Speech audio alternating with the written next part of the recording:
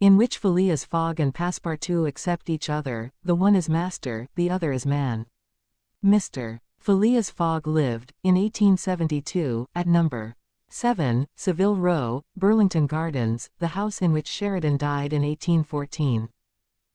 He was one of the most noticeable members of the Reform Club, though he seemed always to avoid attracting attention, an enigmatical personage, about whom little was known, except that he was a polished man of the world.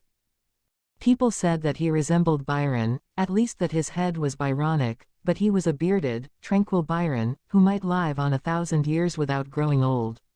Certainly an Englishman, it was more doubtful whether Phileas Fogg was a Londoner. He was never seen on 'Change, nor at the bank, nor in the counting rooms of the City. No ships ever came into London docks of which he was the owner. He had no public employment. He had never been entered at any of the Inns of Court, either at the Temple, or Lincoln's Inn, or Gray's Inn, nor had his voice ever resounded in the Court of Chancery, or in the Exchequer, or the Queen's Bench, or the ecclesiastical courts. He certainly was not a manufacturer, nor was he a merchant or a gentleman farmer.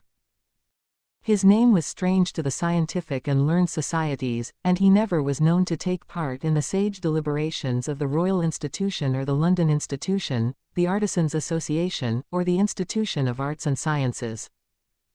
He belonged, in fact, to none of the numerous societies which swarm in the English capital, from the Harmonic to that of the entomologists, founded mainly for the purpose of abolishing pernicious insects.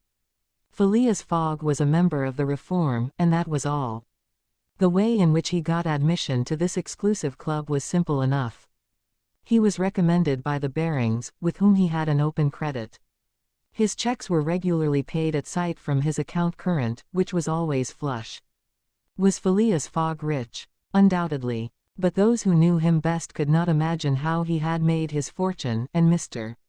Fogg was the last person to whom to apply for the information. He was not lavish, nor, on the contrary, avaricious, for, whenever he knew that money was needed for a noble, useful, or benevolent purpose, he supplied it quietly and sometimes anonymously. He was, in short, the least communicative of men. He talked very little, and seemed all the more mysterious for his taciturn manner.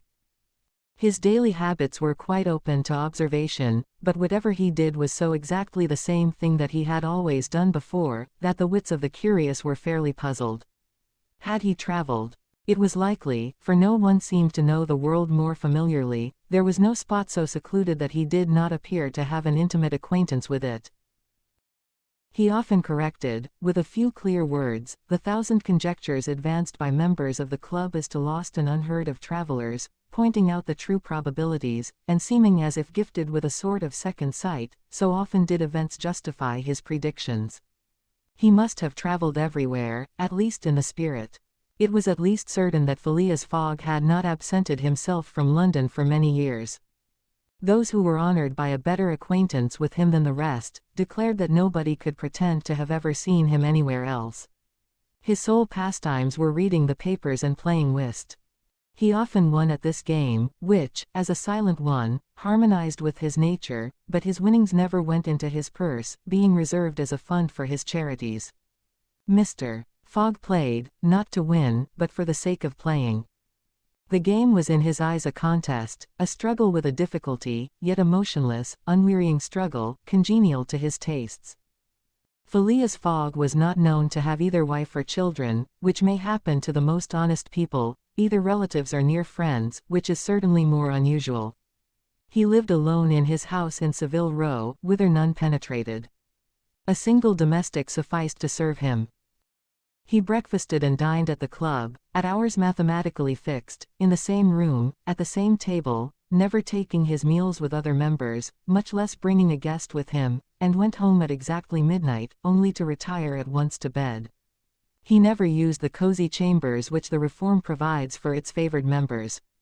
He passed 10 hours out of the 24 in Saville Row, either in sleeping or making his toilet. When he chose to take a walk, it was with a regular step in the entrance hall with its mosaic flooring, or in the circular gallery with its dome supported by 20 red porphyry Ionic columns, and illumined by blue painted windows. When he breakfasted or dined, all the resources of the club, its kitchens and pantries, its buttery and dairy, aided to crowd his table with their most succulent stores. He was served by the gravest waiters, in dress coats, and shoes with swanskin soles, who proffered the viands in special porcelain, and on the finest linen. Club decanters, of a lost mold, contained his sherry, his port, and his cinnamon-spiced claret, while his beverages were refreshingly cooled with ice, brought at great cost from the American lakes. If to live in this style is to be eccentric, it must be confessed that there is something good in eccentricity. The mansion in Saville Row, though not sumptuous, was exceedingly comfortable. The habits of its occupant were such as to demand but little from the sole domestic, but Phileas Fogg required him to be almost superhumanly prompt and regular. On this very 2nd of October he had dismissed James Forster, because that luckless youth had brought him shaving water at 84 degrees Fahrenheit instead of 86, and he was awaiting his successor, who was due at the house between 11 and half past.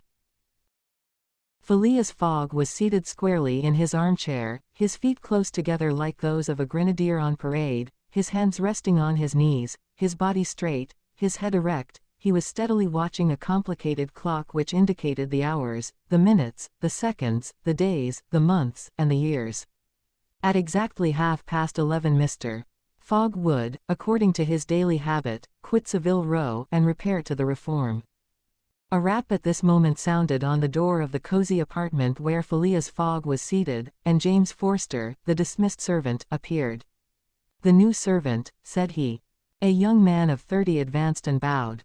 "You are a Frenchman, I believe," asked Phileas Fogg, "and your name is John." "Jean, if monsieur pleases," replied the newcomer, "Jean Passepartout, a surname which has clung to me because I have a natural aptness for going out of one business into another.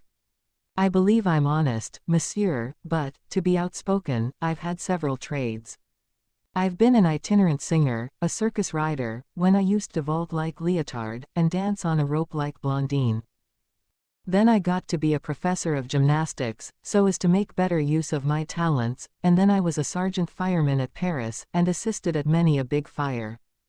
But I quitted France 5 years ago, and, wishing to taste the sweets of domestic life, took service as a valet here in England. Finding myself out of place, and hearing that Monsieur Phileas Fogg was the most exact and settled gentleman in the United Kingdom, I have come to Monsieur in the hope of living with him a tranquil life, and forgetting even the name of Passepartout." "Passepartout suits me," responded Mr. Fogg. "You were well recommended to me, I hear a good report of you. You know my conditions." "Yes, monsieur."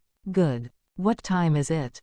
22 minutes after 11, returned Passepartout, drawing an enormous silver watch from the depths of his pocket. "You are too slow," said Mr. Fogg. "Pardon me, monsieur, it is impossible. You are 4 minutes too slow." "No matter, it's enough to mention the error. Now from this moment, 29 minutes after 11 a.m., this Wednesday the 2nd of October, you are in my service." Phileas Fogg got up, took his hat in his left hand, put it on his head with an automatic motion, and went off without a word. Passepartout heard the street door shut once, it was his new master going out. He heard it shut again, it was his predecessor, James Forster, departing in his turn. Passepartout remained alone in the house in Saville Row. 2. In which Passepartout is convinced that he has at last found his ideal. "Faith," muttered Passepartout, somewhat flurried, "I've seen people at Madame Tussaud's as lively as my new master. Madame Tussaud's people, let it be said, are of wax, and are much visited in London. Speech is all that is wanting to make them human." During his brief interview with Mr. Fogg, Passepartout had been carefully observing him. He appeared to be a man about 40 years of age, with fine, handsome features, and a tall, well-shaped figure. His hair and whiskers were light, his forehead compact and unwrinkled, his face rather pale, his teeth magnificent. His countenance possessed in the highest degree what physiognomists call repose in action, a quality of those who act rather than talk. Calm and phlegmatic, with a clear eye, Mr. Fogg seemed a perfect type of that English composure which Angelica Kauffmann has so skillfully represented on canvas. Seen in the various phases of his daily life, he gave the idea of being perfectly well balanced, as exactly regulated as a Leroy chronometer. Phileas Fogg was, indeed, exactitude personified, and this was betrayed even in the expression of his very hands and feet, for in men, as well as in animals, the limbs themselves are expressive of the passions. He was so exact that he was never in a hurry, was always ready, and was economical alike of his steps and his motions. He never took one step too many, and always went to his destination by the shortest cut. He made no superfluous gestures, and was never seen to be moved or agitated. He was the most deliberate person in the world, yet always reached his destination at the exact moment. He lived alone, and, so to speak, outside of every social relation, and as he knew that in this world account must be taken of friction, and that friction retards, he never rubbed against anybody. As for Passepartout, he was a true Parisian of Paris. Since he had abandoned his own country for England, taking service as a valet, he had in vain searched for a master after his own heart. Passepartout was by no means one of those pert dunces depicted by Molière with a bold gaze and a nose held high in the air. He was an honest fellow, with a pleasant face, lips a trifle protruding, soft-mannered and serviceable, with a good round head, such as one likes to see on the shoulders of a friend. His eyes were blue, his complexion rubicund, his figure almost portly and well-built, his body muscular, and his physical powers fully developed by the exercises of his younger days. His brown hair was somewhat tumbled, for, while the ancient sculptors are said to have known 18 methods of arranging Minerva's tresses, Passepartout was familiar with but one of dressing his own. 3 strokes of a large tooth comb completed his toilet. It would be rash to predict how Passepartout's lively nature would agree with Mr. Fogg. It was impossible to tell whether the new servant would turn out as absolutely methodical as his master required. Experience alone could solve the question. Passepartout had been a sort of vagrant in his early years, and now yearned for repose, but so far he had failed to find it, though he had already served in 10 English houses. But he could not take root in any of these. With chagrin, he found his masters invariably whimsical and irregular, constantly running about the country, or on the lookout for adventure. His last master, young Lord Longferry, Member of Parliament, after passing his nights in the Haymarket taverns, was too often brought home in the morning on policemen's shoulders. Passepartout, desirous of respecting the gentlemen whom he served, ventured a mild remonstrance on such conduct, which, being ill received, he took his leave. Hearing that Mr. Phileas Fogg was looking for a servant, and that his life was one of unbroken regularity, that he neither traveled nor stayed from home overnight, he felt sure that this would be the place he was after. He presented himself, and was accepted, as has been seen. At 11:30, then, Passepartout found himself alone in the house in Saville Row. He began its inspection without delay, scouring it from cellar to garret. So clean, well arranged, solemn a mansion pleased him. It seemed to him like a snail's shell, lighted and warmed by gas, which sufficed for both these purposes. When Passepartout reached the 2nd story he recognized at once the room which he was to inhabit, and he was well satisfied with it. Electric bells and speaking tubes afforded communication with the lower stories, while on the mantel stood an electric clock, precisely like that in Mr. Fogg's bedchamber, both beating the same second at the same instant. "That's good, that'll do," said Passepartout to himself. He suddenly observed, hung over the clock, a card which, upon inspection, proved to be a program of the daily routine of the house. It comprised all that was required of the servant, from 8 in the morning, exactly at which hour Phileas Fogg rose, till 11:30, when he left the house for the Reform Club, all the details of service, the tea and toast at 23 minutes past 8, the shaving water at 37 minutes past 9, and the toilet at 20 minutes before 10. Everything was regulated and foreseen that was to be done from 11:30 a.m. till midnight, the hour at which the methodical gentleman retired. Mr. Fogg's wardrobe was amply supplied and in the best taste. Each pair of trousers, coat, and vest bore a number, indicating the time of year and season at which they were in turn to be laid out for wearing, and the same system was applied to the master's shoes. In short, the house in Saville Row, which must have been a very temple of disorder and unrest under the illustrious but dissipated Sheridan, was coziness, comfort, and method idealized. There was no study, nor were there books, which would have been quite useless to Mr. Fogg, for at the Reform 2 libraries, one of general literature and the other of law and politics, were at his service. A moderate-sized safe stood in his bedroom, constructed so as to defy fire as well as burglars, but Passepartout found neither arms nor hunting weapons anywhere. Everything betrayed the most tranquil and peaceable habits. Having scrutinized the house from top to bottom, he rubbed his hands, a broad smile overspread his features, and he said joyfully, "This is just what I wanted. Ah, we shall get on together, Mr. Fogg and I. What a domestic and regular gentleman. A real machine. Well, I don't mind serving a machine." 3. In which a conversation takes place which seems likely to cost Phileas Fogg dear. Phileas Fogg, having shut the door of his house at 11:30, and having put his right foot before his left 575 times, and his left foot before his right 576 times, reached the Reform Club, an imposing edifice in Pall Mall, which could not have cost less than 3 millions. He repaired at once to the dining room, the 9 windows of which open upon a tasteful garden, where the trees were already gilded with an autumn coloring, and took his place at the habitual table, the cover of which had already been laid for him. His breakfast consisted of a side dish, a broiled fish with reading sauce, a scarlet slice of roast beef garnished with mushrooms, a rhubarb and gooseberry tart, and a morsel of Cheshire cheese, the whole being washed down with several cups of tea, for which the Reform is famous. He rose at 1:13, and directed his steps towards the large hall, a sumptuous apartment adorned with lavishly framed paintings. A flunkey handed him an uncut Times, which he proceeded to cut with a skill which betrayed familiarity with this delicate operation. The perusal of this paper absorbed Phileas Fogg until 4:15, whilst the Standard, his next task, occupied him till the dinner hour. Dinner passed as breakfast had done, and Mr. Fogg reappeared in the reading room and sat down to the Pall Mall at 6:20. Half an hour later several members of the Reform came in and drew up to the fireplace, where a coal fire was steadily burning. They were Mr. Fogg's usual partners at whist, Andrew Stewart, an engineer, John Sullivan and Samuel Fallentin, bankers, Thomas Flanagan, a brewer, and Gautier Ralph, one of the directors of the Bank of England, all rich and highly respectable personages, even in a club which comprises the princes of English trade and finance.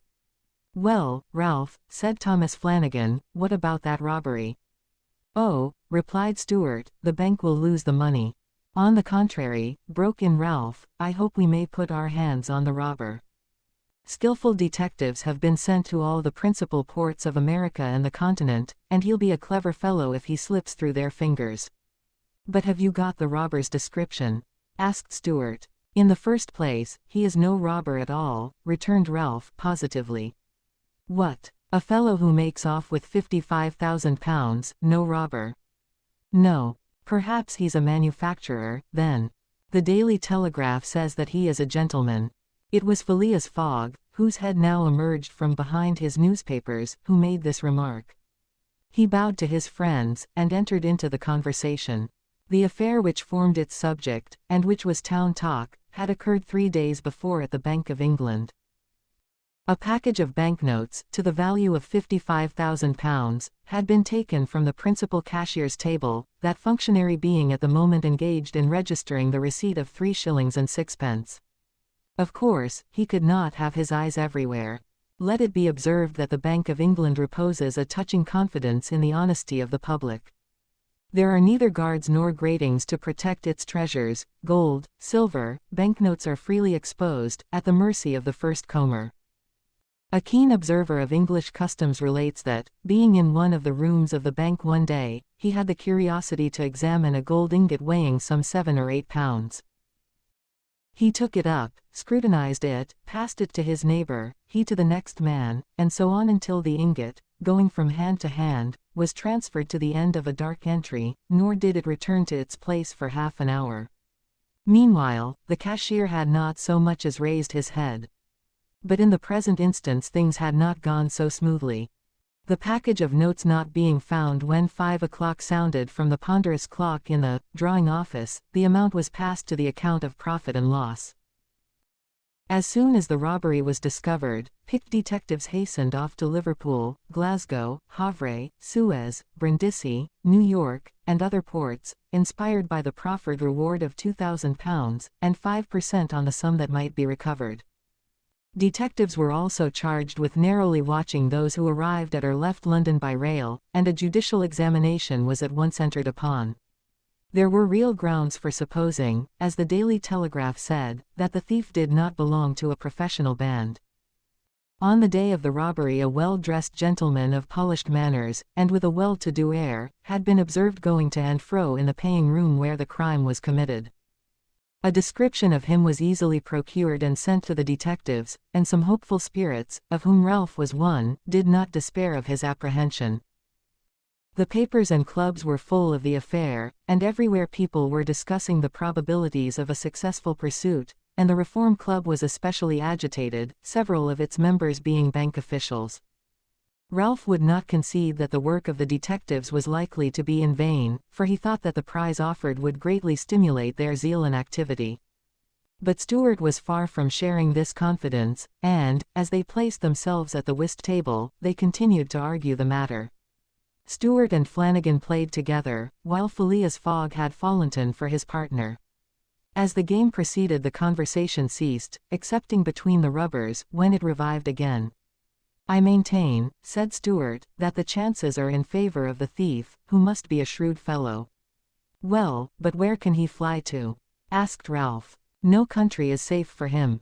"Pshaw! Where could he go, then?" "Oh, I don't know that. The world is big enough." "It was once," said Phileas Fogg, in a low tone. "Cut, sir," he added, handing the cards to Thomas Flanagan. The discussion fell during the rubber, after which Stewart took up its thread. "What do you mean by once? Has the world grown smaller?" "Certainly," returned Ralph. "I agree with Mr. Fogg. The world has grown smaller, since a man can now go round it 10 times more quickly than 100 years ago. And that is why the search for this thief will be more likely to succeed. And also why the thief can get away more easily. Be so good as to play, Mr. Stewart," said Phileas Fogg. But the incredulous Stewart was not convinced, and when the hand was finished, said eagerly, "You have a strange way, Ralph, of proving that the world has grown smaller." "So, because you can go round it in 3 months." "In 80 days, interrupted Phileas Fogg. "That is true, gentlemen," added John Sullivan. "Only 80 days, now that the section between Rothal and Allahabad, on the Great Indian Peninsula Railway, has been opened. Here is the estimate made by the Daily Telegraph. From London to Suez via Mont Cenis and Brindisi, by rail and steamboats 7 days from Suez to Bombay, by steamer 13 days from Bombay to Calcutta, by rail 3 days from Calcutta to Hong Kong, by steamer 13 days from Hong Kong to Yokohama, Japan, by steamer 6 days from Yokohama to San Francisco, by steamer 22 days from San Francisco to New York, by rail 7 days from New York to London, by steamer and rail 9 days, total 80 days. "Yes, in 80 days," exclaimed Stewart, who in his excitement made a false deal. "But that doesn't take into account bad weather, contrary winds, shipwrecks, railway accidents, and so on." "All included," returned Phileas Fogg, continuing to play despite the discussion. "But suppose the Hindus or Indians pull up the rails," replied Stewart, "suppose they stop the trains, pillage the luggage vans, and scalp the passengers." "All included," calmly retorted Fogg, adding, as he threw down the cards, 2 trumps. Stewart, whose turn it was to deal, gathered them up, and went on, "You were right, theoretically, Mr. Fogg, but practically." "Practically also, Mr. Stewart. I'd like to see you do it in 80 days. It depends on you. Shall we go?" "Heaven preserve me. But I would wager £4,000 that such a journey, made under these conditions, is impossible." "Quite possible, on the contrary," returned Mr. Fogg. "Well, make it, then. The journey round the world in 80 days. Yes. I should like nothing better." "When?" "At once." Only I warn you that I shall do it at your expense." "It's absurd," cried Stuart, who was beginning to be annoyed at the persistency of his friend. "Come, let's go on with the game." "Deal over again, then," said Phileas Fogg. "There's a false deal." Stuart took up the pack with a feverish hand, then suddenly put them down again. "Well, Mr. Fogg," said he, "it shall be so. I will wager the 4,000 on it." "Calm yourself, my dear Stuart," said Fullerton. "It's only a joke." "When I say I'll wager," returned Stuart, "I mean it." "All right," said Mr.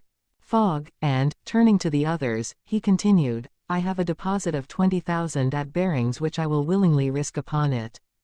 £20,000, cried Sullivan. £20,000, which you would lose by a single accidental delay. "The unforeseen does not exist," quietly replied Phileas Fogg. "But, Mr. Fogg, 80 days are only the estimate of the least possible time in which the journey can be made. A well-used minimum suffices for everything. But, in order not to exceed it, you must jump mathematically from the trains upon the steamers, and from the steamers upon the trains again." "I will jump, mathematically." "You were joking." "A true Englishman doesn't joke when he is talking about so serious a thing as a wager," replied Phileas Fogg, solemnly. "I will bet £20,000 against anyone who wishes that I will make the tour of the world in 80 days or less, in 1920 hours, or 115,200 minutes. Do you accept?" "We accept," replied Messrs. Stuart, Fullerton, Sullivan, Flanagan, and Ralph, after consulting each other. "Good," said Mr. Fogg. "The train leaves for Dover at 9:15. I will take it." "This very evening?" asked Stuart. "This very evening," returned Phileas Fogg. He took out and consulted a pocket almanac, and added, "As today is Wednesday, the 2nd of October, I shall be due in London in this very room of the Reform Club, on Saturday, the 21st of December, at 9:15 p.m., or else the £20,000, now deposited in my name at Barings, will belong to you, in fact and in right, gentlemen. Here is a cheque for the amount." A memorandum of the wager was at once drawn up and signed by the 6 parties, during which Phileas Fogg preserved a stoical composure. He certainly did not bet to win, and had only staked the £20,000, half of his fortune, because he foresaw that he might have to expend the other half to carry out this difficult, not to say unattainable, project. As for his antagonists, they seemed much agitated, not so much by the value of their stake, as because they had some scruples about betting under conditions so difficult to their friend. The clock struck 7, and the party offered to suspend the game so that Mr. Fogg might make his preparations for departure. "I am quite ready now," was his tranquil response. "Diamonds are trumps, be so good as to play, gentlemen." IV. In which Phileas Fogg astounds Passepartout, his servant. Having won 20 guineas at whist, and taken leave of his friends, Phileas Fogg, at 7:25, left the Reform Club. Passepartout, who had conscientiously studied the programme of his duties, was more than surprised to see his master guilty of the inexactness of appearing at this unaccustomed hour, for, according to rule, he was not due in Saville Row until precisely midnight. Mr. Fogg repaired to his bedroom, and called out, "Passepartout." Passepartout did not reply. It could not be he who was called, it was not the right hour. "Passepartout," repeated Mr. Fogg, without raising his voice. Passepartout made his appearance. "I've called you twice," observed his master. "But it is not midnight," responded the other, showing his watch. "I know it, I don't blame you. We start for Dover and Calais in 10 minutes. A puzzled grin overspread Passepartout's round face, clearly he had not comprehended his master. "Monsieur is going to leave home." "Yes," returned Phileas Fogg. "We are going round the world." Passepartout opened wide his eyes, raised his eyebrows, held up his hands, and seemed about to collapse, so overcome was he with stupefied astonishment. "Round the world," he murmured. "In 80 days, responded Mr. Fogg. "So we haven't a moment to lose." "But the trunks," gasped Passepartout, unconsciously swaying his head from right to left. We'll have no trunks, only a carpet-bag, with 2 shirts and 3 pairs of stockings for me and the same for you. We'll buy our clothes on the way. Bring down my mackintosh and traveling cloak, and some stout shoes, though we shall do little walking. Make haste. Passepartout tried to reply, but could not. He went out, mounted to his own room, fell into a chair, and muttered, "That's good, that is." And I, who wanted to remain quiet. He mechanically set about making the preparations for departure. Around the world in 80 days. Was his master a fool? No. Was this a joke, then? They were going to Dover, good. To Calais, good again. After all, Passepartout, who had been away from France 5 years, would not be sorry to set foot on his native soil again. Perhaps they would go as far as Paris, and it would do his eyes good to see Paris once more. But surely a gentleman so chary of his steps would stop there, no doubt, but, then, it was none the less true that he was going away, this so domestic person hitherto. By 8 o'clock Passepartout had packed the modest carpet-bag, containing the wardrobes of his master and himself. Then, still troubled in mind, he carefully shut the door of his room, and descended to Mr. Fogg. Mr. Fogg was quite ready. Under his arm might have been observed a red-bound copy of Bradshaw's Continental Railway Steam Transit and General Guide, with its timetables showing the arrival and departure of steamers and railways. He took the carpet-bag, opened it, and slipped into it a goodly roll of Bank of England notes, which would pass wherever he might go. "You have forgotten nothing?" asked he. "Nothing, monsieur. My mackintosh and cloak. Here they are. Good. Take this carpet-bag," handing it to Passepartout. "Take good care of it, for there are £20,000 in it." Passepartout nearly dropped the bag, as if the £20,000 were in gold, and weighed him down. Master and man then descended, the street door was double-locked, and at the end of Saville Row they took a cab and drove rapidly to Charing Cross. The cab stopped before the railway station at 20 minutes past 8. Passepartout jumped off the box and followed his master, who, after paying the cabman, was about to enter the station, when a poor beggar woman, with a child in her arms, her naked feet smeared with mud, her head covered with a wretched bonnet, from which hung a tattered feather, and her shoulders shrouded in a ragged shawl, approached, and mournfully asked for alms. Mr. Fogg took out the 20 guineas he had just won at whist, and handed them to the beggar, saying, "Here, my good woman. I'm glad that I met you," and passed on. Passepartout had a moist sensation about the eyes. His master's action touched his susceptible heart. 2 first-class tickets for Paris having been speedily purchased, Mr. Fogg was crossing the station to the train, when he perceived his 5 friends of the Reform.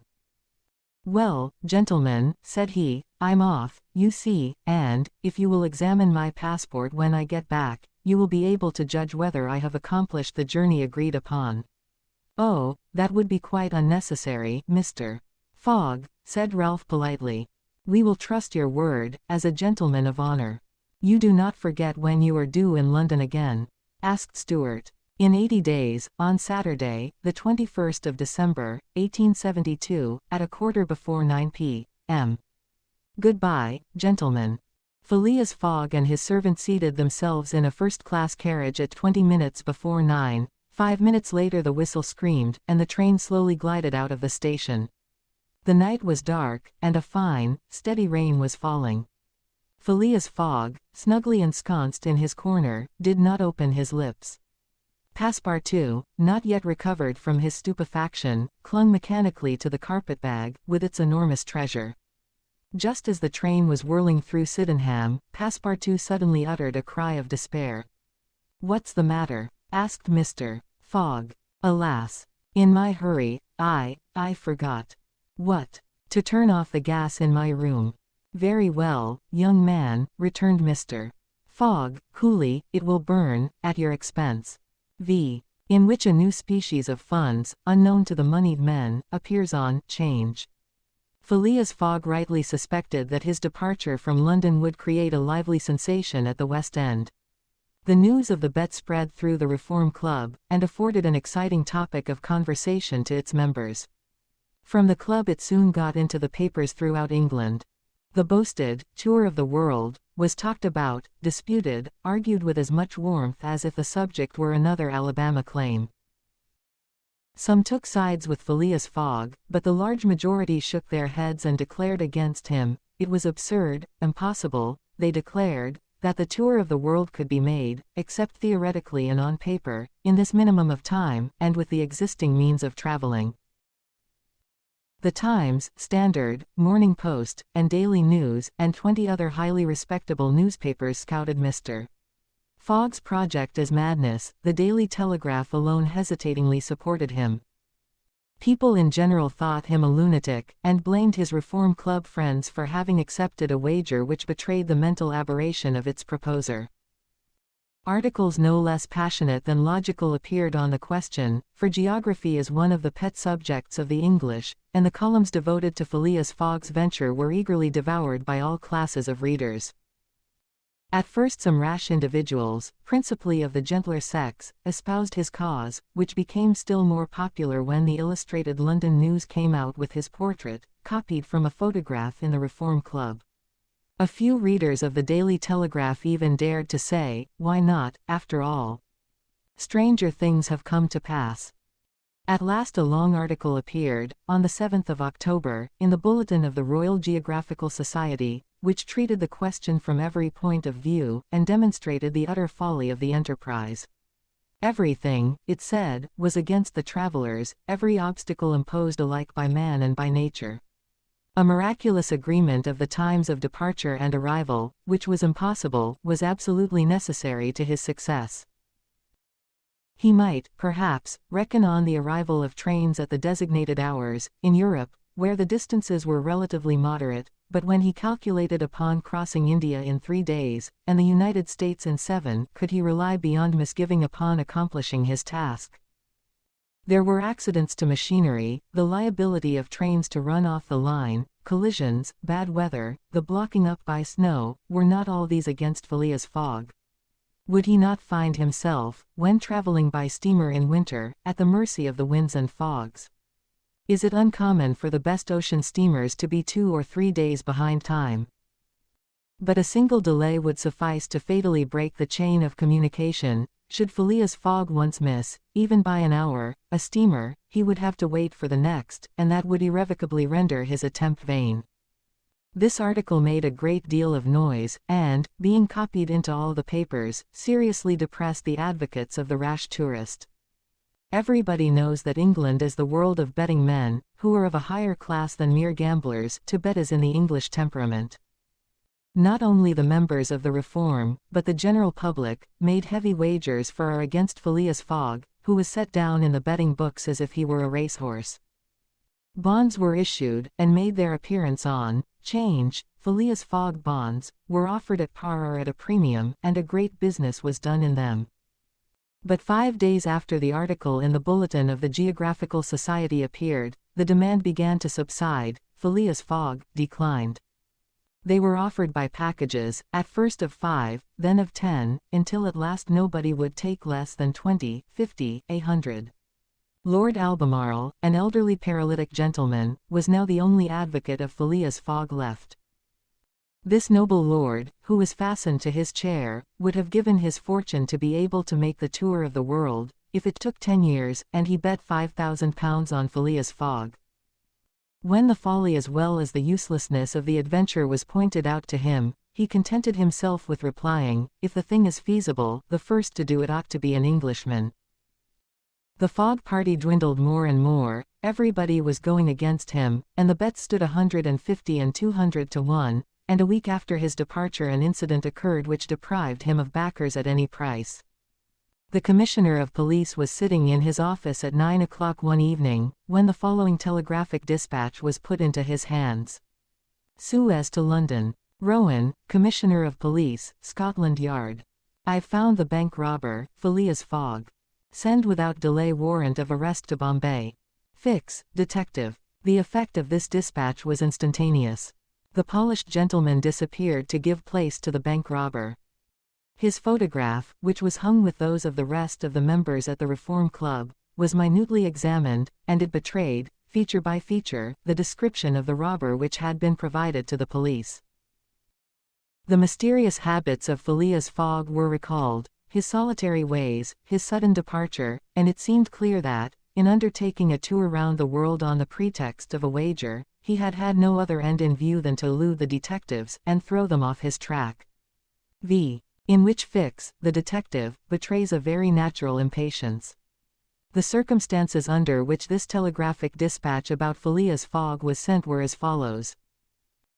The steamer Mongolia, belonging to the Peninsular and Oriental Company, built of iron, of 2,800 tons burden, and 500 horsepower, was due at 11 o'clock a.m. on Wednesday, the 9th of October, at Suez.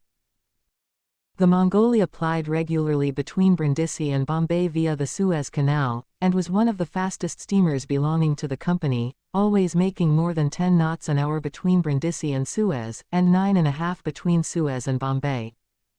Two men were promenading up and down the wharves, among the crowd of natives and strangers who were sojourning at this once straggling village, now, thanks to the enterprise of M. Lesseps, a fast-growing town. One was the British consul at Suez, who, despite the prophecies of the English government, and the unfavorable predictions of Stevenson, was in the habit of seeing, from his office window, English ships daily passing to and fro on the Great Canal, by which the old roundabout route from England to India by the Cape of Good Hope was abridged by at least a half. The other was a small, slight-built personage, with a nervous, intelligent face, and bright eyes peering out from under eyebrows which he was incessantly twitching. He was just now manifesting unmistakable signs of impatience, nervously pacing up and down, and unable to stand still for a moment. This was Fix, one of the detectives who had been dispatched from England in search of the bank robber. It was his task to narrowly watch every passenger who arrived at Suez, and to follow up all who seemed to be suspicious characters, or bore a resemblance to the description of the criminal, which he had received 2 days before from the police headquarters at London. The detective was evidently inspired by the hope of obtaining the splendid reward which would be the prize of success, and awaited with a feverish impatience, easy to understand, the arrival of the steamer Mongolia. "So you say, Consul," asked he for the 20th time, "that this steamer is never behind time?" "No, Mr. Fix," replied the consul. "She was bespoken yesterday at Port Said, and the rest of the way is of no account to such a craft. I repeat that the Mongolia has been in advance of the time required by the company's regulations, and gained the prize awarded for excessive speed." "Does she come directly from Brindisi?" "Directly from Brindisi. She takes on the Indian mails there, and she left there Saturday at 5 p.m. Have patience, Mr. Fix, she will not be late. But really, I don't see how, from the description you have, you will be able to recognize your man, even if he is on board the Mongolia. A man rather feels the presence of these fellows, Consul, than recognizes them. You must have a scent for them, and a scent is like a sixth sense which combines hearing, seeing, and smelling. I've arrested more than one of these gentlemen in my time, and, if my thief is on board, I'll answer for it, he'll not slip through my fingers." "I hope so, Mr. Fix, for it was a heavy robbery. A magnificent robbery, Consul, £55,000. We don't often have such windfalls. Burglars are getting to be so contemptible nowadays. A fellow gets hung for a handful of shillings." "Mr. Fix," said the consul, "I like your way of talking, and hope you'll succeed, but I fear you will find it far from easy. Don't you see, the description which you have there has a singular resemblance to an honest man." "Consul," remarked the detective, dogmatically, "great robbers always resemble honest folks. Fellows who have rascally faces have only one course to take, and that is to remain honest, otherwise they would be arrested offhand. The artistic thing is, to unmask honest countenances. It's no light task, I admit, but a real art." Mr. Fix evidently was not wanting in a tinge of self-conceit. Little by little the scene on the quay became more animated. Sailors of various nations, merchants, ship-brokers, porters, fellahs, bustled to and fro as if the steamer were immediately expected. The weather was clear, and slightly chilly. The minarets of the town loomed above the houses in the pale rays of the sun. A jetty pier, some 2,000 yards along, extended into the roadstead. A number of fishing smacks and coasting boats, some retaining the fantastic fashion of ancient galleys, were discernible on the Red Sea. As he passed among the busy crowd, Fix, according to habit, scrutinized the passers-by with a keen, rapid glance. It was now 10:30. "The steamer doesn't come," he exclaimed, as the port clock struck. "She can't be far off now," returned his companion. "How long will she stop at Suez?" 4 hours, long enough to get in her coal. It is 1,310 miles from Suez to Aden, at the other end of the Red Sea, and she has to take in a fresh coal supply. "And does she go from Suez directly to Bombay?" "Without putting in anywhere."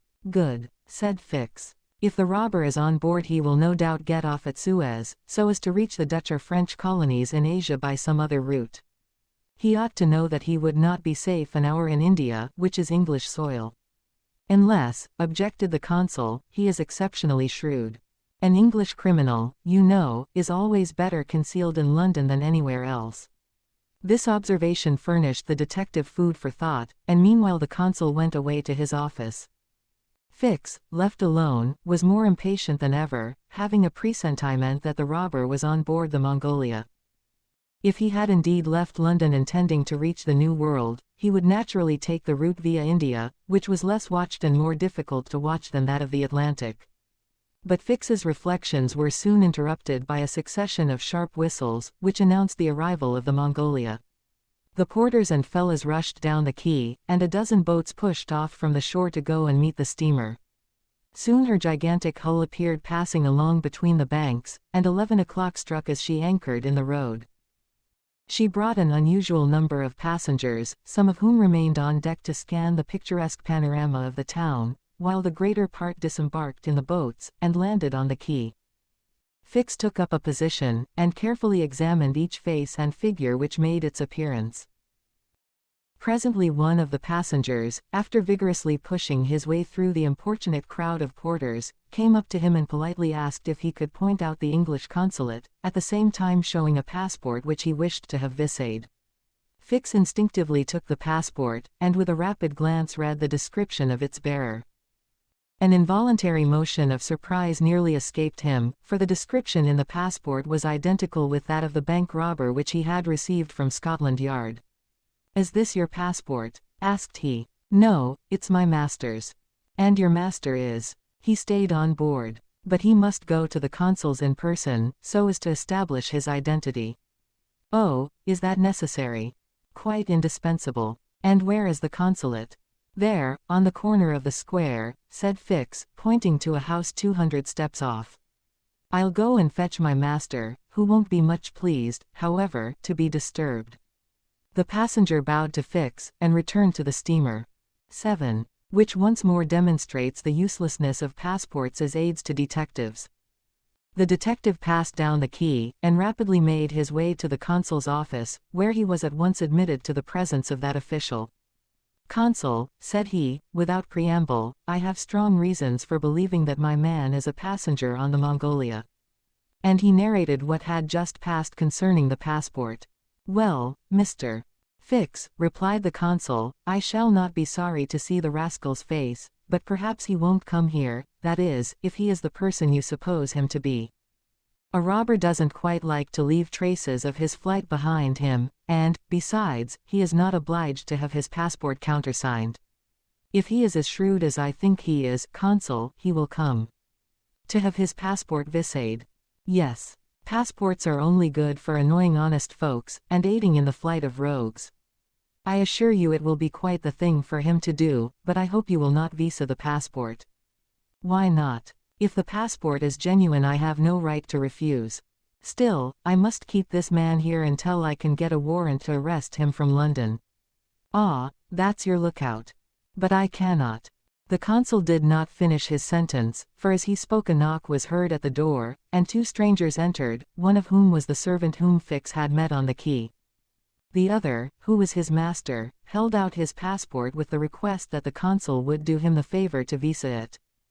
The consul took the document and carefully read it, whilst Fix observed, or rather devoured, the stranger with his eyes from a corner of the room. "You were Mr. Phileas Fogg," said the consul, after reading the passport. "I am. And this man is your servant? He is, a Frenchman, named Passepartout. You are from London? Yes. And you are going to Bombay? Very good, sir. You know that a visa is useless, and that no passport is required. I know it, sir, replied Phileas Fogg, but I wish to prove, by your visa, that I came by Suez. Very well, sir. The consul proceeded to sign and date the passport, after which he added his official seal. Mr. Fogg paid the customary fee, coldly bowed, and went out, followed by his servant. Well, queried the detective. Well, he looks and acts like a perfectly honest man, replied the consul.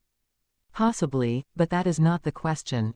Do you think, consul, that this phlegmatic gentleman resembles, feature by feature, the robber whose description I have received? I concede that, but then, you know, all descriptions. I'll make certain of it, interrupted Fix. The servant seems to me less mysterious than the master, besides, he's a Frenchman, and can't help talking. Excuse me for a little while, consul. Fix started off in search of Passepartout. Meanwhile Mr. Fogg, after leaving the consulate, repaired to the quay, gave some orders to Passepartout, went off to the Mongolia in a boat, and descended to his cabin. He took up his notebook, which contained the following memoranda. Left London, Wednesday, October 2nd, at 8:45 p.m. Reached Paris, Thursday, October 3rd, at 7:20 a.m. Left Paris, Thursday, at 8:40 a.m. Reached Turin by Mont-Cenis, Friday, October 4th, at 6:35 a.m. Left Turin, Friday, at 7:20 a.m. Arrived at Brindisi, Saturday, October 5th, at 4 p.m. Sailed on the Mongolia, Saturday, at 5 p.m. Reached Suez, Wednesday, October 9th, at 11 a.m. Total of hours spent, 158 plus, or, in days, 6 days and a half. These dates were inscribed in an itinerary divided into columns, indicating the month, the day of the month, and the day for the stipulated and actual arrivals at each principal point: Paris, Brindisi, Suez, Bombay, Calcutta, Singapore, Hong Kong, Yokohama, San Francisco, New York, and London, from the 2nd of October to the 21st of December, and giving a space for setting down the gain made or the loss suffered on arrival at each locality. This methodical record thus contained an account of everything needed, and Mr. Fogg always knew whether he was behindhand or in advance of his time. On this Friday, October 9th, he noted his arrival at Suez, and observed that he had as yet neither gained nor lost. He sat down quietly to breakfast in his cabin, never once thinking of inspecting the town, being one of those Englishmen who are wont to see foreign countries through the eyes of their domestics. 8. In which Passepartout talks rather more, perhaps, than is prudent. Fix soon rejoined Passepartout, who was lounging and looking about on the quay, as if he did not feel that he, at least, was obliged not to see anything. Well, my friend, said the detective, coming up with him, is your passport visade? Ah, it's you, is it, monsieur? Responded Passepartout. Thanks, yes, the passport is all right. And you were looking about you? Yes, but we travel so fast that I seem to be journeying in a dream. So this is Suez? Yes. In Egypt? Certainly, in Egypt. And in Africa? In Africa. In Africa, repeated Passepartout.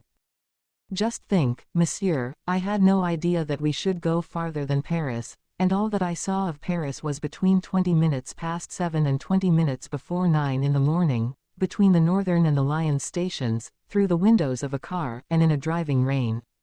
How I regret not having seen once more Père Lachaise and the circus in the Champs-Élysées. You were in a great hurry, then. I am not, but my master is. By the way, I must buy some shoes and shirts. We came away without trunks, only with a carpet-bag. I will show you an excellent shop for getting what you want. Really, monsieur, you are very kind. And they walked off together, Passepartout chatting volubly as they went along. Above all, said he, don't let me lose the steamer. You have plenty of time, it's only 12 o'clock. Passepartout pulled out his big watch. 12, he exclaimed, why, it's only 8 minutes before 10. Your watch is slow. My watch. A family watch, monsieur, which has come down from my great-grandfather. It doesn't vary 5 minutes in the year. It's a perfect chronometer, look you. I see how it is, said Fix. You have kept London time, which is 2 hours behind that of Suez. You ought to regulate your watch at noon in each country. I regulate my watch. Never. Well, then, it will not agree with the sun. So much the worse for the sun, monsieur. The sun will be wrong, then. And the worthy fellow returned the watch to its fob with a defiant gesture.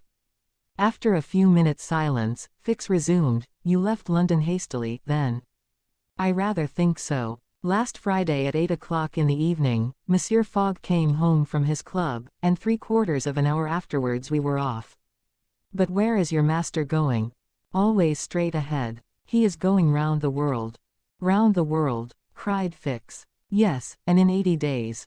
He says it is on a wager, but, between us, I don't believe a word of it. That wouldn't be common sense. There's something else in the wind. Ah, Mr. Fogg is a character, is he? I should say he was. Is he rich? No doubt, for he is carrying an enormous sum in brand new banknotes with him. And he doesn't spare the money on the way, either. He has offered a large reward to the engineer of the Mongolia if he gets us to Bombay well in advance of time. And you have known your master a long time.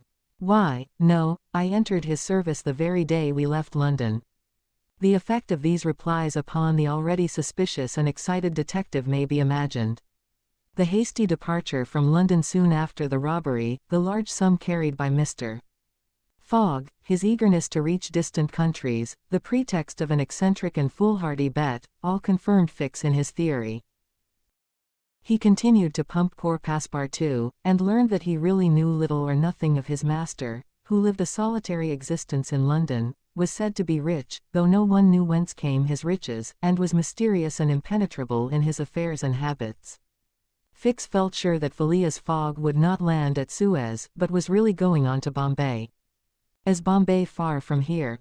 Asked Passepartout. Pretty far. It is a 10 days' voyage by sea. And in what country is Bombay? India. In Asia. Certainly. The deuce. I was going to tell you there's one thing that worries me, my burner. What burner? My gas burner, which I forgot to turn off, and which is at this moment burning at my expense. I have calculated, monsieur, that I lose 2 shillings every 24 hours, exactly 6 pence more than I earn, and you will understand that the longer our journey.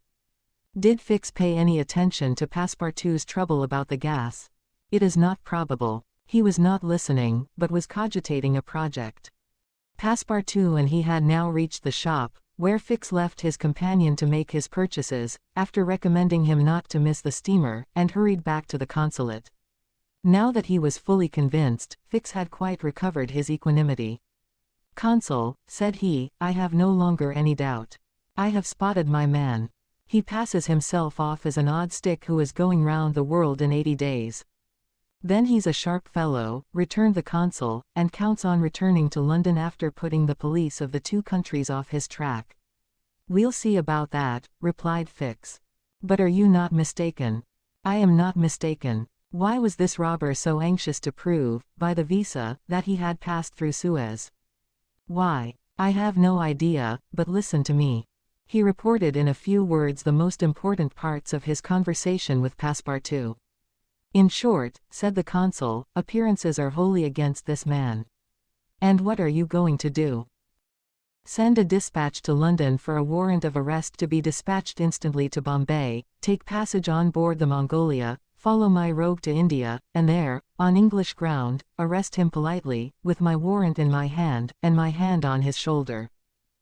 Having uttered these words with a cool, careless air, the detective took leave of the consul, and repaired to the telegraph office, whence he sent the dispatch which we have seen to the London police office.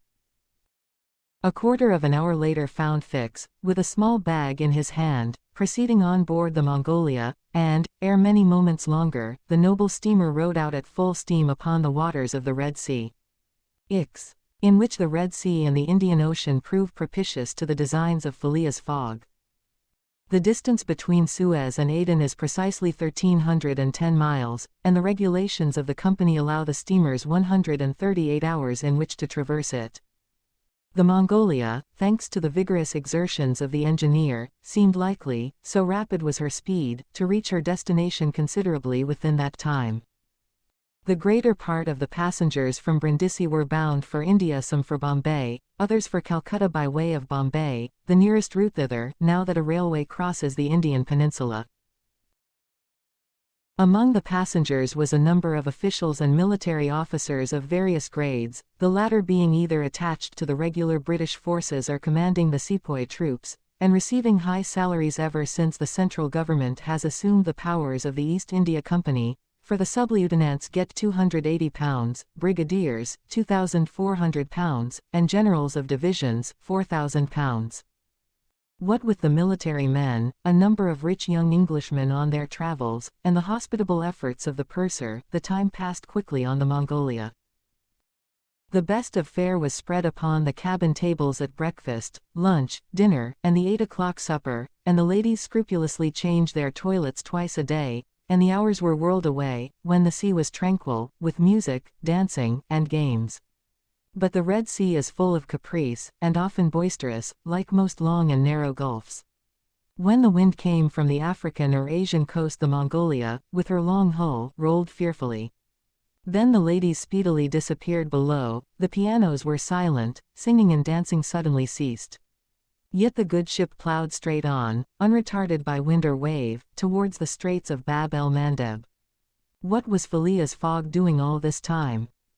It might be thought that, in his anxiety, he would be constantly watching the changes of the wind, the disorderly raging of the billows, every chance, in short, which might force the Mongolia to slacken her speed, and thus interrupt his journey.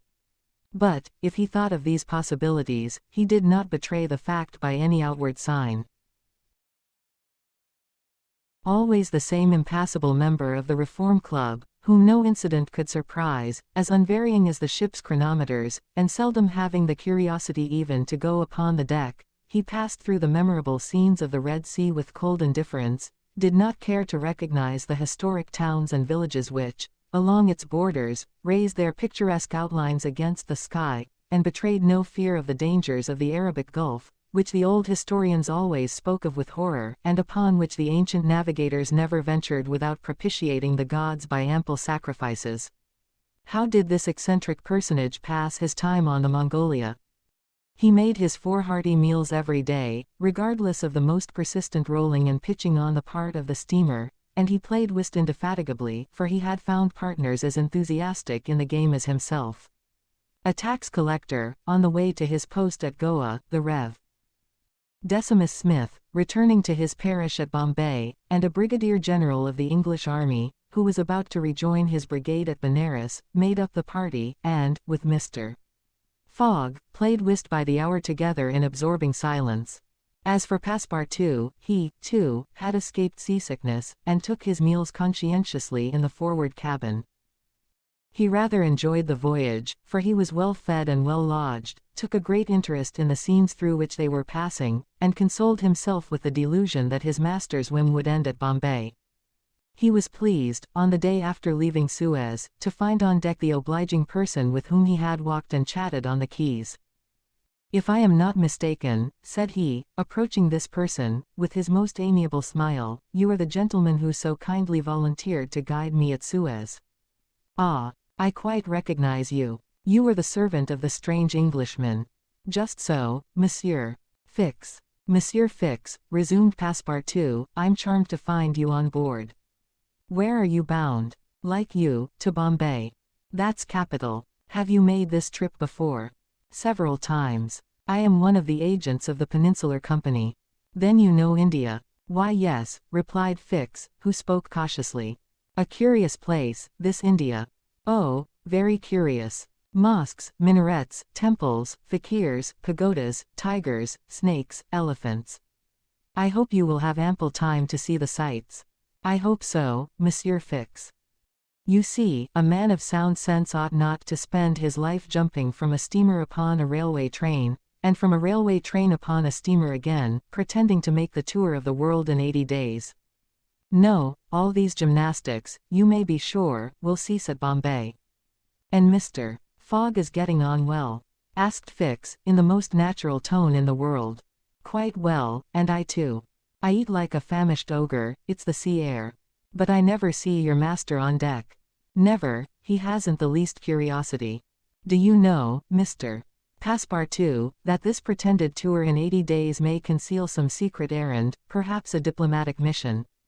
Faith, Monsieur Fix, I assure you I know nothing about it, nor would I give half a crown to find out. After this meeting, Passepartout and Fix got into the habit of chatting together, the latter making it a point to gain the worthy man's confidence. He frequently offered him a glass of whiskey or pale ale in the steamer barroom, which Passepartout never failed to accept with graceful alacrity, mentally pronouncing Fix the best of good fellows. Meanwhile the Mongolia was pushing forward rapidly. On the 13th, Mocha, surrounded by its ruined walls whereon date trees were growing, was sighted, and on the mountains beyond were espied vast coffee fields. Passepartout was ravished to behold this celebrated place, and thought that, with its circular walls and dismantled fort, it looked like an immense coffee cup and saucer. The following night they passed through the Strait of Bab el Mandeb, which means in Arabic the Bridge of Tears, and the next day they put in at Steamer Point, northwest of Aden Harbor, to take in coal. This matter of fueling steamers is a serious one at such distances from the coal mines. It costs the Peninsular Company some £800,000 a year. In these distant seas, coal is worth £3 or £4 sterling a ton. The Mongolia had still 1,650 miles to traverse before reaching Bombay, and was obliged to remain 4 hours at Steamer Point to coal up. But this delay, as it was foreseen, did not affect Phileas Fogg's program. Besides, the Mongolia, instead of reaching Aden on the morning of the 15th, when she was due, arrived there on the evening of the 14th, a gain of 15 hours. Mr. Fogg and his servant went ashore at Aden to have the passport again vised. Fix, unobserved, followed them. The visa procured, Mr. Fogg returned on board to resume his former habits, while Passepartout, according to custom, sauntered about among the mixed population of Somalis, Banyans, Parsis, Jews, Arabs, and Europeans who comprise the 25,000 inhabitants of Aden. He gazed with wonder upon the fortifications which make this place the Gibraltar of the Indian Ocean, and the vast cisterns where the English engineers were still at work, 2,000 years after the engineers of Solomon. Very curious, said Passepartout to himself, on returning to the steamer. I see that it is by no means useless to travel, if a man wants to see something new. At 6 p.m., the Mongolia slowly moved out of the roadstead, and was soon once more on the Indian Ocean. She had 168 hours in which to reach Bombay, and the sea was favorable, the wind being in the northwest, and all sails aiding the engine. The steamer rolled but little, the ladies, in fresh toilets, reappeared on deck, and the singing and dancing were resumed. The trip was being accomplished most successfully, and Passepartout was enchanted with the congenial companion which chance had secured him in the person of the delightful Fix. On Sunday, October 20th, towards noon, they came in sight of the Indian coast. 2 hours later the pilot came on board. A range of hills lay against the sky in the horizon, and soon the rows of palms which adorn Bombay came distinctly into view. The steamer entered the road formed by the islands in the bay, and at 4:30 she hauled up at the quays of Bombay. Phileas Fogg was in the act of finishing the 33rd rubber of the voyage, and his partner and himself having, by a bold stroke, captured all 13 of the tricks, concluded this fine campaign with a brilliant victory. The Mongolia was due at Bombay on the 22nd, she arrived on the 20th. This was a gain to Phileas Fogg of 2 days since his departure from London, and he calmly entered the fact in the itinerary, in the column of gains. X. In which Passepartout is only too glad to get off with the loss of his shoes. Everybody knows that the great reversed triangle of land, with its base in the north and its apex in the south, which is called India, embraces 1,400,000 square miles, upon which is spread unequally a population of 180 millions of souls. The British Crown exercises a real and despotic dominion over the larger portion of this vast country, and has a Governor-General stationed at Calcutta, governors at Madras, Bombay, and in Bengal, and a Lieutenant Governor at Agra. But British India, properly so called, only embraces 700,000 square miles, and a population of from 100 to 110 millions of inhabitants. A considerable portion of India is still free from British authority, and there are certain ferocious Rajas in the interior who are absolutely independent. The celebrated East India Company was all-powerful from 1756, when the English first gained a foothold on the spot where now stands the city of Madras, down to the time of the Great Sepoy insurrection.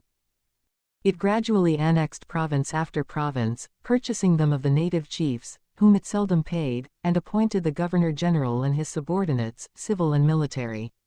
But the East India Company has now passed away, leaving the British possessions in India directly under the control of the Crown. The aspect of the country, as well as the manners and distinctions of race, is daily changing. Formerly one was obliged to travel in India by the old cumbrous methods of going on foot or on horseback, in palanquins or unwieldy coaches. Now fast steamboats ply on the Indus and the Ganges, and a great railway, with branch lines joining the main line at many points on its route, traverses the peninsula from Bombay to Calcutta in 3 days. This railway does not run in a direct line across India. The distance between Bombay and Calcutta, as the bird flies, is only from 1,000 to 1,100 miles, but the deflections of the road increase this distance by more than a third. The general route of the Great Indian Peninsula Railway is as follows. Leaving Bombay, it passes through Salsette, crossing to the continent opposite Tanna, goes over the chain of the Western Ghats, runs thence northeast as far as Berhampur, skirts the nearly independent territory of Bundelkhand, ascends to Allahabad, turns thence eastwardly, meeting the Ganges at Benares, then departs from the river a little, and, descending southeastward by Burdevan and the French town of Chandernagore, has its terminus at Calcutta. The passengers of the Mongolia went ashore at 4:30 p.m. At exactly 8 the train would start for Calcutta. Mr. Fogg, after bidding goodbye to his whist partners, left the steamer, gave his servant several errands to do, urged it upon him to be at the station promptly at 8, and, with his regular step, which beat to the second, like an astronomical clock, directed his steps to the passport office. As for the wonders of Bombay, its famous city hall, its splendid library, its forts and docks, its bazaars, mosques, synagogues, its Armenian churches, and the noble pagoda on Malabar Hill, with its 2 polygonal towers, he cared not a straw to see them. He would not deign to examine even the masterpieces of Elephanta, or the mysterious hypogea, concealed southeast from the docks, are those fine remains of Buddhist architecture, the Kanharian grottos of the island of Salsette. Having transacted his business at the passport office, Phileas Fogg repaired quietly to the railway station, where he ordered dinner. Among the dishes served up to him, the landlord especially recommended a certain giblet of native rabbit, on which he prided himself. Mr. Fogg accordingly tasted the dish, but, despite its spiced sauce, found it far from palatable.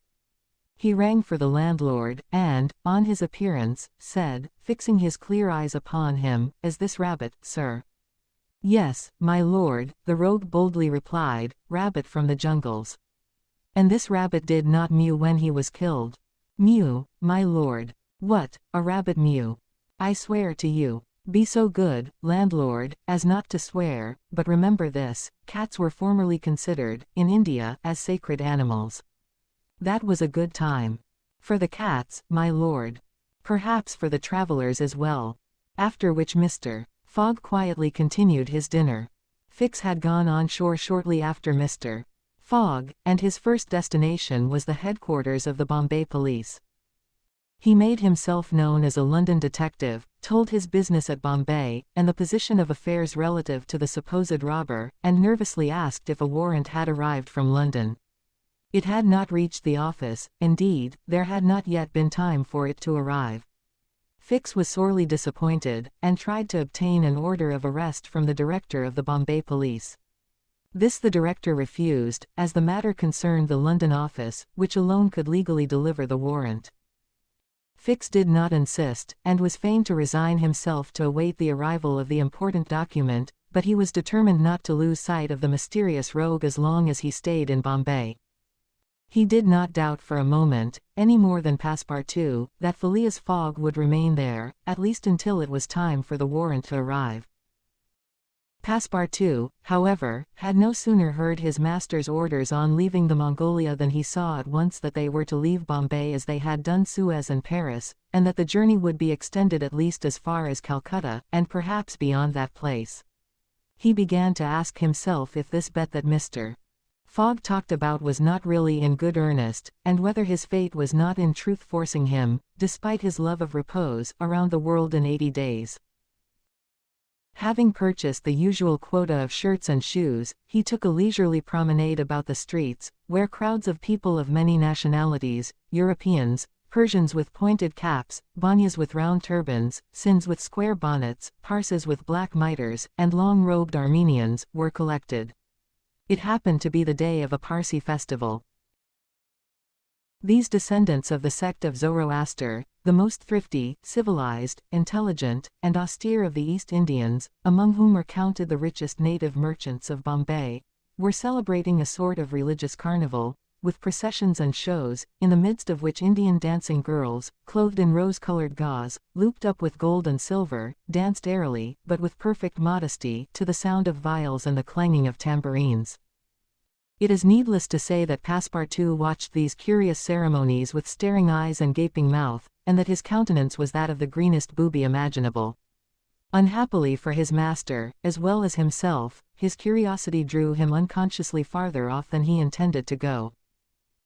At last, having seen the Parsi carnival wind away in the distance, he was turning his steps towards the station, when he happened to espy the splendid pagoda on Malabar Hill, and was seized with an irresistible desire to see its interior. He was quite ignorant that it is forbidden to Christians to enter certain Indian temples, and that even the faithful must not go in without first leaving their shoes outside the door. It may be said here that the wise policy of the British government severely punishes a disregard of the practices of the native religions. Passepartout, however, thinking no harm, went in like a simple tourist, and was soon lost in admiration of the splendid Brahmin ornamentation which everywhere met his eyes, when of a sudden he found himself sprawling on the sacred flagging. He looked up to behold 3 enraged priests, who forthwith fell upon him, tore off his shoes, and began to beat him with loud, savage exclamations.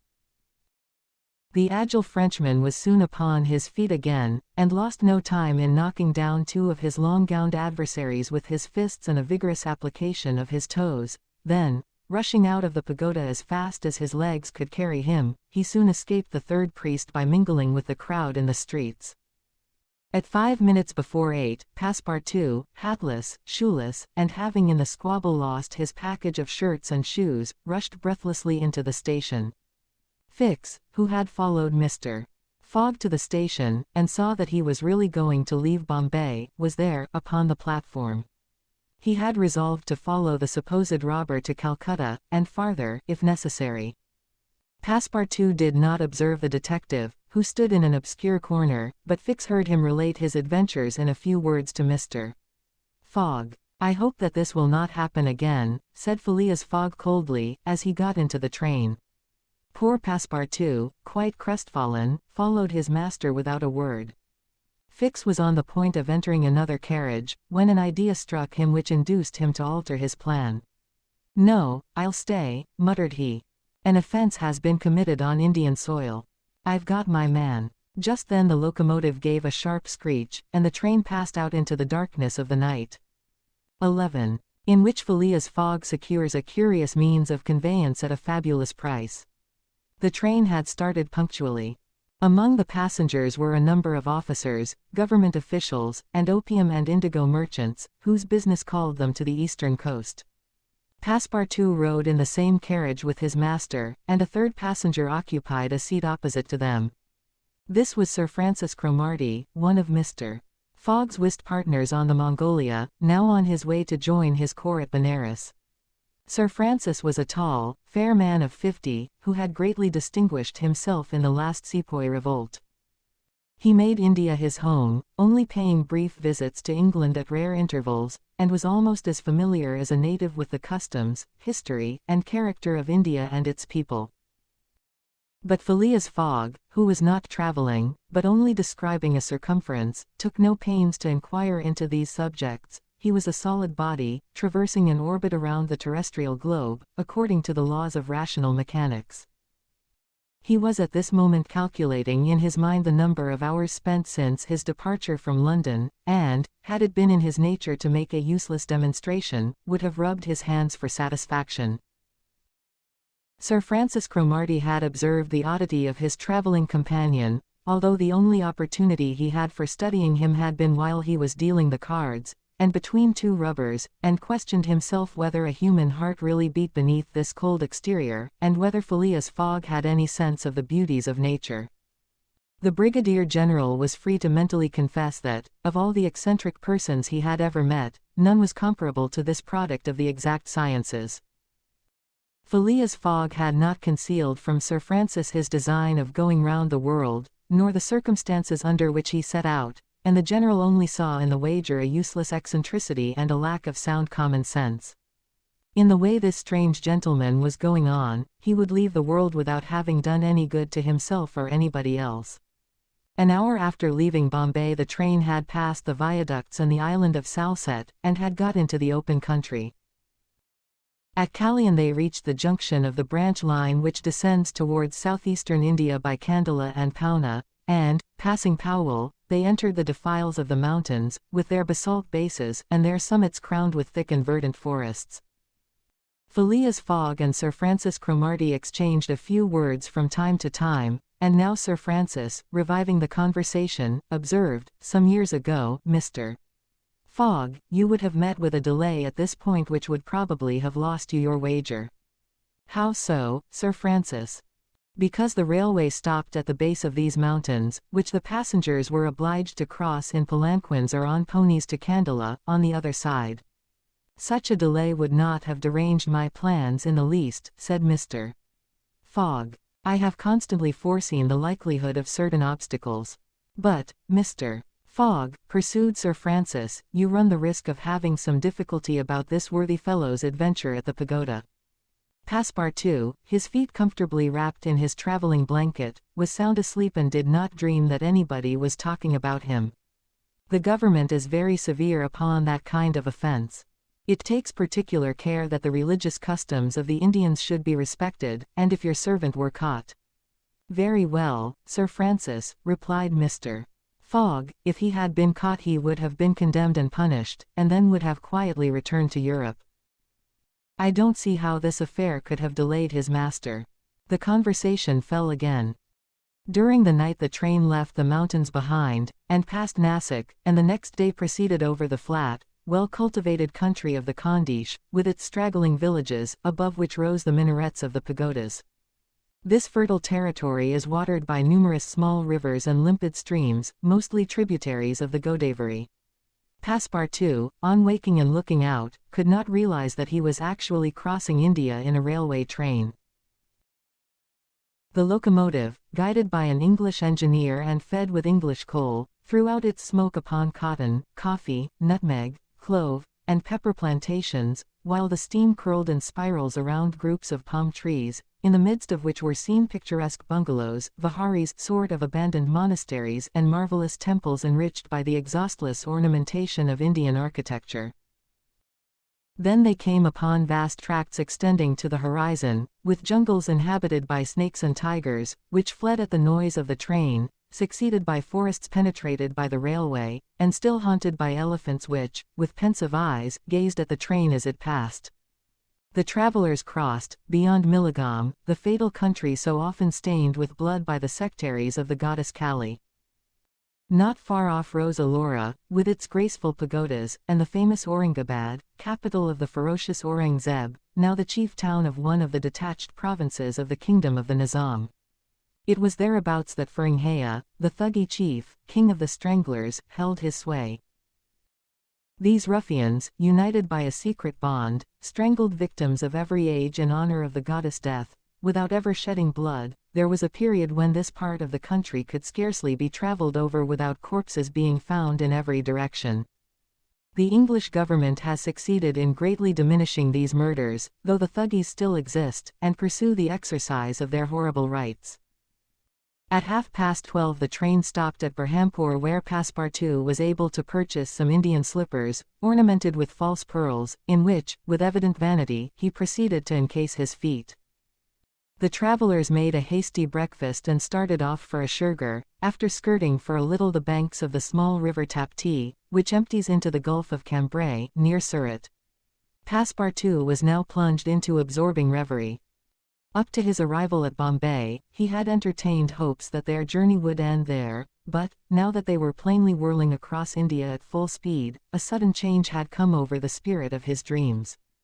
His old vagabond nature returned to him, the fantastic ideas of his youth once more took possession of him. He came to regard his master's project as intended in good earnest, believed in the reality of the bet, and therefore in the tour of the world and the necessity of making it without fail within the designated period. Already he began to worry about possible delays, and accidents which might happen on the way. He recognized himself as being personally interested in the wager, and trembled at the thought that he might have been the means of losing it by his unpardonable folly of the night before. Being much less cool-headed than Mr. Fogg, he was much more restless, counting and recounting the days passed over, uttering maledictions when the train stopped, and accusing it of sluggishness, and mentally blaming Mr. Fogg for not having bribed the engineer. The worthy fellow was ignorant that, while it was possible by such means to hasten the rate of a steamer, it could not be done on the railway. The train entered the defiles of the Sutpur Mountains, which separate the Khandish from Bundelkund, towards evening. The next day Sir Francis Cromarty asked Passepartout what time it was, to which, on consulting his watch, he replied that it was 3 in the morning. This famous timepiece, always regulated on the Greenwich meridian, which was now some 77 degrees westward, was at least 4 hours slow. Sir Francis corrected Passepartout's time, whereupon the latter made the same remark that he had done to Fix, and upon the general insisting that the watch should be regulated in each new meridian, since he was constantly going eastward, that is in the face of the sun, and therefore the days were shorter by 4 minutes for each degree gone over, Passepartout obstinately refused to alter his watch, which he kept at London time. It was an innocent delusion which could harm no one. The train stopped, at 8 o'clock, in the midst of a glade some 15 miles beyond Rothal, where there were several bungalows and workmen's cabins. The conductor, passing along the carriages, shouted, "Passengers will get out here." Phileas Fogg looked at Sir Francis Cromarty for an explanation, but the general could not tell what meant a halt in the midst of this forest of dates and acacias. Passepartout, not less surprised, rushed out and speedily returned, crying, "Monsieur, no more railway." "What do you mean?" asked Sir Francis. "I mean to say that the train isn't going on." The general at once stepped out, while Phileas Fogg calmly followed him, and they proceeded together to the conductor. "Where are we?" asked Sir Francis. "At the hamlet of Colby." "Do we stop here?" "Certainly." "The railway isn't finished." "What? Not finished?" "No. There's still a matter of 50 miles to be laid from here to Allahabad, where the line begins again." "But the papers announced the opening of the railway throughout." "What would you have, officer?" "The papers were mistaken." "Yet you sell tickets from Bombay to Calcutta," retorted Sir Francis, who was growing warm. "No doubt," replied the conductor, "but the passengers know that they must provide means of transportation for themselves from Colby to Allahabad." Sir Francis was furious. Passepartout would willingly have knocked the conductor down, and did not dare to look at his master. "Sir Francis," said Mr. Fogg quietly, "we will, if you please, look about for some means of conveyance to Allahabad."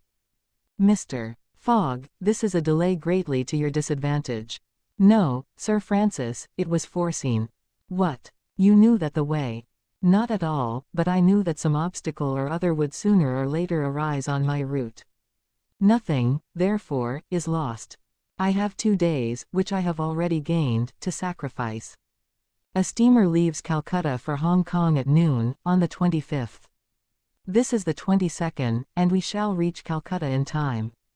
There was nothing to say to so confident a response. It was but too true that the railway came to a termination at this point.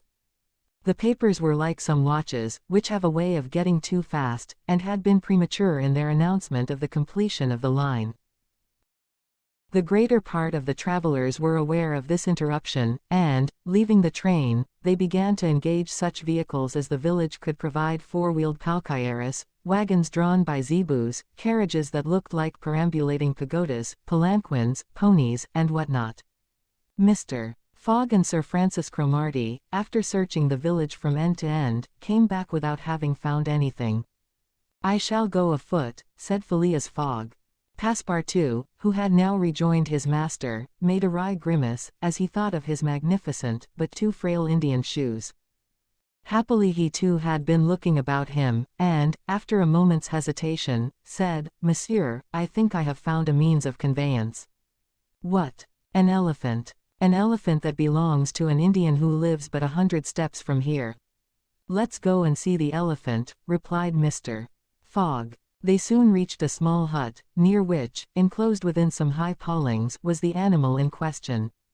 An Indian came out of the hut, and, at their request, conducted them within the enclosure. The elephant, which its owner had reared, not for a beast of burden, but for warlike purposes, was half domesticated. The Indian had begun already, by often irritating him, and feeding him every 3 months on sugar and butter, to impart to him a ferocity not in his nature, this method being often employed by those who train the Indian elephants for battle. Happily, however, for Mr. Fogg, the animal's instruction in this direction had not gone far, and the elephant still preserved his natural gentleness.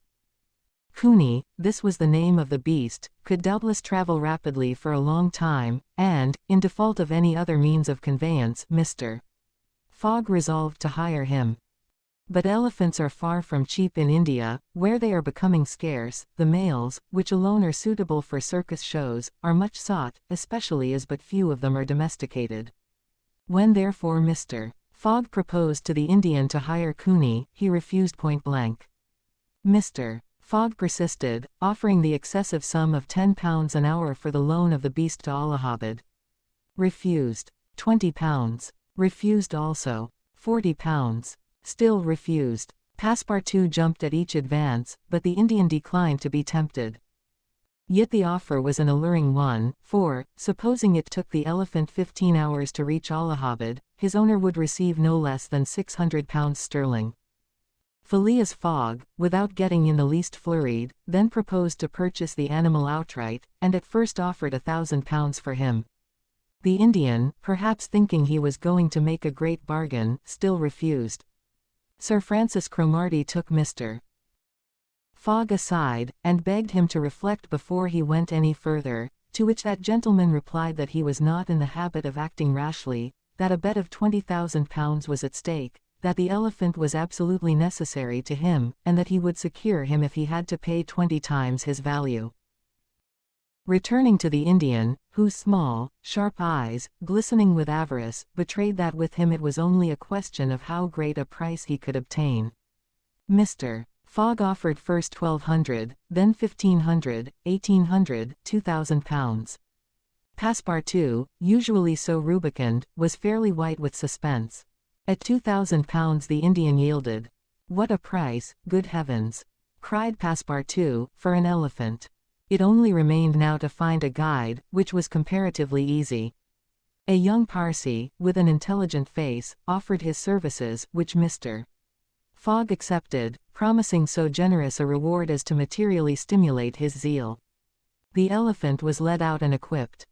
The Parsee, who was an accomplished elephant driver, covered his back with a sort of saddlecloth, and attached to each of his flanks some curiously uncomfortable howdahs. Phileas Fogg paid the Indian with some banknotes which he extracted from the famous carpet-bag, a proceeding that seemed to deprive poor Passepartout of his vitals. Then he offered to carry Sir Francis to Allahabad, which the brigadier gratefully accepted, as one traveller the more would not be likely to fatigue the gigantic beast. Provisions were purchased at Colby, and, while Sir Francis and Mr. Fogg took the howdahs on either side, Passepartout got astride the saddlecloth between them. The Parsi perched himself on the elephant's neck, and at 9 o'clock they set out from the village, the animal marching off through the dense forest of palms by the shortest cut. 12. In which Phileas Fogg and his companions venture across the Indian forests, and what ensued. In order to shorten the journey, the guide passed to the left of the line where the railway was still in process of being built. This line, owing to the capricious turnings of the Vindhya Mountains, did not pursue a straight course.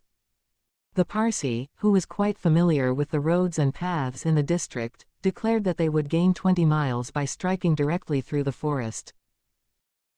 Phileas Fogg and Sir Francis Cromarty, plunged to the neck in the peculiar howdahs provided for them, were horribly jostled by the swift trotting of the elephant, spurred on as he was by the skilful Parsi, but they endured the discomfort with true British phlegm, talking little, and scarcely able to catch a glimpse of each other. As for Passepartout, who was mounted on the beast's back, and received the direct force of each concussion as he trod along, he was very careful, in accordance with his master's advice, to keep his tongue from between his teeth, as it would otherwise have been bitten off short.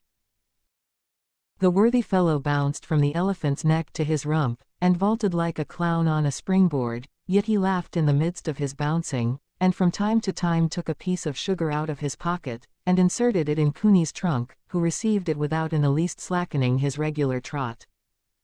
After 2 hours the guide stopped the elephant, and gave him an hour for rest, during which Cooney, after quenching his thirst at a neighboring spring, set to devouring the branches and shrubs round about him.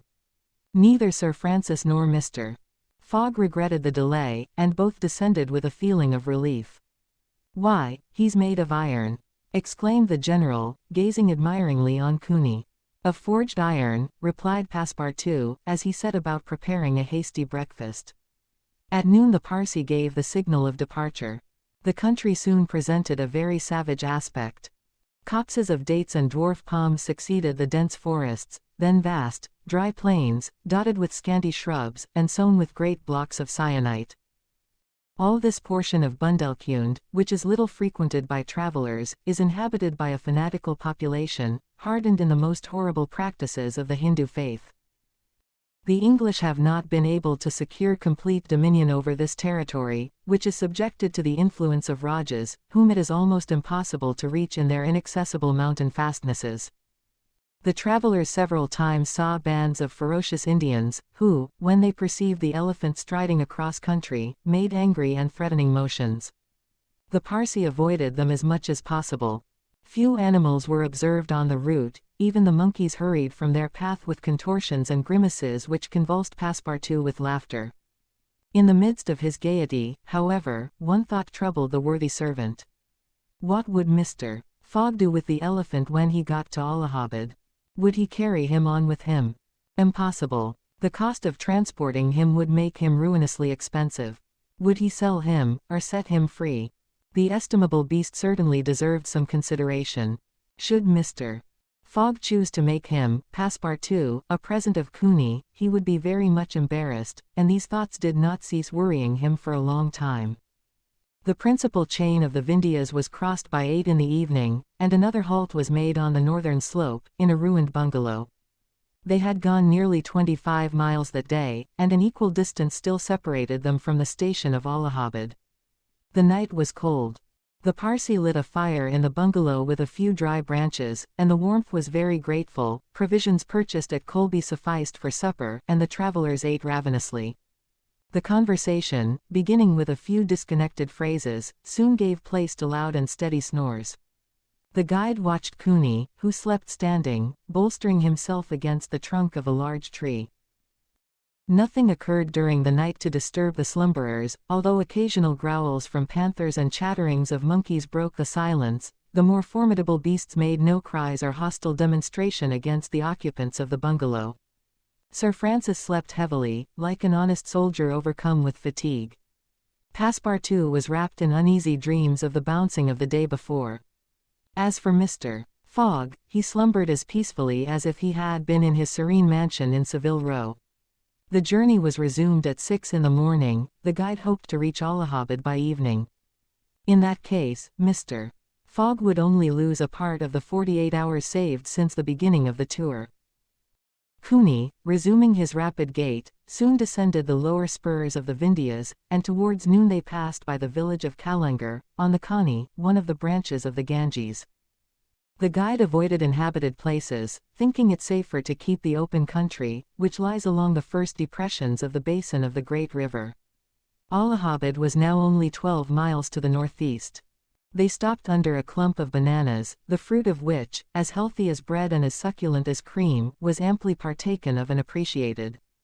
At 2 o'clock the guide entered a thick forest which extended several miles. He preferred to travel under cover of the woods. They had not as yet had any unpleasant encounters, and the journey seemed on the point of being successfully accomplished, when the elephant, becoming restless, suddenly stopped. It was then 4 o'clock. "What's the matter?" asked Sir Francis, putting out his head. "I don't know, officer," replied the Parsee, listening attentively to a confused murmur which came through the thick branches. The murmur soon became more distinct. It now seemed like a distant concert of human voices accompanied by brass instruments. Passepartout was all eyes and ears.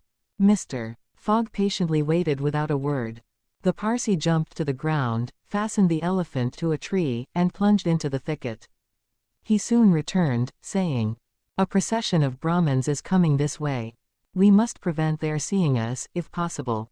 The guide unloosed the elephant and led him into a thicket, at the same time asking the travelers not to stir. He held himself ready to bestride the animal at a moment's notice, should flight become necessary, but he evidently thought that the procession of the faithful would pass without perceiving them amid the thick foliage, in which they were wholly concealed. The discordant tones of the voices and instruments drew nearer, and now droning songs mingled with the sound of the tambourines and cymbals. The head of the procession soon appeared beneath the trees, 100 paces away, and the strange figures who performed the religious ceremony were easily distinguished through the branches. First came the priests, with mitres on their heads, and clothed in long lace robes. They were surrounded by men, women, and children, who sang a kind of lugubrious psalm, interrupted at regular intervals by the tambourines and cymbals, while behind them was drawn a car with large wheels, the spokes of which represented serpents entwined with each other. Upon the car, which was drawn by 4 richly caparisoned zebus, stood a hideous statue with 4 arms, the body colored a dull red, with haggard eyes, disheveled hair, protruding tongue, and lips tinted with beetle. It stood upright upon the figure of a prostrate and headless giant. Sir Francis, recognizing the statue, whispered, "The goddess Kali, the goddess of love and death." "Of death, perhaps," muttered back Passepartout, "but of love, that ugly old hag." "Never." The Parsee made a motion to keep silence. A group of old fakirs were capering and making a wild ado round the statue. These were striped with ochre, and covered with cuts whence their blood issued drop by drop. Stupid fanatics, who, in the great Indian ceremonies, still throw themselves under the wheels of Juggernaut. Some Brahmins, clad in all the sumptuousness of Oriental apparel, and leading a woman who faltered at every step, followed. This woman was young, and as fair as a European. Her head and neck, shoulders, ears, arms, hands, and toes were loaded down with jewels and gems, with bracelets, earrings, and rings, while a tunic bordered with gold, and covered with a light muslin robe, betrayed the outline of her form. The guards who followed the young woman presented a violent contrast to her, armed as they were with naked sabers hung at their waists, and long damascened pistols, and bearing a corpse on a palanquin. It was the body of an old man, gorgeously arrayed in the habiliments of a Rajah, wearing, as in life, a turban embroidered with pearls, a robe of tissue of silk and gold, a scarf of cashmere sewed with diamonds, and the magnificent weapons of a Hindu prince. Next came the musicians and a rearguard of capering fakirs, whose cries sometimes drowned the noise of the instruments. These closed the procession. Sir Francis watched the procession with a sad countenance, and, turning to the guide, said, "A settee." The Parsee nodded, and put his finger to his lips. The procession slowly wound under the trees, and soon its last ranks disappeared in the depths of the wood. The songs gradually died away, occasionally cries were heard in the distance, until at last all was silence again. Phileas Fogg had heard what Sir Francis said, and, as soon as the procession had disappeared, asked, "What is a settee?" "A settee," returned the general, "is a human sacrifice, but a voluntary one. The woman you have just seen will be burned tomorrow at the dawn of day." "Oh, the scoundrels!" cried Passepartout, who could not repress his indignation. "And the corpse?" asked Mr. Fogg. "Is that of the prince, her husband," said the guide, "an independent Rajah of Bundelkund." "Is it possible," resumed Phileas Fogg, his voice betraying not the least emotion, "that these barbarous customs still exist in India, and that the English have been unable to put a stop to them?" "These sacrifices do not occur in the larger portion of India," replied Sir Francis, "but we have no power over these savage territories, and especially here in Bundelkund. The whole district north of the Vindhyas is the theatre of incessant murders and pillage." "The poor wretch!" exclaimed Passepartout, "to be burned alive." "Yes," returned Sir Francis, "burned alive. And, if she were not, you cannot conceive what treatment she would be obliged to submit to from her relatives. They would shave off her hair, feed her on a scanty allowance of rice, treat her with contempt, she would be looked upon as an unclean creature, and would die in some corner, like a scurvy dog. The prospect of so frightful an existence drives these poor creatures to the sacrifice much more than love or religious fanaticism. Sometimes, however, the sacrifice is really voluntary, and it requires the active interference of the government to prevent it.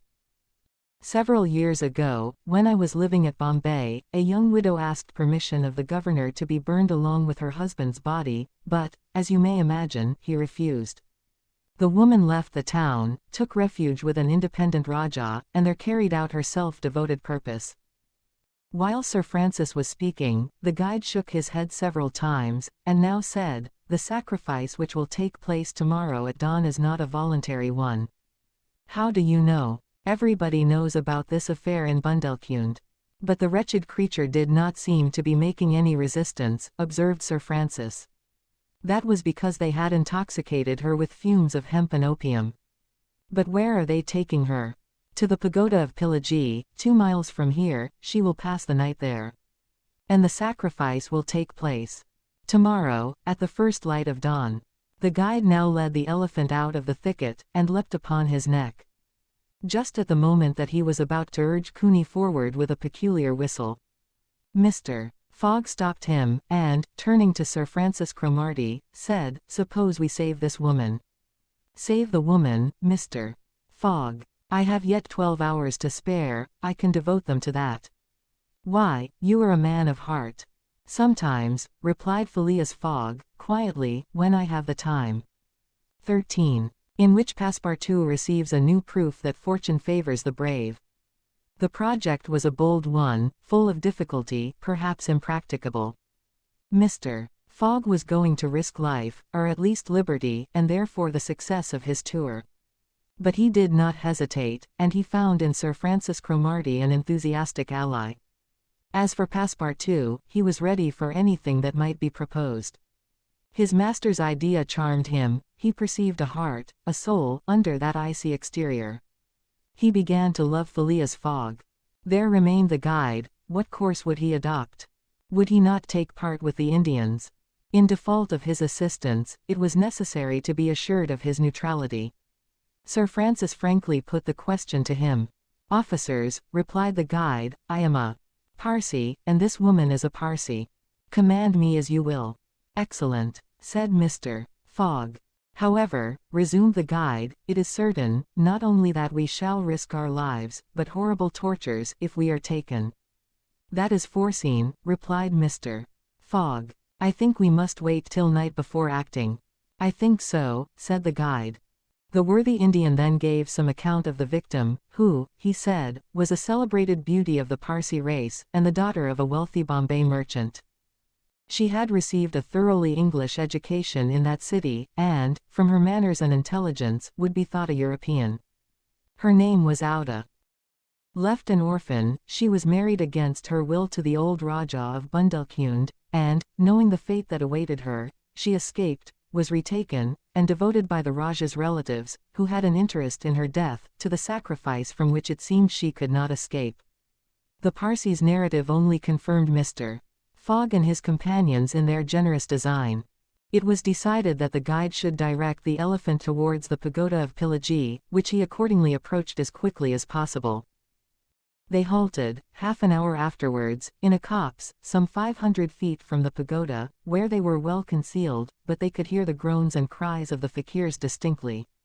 They then discussed the means of getting at the victim. The guide was familiar with the pagoda of Pillaji, in which, as he declared, the young woman was imprisoned. Could they enter any of its doors while the whole party of Indians was plunged in a drunken sleep, or was it safer to attempt to make a hole in the walls? This could only be determined at the moment and the place themselves, but it was certain that the abduction must be made that night, and not when, at break of day, the victim was led to her funeral pyre. Then no human intervention could save her. As soon as night fell, about 6 o'clock, they decided to make a reconnaissance around the pagoda. The cries of the fakirs were just ceasing. The Indians were in the act of plunging themselves into the drunkenness caused by liquid opium mingled with hemp, and it might be possible to slip between them to the temple itself. The Parsi, leading the others, noiselessly crept through the wood, and in 10 minutes they found themselves on the banks of a small stream, whence, by the light of the rosin torches, they perceived a pyre of wood, on the top of which lay the embalmed body of the Rajah, which was to be burned with his wife. The pagoda, whose minarets loomed above the trees in the deepening dusk, stood 100 steps away. "Come," whispered the guide. He slipped more cautiously than ever through the brush, followed by his companions. The silence around was only broken by the low murmuring of the wind among the branches. Soon the Parsi stopped on the borders of the glade, which was lit up by the torches. The ground was covered by groups of the Indians, motionless in their drunken sleep. It seemed a battlefield strewn with the dead. Men, women, and children lay together. In the background, among the trees, the pagoda of Pillaji loomed distinctly. Much to the guide's disappointment, the guards of the Rajah, lighted by torches, were watching at the doors and marching to and fro with naked sabers. Probably the priests, too, were watching within. The Parsi, now convinced that it was impossible to force an entrance to the temple, advanced no farther, but led his companions back again. Phileas Fogg and Sir Francis Cromarty also saw that nothing could be attempted in that direction. They stopped, and engaged in a whispered colloquy. "It is only 8 now," said the brigadier, "and these guards may also go to sleep." "It is not impossible," returned the Parsi. They lay down at the foot of a tree, and waited. The time seemed long. The guide ever and anon left them to take an observation on the edge of the wood, but the guards watched steadily by the glare of the torches, and a dim light crept through the windows of the pagoda. They waited till midnight, but no change took place among the guards, and it became apparent that their yielding to sleep could not be counted on. The other plan must be carried out. An opening in the walls of the pagoda must be made. It remained to ascertain whether the priests were watching by the side of their victim as assiduously as were the soldiers at the door. After a last consultation, the guide announced that he was ready for the attempt, and advanced, followed by the others. They took a roundabout way, so as to get at the pagoda on the rear.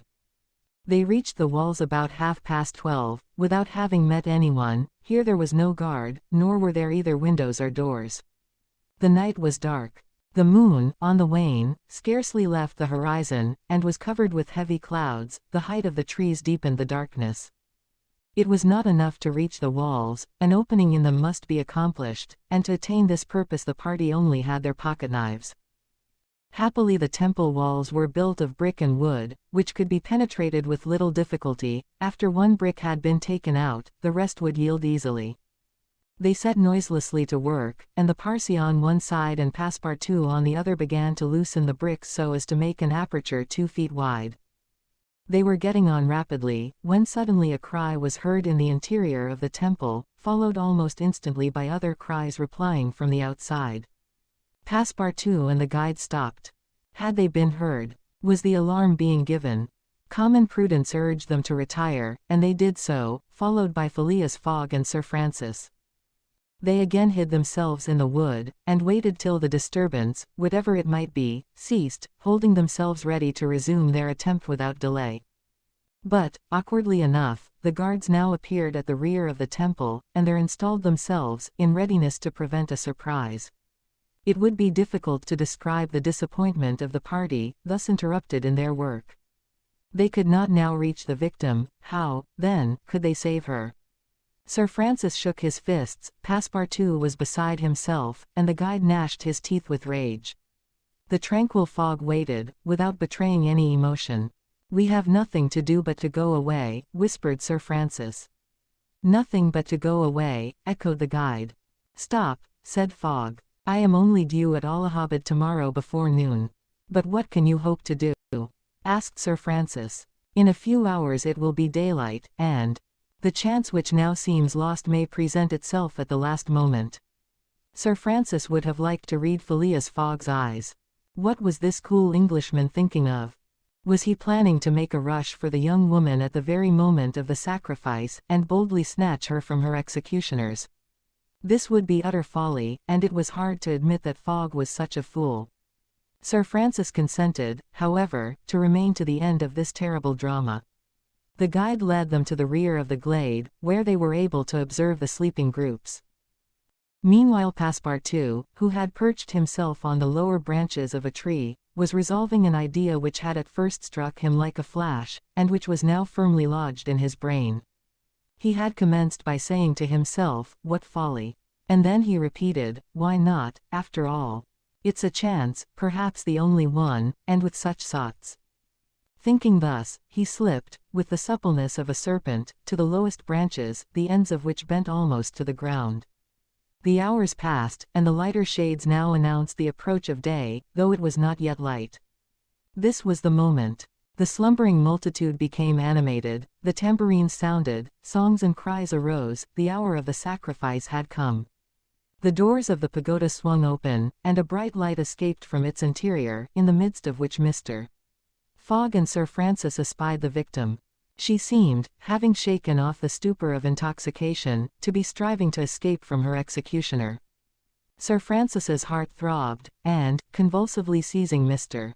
Fogg's hand, found in it an open knife. Just at this moment the crowd began to move. The young woman had again fallen into a stupor caused by the fumes of hemp, and passed among the fakirs, who escorted her with their wild, religious cries. Phileas Fogg and his companions, mingling in the rear ranks of the crowd, followed, and in 2 minutes they reached the banks of the stream, and stopped 50 paces from the pyre, upon which still lay the Rajah's corpse. In the semi-obscurity they saw the victim, quite senseless, stretched out beside her husband's body.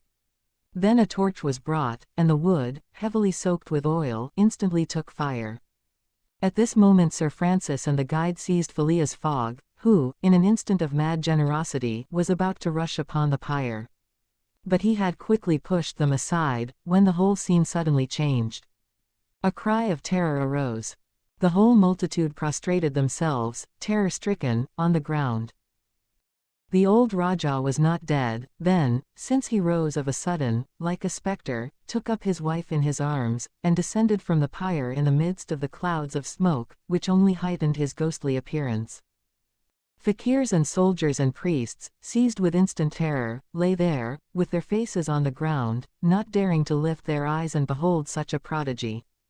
The inanimate victim was borne along by the vigorous arms which supported her, and which she did not seem in the least to burden. Mr. Fogg and Sir Francis stood erect, the Parsee bowed his head, and Passepartout was, no doubt, scarcely less stupefied. The resuscitated Rajah approached Sir Francis and Mr. Fogg, and, in an abrupt tone, said, "Let us be off." It was Passepartout himself, who had slipped upon the pyre in the midst of the smoke and, profiting by the still overhanging darkness, had delivered the young woman from death. It was Passepartout who, playing his part with a happy audacity, had passed through the crowd amid the general terror. A moment after all 4 of the party had disappeared in the woods, and the elephant was bearing them away at a rapid pace. But the cries and noise, and a ball which whizzed through Phileas Fogg's hat, apprised them that the trick had been discovered. The old Rajah's body, indeed, now appeared upon the burning pyre, and the priests, recovered from their terror, perceived that an abduction had taken place. They hastened into the forest, followed by the soldiers, who fired a volley after the fugitives, but the latter rapidly increased the distance between them, and ere long found themselves beyond the reach of the bullets and arrows. 14. In which Phileas Fogg descends the whole length of the beautiful valley of the Ganges without ever thinking of seeing it. The rash exploit had been accomplished, and for an hour Passepartout laughed gaily at his success. Sir Francis pressed the worthy fellow's hand, and his master said, "Well done." Which, from him, was high commendation, to which Passepartout replied that all the credit of the affair belonged to Mr. Fogg. As for him, he had only been struck with a queer idea, and he laughed to think that for a few moments he, Passepartout, the ex-gymnast, ex-sergeant fireman, had been the spouse of a charming woman, a venerable, embalmed Rajah. As for the young Indian woman, she had been unconscious throughout of what was passing, and now, wrapped up in a traveling blanket, was reposing in one of the howdahs. The elephant, thanks to the skillful guidance of the Parsee, was advancing rapidly through the still darksome forest, and, an hour after leaving the pagoda, had crossed a vast plain.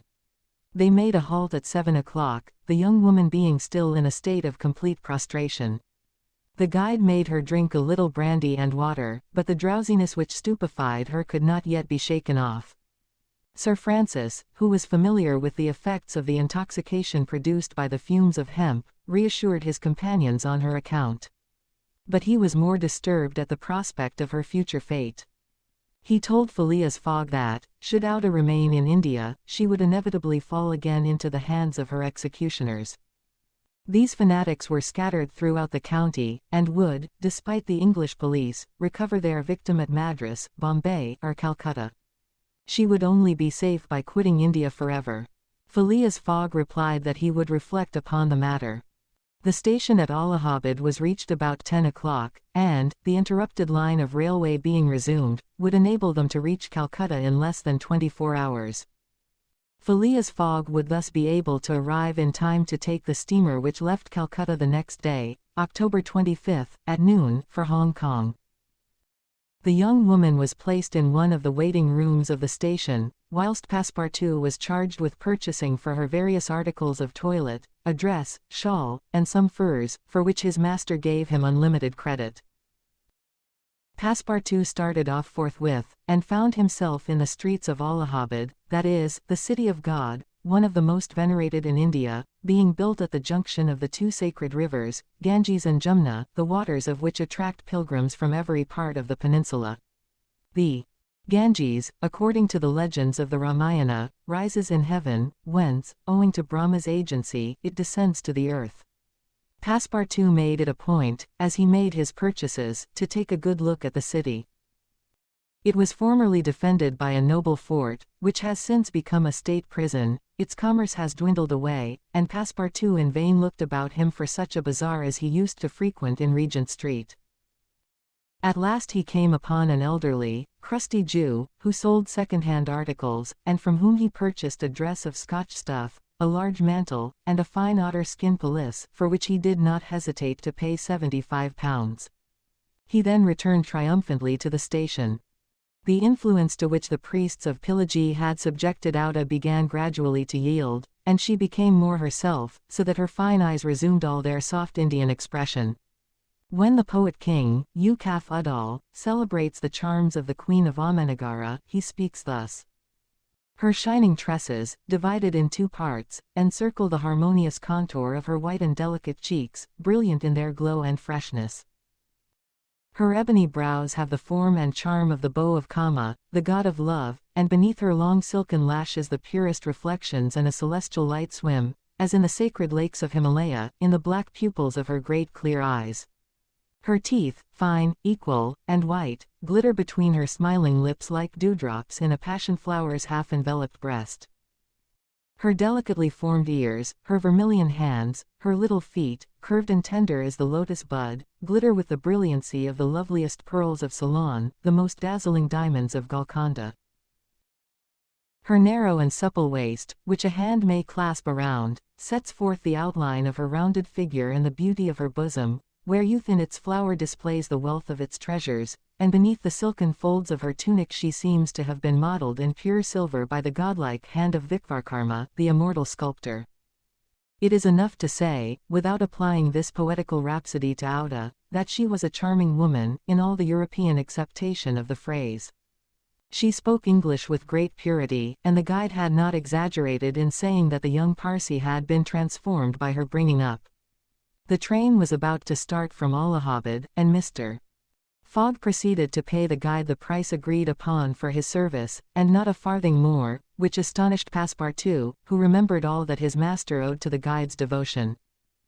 He had, indeed, risked his life in the adventure at Pilagi, and, if he should be caught afterwards by the Indians, he would with difficulty escape their vengeance. Cooney, also, must be disposed of. What should be done with the elephant, which had been so dearly purchased? Phileas Fogg had already determined this question. "Parsi," said he to the guide, "you have been serviceable and devoted. I have paid for your service, but not for your devotion. Would you like to have this elephant? He is yours." The guide's eyes glistened. "Your honor is giving me a fortune," cried he. "Take him, guide," returned Mr. Fogg, "and I shall still be your debtor." "Good," exclaimed Passepartout. "Take him, friend. Cooney is a brave and faithful beast." And, going up to the elephant, he gave him several lumps of sugar, saying, "Here, Cooney, here, here." The elephant grunted out his satisfaction, and, clasping Passepartout around the waist with his trunk, lifted him as high as his head. Passepartout, not in the least alarmed, caressed the animal, which replaced him gently on the ground. Soon after, Phileas Fogg, Sir Francis Cromarty, and Passepartout, installed in a carriage with Auda, who had the best seat, were whirling at full speed towards Benares. It was a run of 80 miles, and was accomplished in 2 hours. During the journey, the young woman fully recovered her senses. What was her astonishment to find herself in this carriage, on the railway, dressed in European habiliments, and with travellers who were quite strangers to her. Her companions first set about fully reviving her with a little liquor, and then Sir Francis narrated to her what had passed, dwelling upon the courage with which Phileas Fogg had not hesitated to risk his life to save her, and recounting the happy sequel of the venture, the result of Passepartout's rash idea. Mr. Fogg said nothing, while Passepartout, abashed, kept repeating that it wasn't worth telling. Auda pathetically thanked her deliverers, rather with tears than words. Her fine eyes interpreted her gratitude better than her lips. Then, as her thoughts strayed back to the scene of the sacrifice, and recalled the dangers which still menaced her, she shuddered with terror. Phileas Fogg understood what was passing in Auda's mind, and offered, in order to reassure her, to escort her to Hong Kong, where she might remain safely until the affair was hushed up, an offer which she eagerly and gratefully accepted. She had, it seems, a Parsi relation, who was one of the principal merchants of Hong Kong, which is wholly an English city, though on an island on the Chinese coast. At 12:30 the train stopped at Benares. The Brahmin legends assert that this city is built on the site of the ancient Kasi, which, like Muhammad's tomb, was once suspended between heaven and earth, though the Benares of today, which the Orientalists call the Athens of India, stands quite unpoetically on the solid earth. Passepartout caught glimpses of its brick houses and clay huts, giving an aspect of desolation to the place, as the train entered it. Benares was Sir Francis Cromarty's destination, the troops he was rejoining being encamped some miles northward of the city. He bade adieu to Phileas Fogg, wishing him all success, and expressing the hope that he would come that way again in a less original but more profitable fashion. Mr. Fogg lightly pressed him by the hand. The parting of Auda, who did not forget what she owed to Sir Francis, betrayed more warmth, and, as for Passepartout, he received a hearty shake of the hand from the gallant general. The railway, on leaving Benares, passed for a while along the valley of the Ganges. Through the windows of their carriage the travellers had glimpses of the diversified landscape of Bihar, with its mountains clothed in verdure, its fields of barley, wheat, and corn, its jungles peopled with green alligators, its neat villages, and its still thickly leaved forests. Elephants were bathing in the waters of the sacred river, and groups of Indians, despite the advanced season and chilly air, were performing solemnly their pious ablutions. These were fervent Brahmins, the bitterest foes of Buddhism, their deities being Vishnu, the solar god, Shiva, the divine impersonation of natural forces, and Brahma, the supreme ruler of priests and legislators. What would these divinities think of India, anglicized as it is today, with steamers whistling and scudding along the Ganges, frightening the gulls which float upon its surface, the turtles swarming along its banks, and the faithful dwelling upon its borders. The panorama passed before their eyes like a flash, save when the steam concealed it fitfully from the view. The travelers could scarcely discern the fort of Chupani, 20 miles southwestward from Benares, the ancient stronghold of the Rajas of Behar, or Gazipur and its famous rosewater factories, or the tomb of Lord Cornwallis, rising on the left bank of the Ganges, the fortified town of Buxar, or Patna, a large manufacturing and trading place, where is held the principal opium market of India, or Mongir, a more than European town, for it is as English as Manchester or Birmingham, with its iron foundries, edge-tool factories, and high chimneys puffing clouds of black smoke heavenward. Night came on, the train passed on at full speed, in the midst of the roaring of the tigers, bears, and wolves which fled before the locomotive, and the marvels of Bengal, Golconda ruined Gower, Murshidabad, the ancient capital, Burdwan, Hugli, and the French town of Chandernagore, where Passepartout would have been proud to see his country's flag flying, were hidden from their view in the darkness. Calcutta was reached at 7 in the morning, and the packet left for Hong Kong at noon, so that Phileas Fogg had 5 hours before him. According to his journal, he was due at Calcutta on the 25th of October, and that was the exact date of his actual arrival. He was therefore neither behindhand nor ahead of time. The 2 days gained between London and Bombay had been lost, as has been seen, in the journey across India. But it is not to be supposed that Phileas Fogg regretted them. 15. In which the bag of banknotes disgorges some thousands of pounds more. The train entered the station, and Passepartout, jumping out first, was followed by Mr.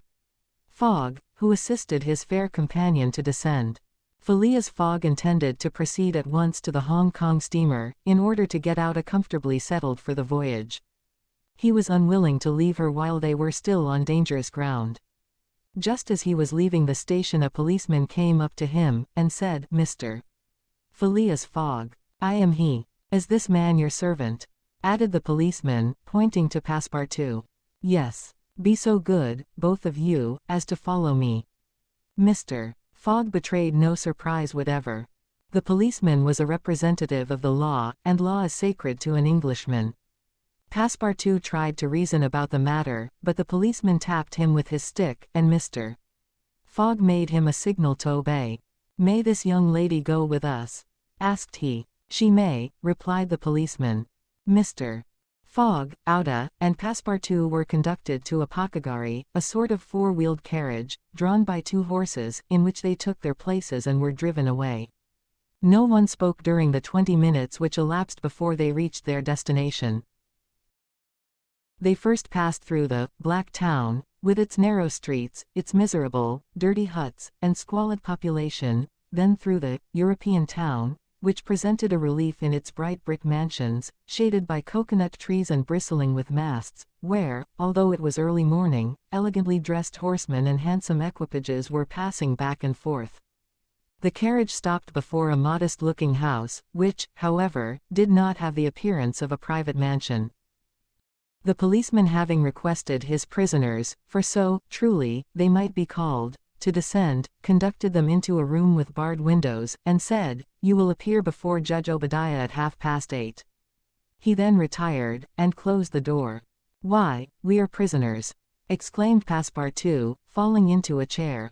Auda, with an emotion she tried to conceal, said to Mr. Fogg, "Sir, you must leave me to my fate. It is on my account that you receive this treatment, it is for having saved me." Phileas Fogg contented himself with saying that it was impossible. It was quite unlikely that he should be arrested for preventing a suttee. The complainants would not dare present themselves with such a charge. There was some mistake. Moreover, he would not, in any event, abandon Auda, but would escort her to Hong Kong. "But the steamer leaves at noon," observed Passepartout, nervously. "We shall be on board by noon," replied his master, placidly. It was said so positively that Passepartout could not help muttering to himself, "Parbleu, that's certain. Before noon we shall be on board." But he was by no means reassured. At 8:30 the door opened, the policeman appeared, and, requesting them to follow him, led the way to an adjoining hall. It was evidently a courtroom, and a crowd of Europeans and natives already occupied the rear of the apartment.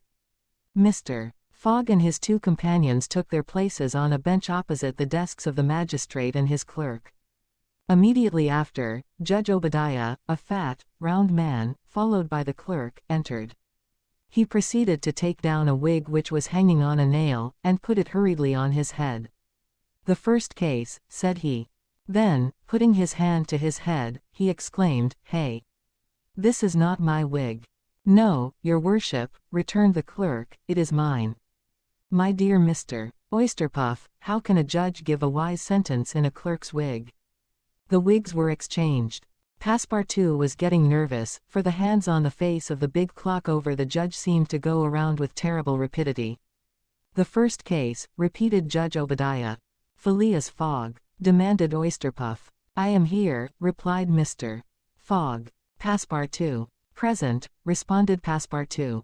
"Good," said the judge. "You have been looked for, prisoners, for 2 days on the trains from Bombay." "But of what are we accused?" asked Passepartout, impatiently. "You are about to be informed." "I am an English subject, sir," said Mr. Fogg, "and I have the right." "Have you been ill-treated?" "Not at all." "Very well, let the complainants come in." A door was swung open by order of the judge, and 3 Indian priests entered. "That's it," muttered Passepartout, "these are the rogues who were going to burn our young lady." The priests took their places in front of the judge, and the clerk proceeded to read in a loud voice a complaint of sacrilege against Phileas Fogg and his servant, who were accused of having violated a place held consecrated by the Brahmin religion. "You hear the charge?" asked the judge. "Yes, sir," replied Mr. Fogg, consulting his watch, "and I admit it." "You admit it?" "I admit it, and I wish to hear these priests admit, in their turn, what they were going to do at the pagoda of Pillaji." The priests looked at each other, they did not seem to understand what was said. "Yes," cried Passepartout, warmly, "at the pagoda of Pillaji, where they were on the point of burning their victim." The judge stared with astonishment, and the priests were stupefied. "What victim?" said Judge Obadiah. "Burn whom?" "In Bombay itself." "Bombay!" cried Passepartout. "Certainly. We are not talking of the pagoda of Pillaji, but of the pagoda of Malabar Hill, at Bombay. And as a proof," added the clerk, "here are the desecrator's very shoes, which he left behind him." Whereupon he placed a pair of shoes on his desk. "My shoes!" cried Passepartout, in his surprise permitting this imprudent exclamation to escape him. The confusion of master and man, who had quite forgotten the affair at Bombay, for which they were now detained at Calcutta, may be imagined. Fix, the detective, had foreseen the advantage which Passepartout's escapade gave him, and, delaying his departure for 12 hours, had consulted the priests of Malabar Hill. Knowing that the English authorities dealt very severely with this kind of misdemeanor, he promised them a goodly sum in damages, and sent them forward to Calcutta by the next train. Owing to the delay caused by the rescue of the young widow, Fix and the priests reached the Indian capital before Mr. Fogg and his servant, the magistrates having been already warned by a dispatch to arrest them should they arrive. Fix's disappointment when he learned that Phileas Fogg had not made his appearance in Calcutta may be imagined. He made up his mind that the robber had stopped somewhere on the route and taken refuge in the southern provinces. For 24 hours Fix watched the station with feverish anxiety. At last he was rewarded by seeing Mr. Fogg and Passepartout arrive, accompanied by a young woman, whose presence he was wholly at a loss to explain.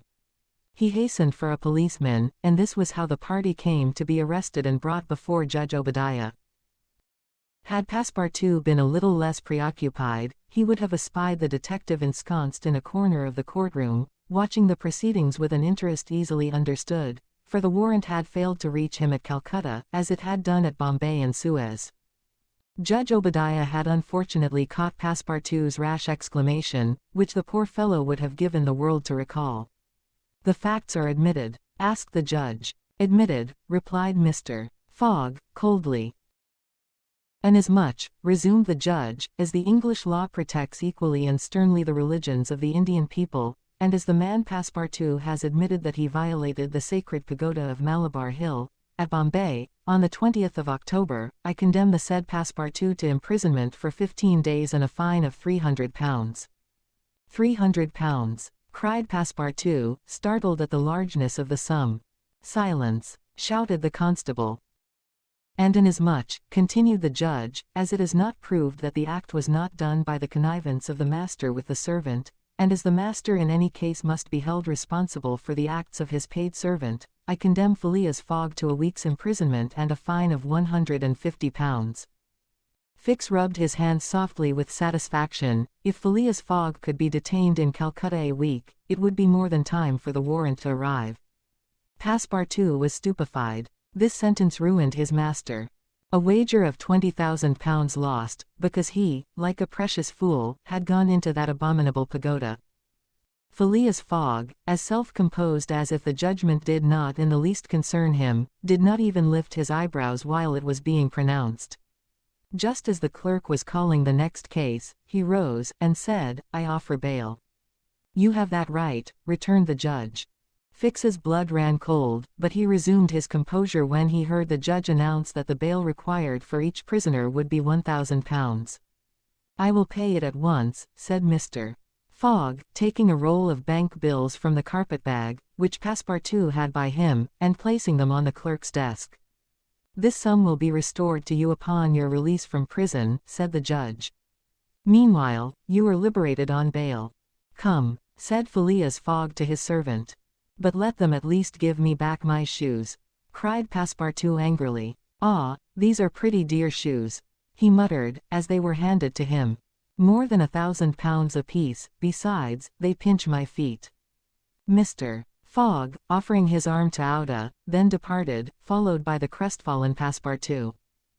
Fix still nourished hopes that the robber would not, after all, leave the £2,000 behind him, but would decide to serve out his week in jail, and issued forth on Mr.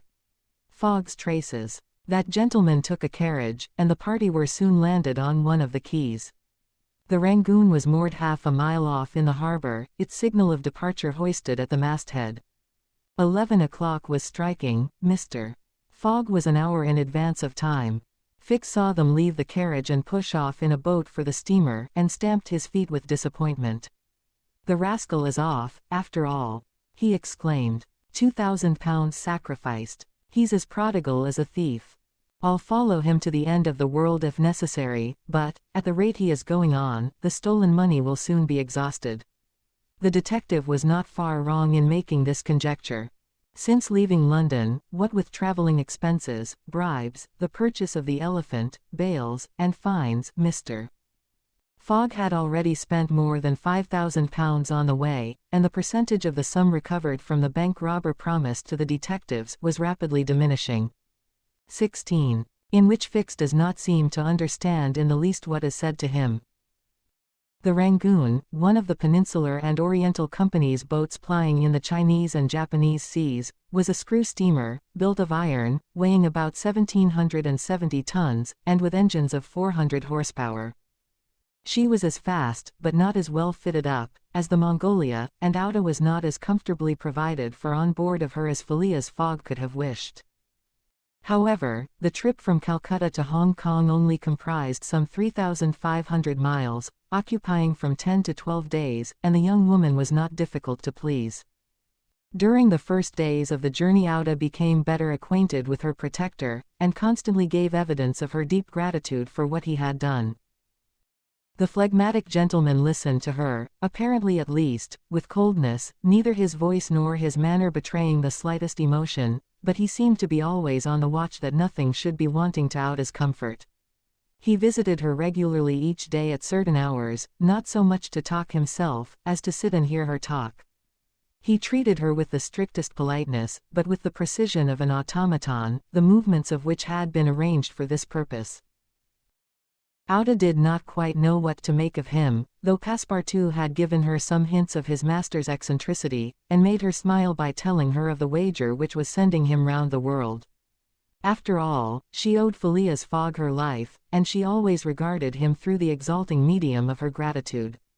Auda confirmed the Parsi guide's narrative of her touching history. She did, indeed, belong to the highest of the native races of India. Many of the Parsi merchants have made great fortunes there by dealing in cotton, and one of them, Sir Jametsi Jijibhoy, was made a baronet by the English government.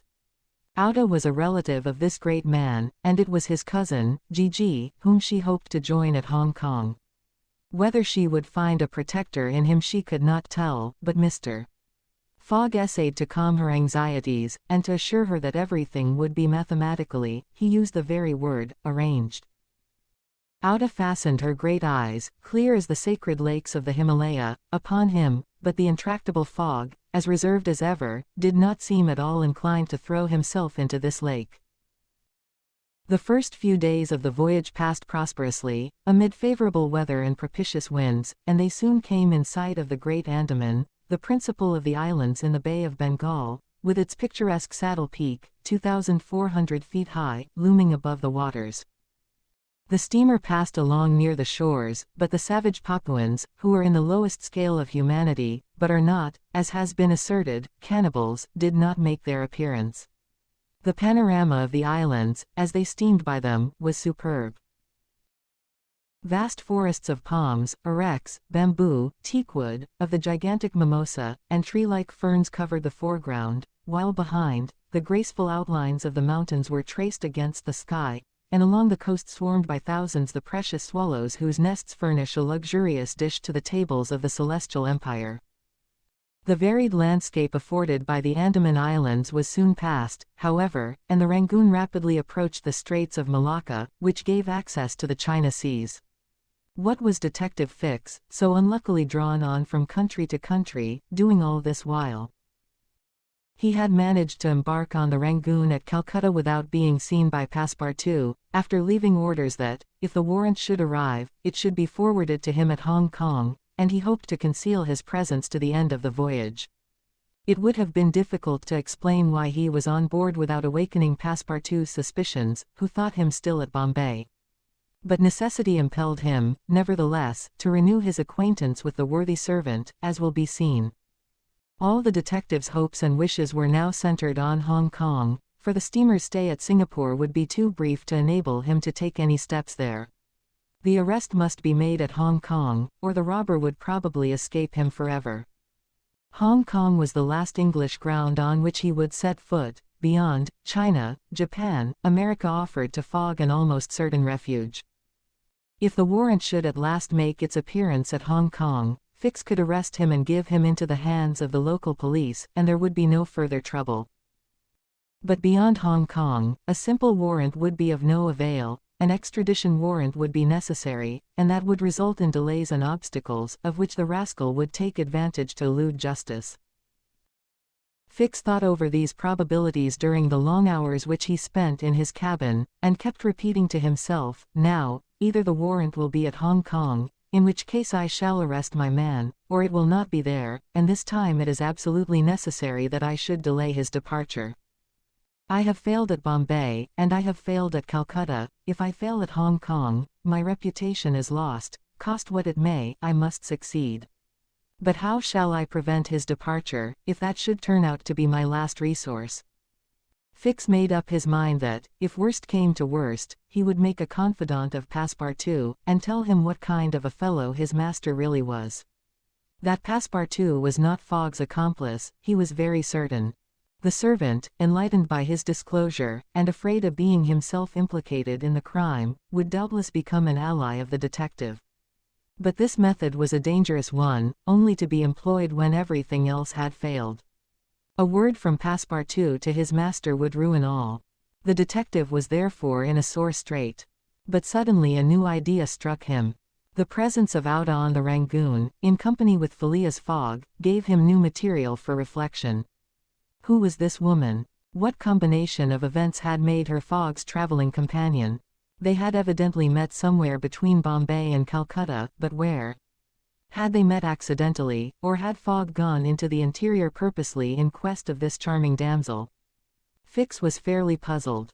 He asked himself whether there had not been a wicked elopement, and this idea so impressed itself upon his mind that he determined to make use of the supposed intrigue. Whether the young woman were married or not, he would be able to create such difficulties for Mr. Fogg at Hong Kong that he could not escape by paying any amount of money. But could he even wait till they reached Hong Kong? Fogg had an abominable way of jumping from one boat to another, and, before anything could be effected, might get full under way again for Yokohama. Fix decided that he must warn the English authorities, and signal the Rangoon before her arrival. This was easy to do, since the steamer stopped at Singapore, whence there is a telegraphic wire to Hong Kong. He finally resolved, moreover, before acting more positively, to question Passepartout. It would not be difficult to make him talk, and, as there was no time to lose, Fix prepared to make himself known. It was now the 30th of October, and on the following day the Rangoon was due at Singapore. Fix emerged from his cabin and went on deck. Passepartout was promenading up and down in the forward part of the steamer. The detective rushed forward with every appearance of extreme surprise, and exclaimed, "You here, on the Rangoon?" "What, Monsieur Fix, are you on board?" returned the really astonished Passepartout, recognizing his crony of the Mongolia. "Why, I left you at Bombay, and here you are, on the way to Hong Kong. Are you going round the world too?" "No, no," replied Fix, "I shall stop at Hong Kong, at least for some days." "Hum," said Passepartout, who seemed for an instant perplexed. "But how is it I have not seen you on board since we left Calcutta?" "Oh, a trifle of seasickness, I've been staying in my berth. The Gulf of Bengal does not agree with me as well as the Indian Ocean." "And how is Mr. Fogg?" "As well and as punctual as ever, not a day behind time." "But, Monsieur Fix, you don't know that we have a young lady with us." "A young lady," replied the detective, not seeming to comprehend what was said. Passepartout thereupon recounted out as history, the affair at the Bombay Pagoda, the purchase of the elephant for £2,000, the rescue, the arrest, and sentence of the Calcutta court, and the restoration of Mr. Fogg and himself to liberty on bail. Fix, who was familiar with the last events, seemed to be equally ignorant of all that Passepartout related, and the latter was charmed to find so interested a listener. "But does your master propose to carry this young woman to Europe?" "Not at all. We are simply going to place her under the protection of one of her relatives, a rich merchant at Hong Kong." "Nothing to be done there," said Fix to himself, concealing his disappointment. "A glass of gin, Mr. Passepartout." "Willingly, Monsieur Fix. We must at least have a friendly glass on board the Rangoon." 17. Showing what happened on the voyage from Singapore to Hong Kong. The detective and Passepartout met often on deck after this interview, though Fix was reserved, and did not attempt to induce his companion to divulge any more facts concerning Mr. Fogg. He caught a glimpse of that mysterious gentleman once or twice, but Mr. Fogg usually confined himself to the cabin, where he kept out a company, or, according to his inveterate habit, took a hand at whist. Passepartout began very seriously to conjecture what strange chance kept Fix still on the route that his master was pursuing. It was really worth considering why this certainly very amiable and complacent person, whom he had first met at Suez, had then encountered on board the Mongolia, who disembarked at Bombay, which he announced as his destination, and now turned up so unexpectedly on the Rangoon, was following Mr. Fogg's track step by step. What was Fix's object? Passepartout was ready to wager his Indian shoes, which he religiously preserved, that Fix would also leave Hong Kong at the same time with them, and probably on the same steamer. Passepartout might have cudgelled his brain for a century without hitting upon the real object which the detective had in view. He never could have imagined that Phileas Fogg was being tracked as a robber around the globe. But, as it is in human nature to attempt the solution of every mystery, Passepartout suddenly discovered an explanation of Fix's movements, which was in truth far from unreasonable. Fix, he thought, could only be an agent of Mr. Fogg's friends at the Reform Club, sent to follow him up, and to ascertain that he really went round the world as had been agreed upon. "It's clear," repeated the worthy servant to himself, proud of his shrewdness. "He's a spy sent to keep us in view. That isn't quite the thing, either, to be spying Mr. Fogg, who is so honorable a man. Ah, gentlemen of the Reform, this shall cost you dear." Passepartout, enchanted with his discovery, resolved to say nothing to his master, lest he should be justly offended at this mistrust on the part of his adversaries. But he determined to chaff Fix, when he had the chance, with mysterious allusions, which, however, need not betray his real suspicions. During the afternoon of Wednesday the 30th of October, the Rangoon entered the Strait of Malacca, which separates the peninsula of that name from Sumatra. The mountainous and craggy islets intercepted the beauties of this noble island from the view of the travelers. The Rangoon weighed anchor at Singapore the next day at 4 a.m. to receive coal, having gained half a day on the prescribed time of her arrival. Phileas Fogg noted this gain in his journal, and then, accompanied by Auda, who betrayed a desire for a walk on shore, disembarked. Fix, who suspected Mr. Fogg's every movement, followed them cautiously, without being himself perceived, while Passepartout, laughing in his sleeve at Fix's maneuvers, went about his usual errands. The island of Singapore is not imposing in aspect, for there are no mountains, yet its appearance is not without attractions. It is a park checkered by pleasant highways and avenues. A handsome carriage, drawn by a sleek pair of New Holland horses, carried Phileas Fogg and Auda into the midst of rows of palms with brilliant foliage, and of clove trees, whereof the cloves form the heart of a half-open flower. Pepper plants replaced the prickly hedges of European fields, sago bushes, large ferns with gorgeous branches, varied the aspect of this tropical clime, while nutmeg trees in full foliage filled the air with a penetrating perfume. Agile and grinning bands of monkeys skipped about in the trees, nor were tigers wanting in the jungles. After a drive of 2 hours through the country, Auda and Mr.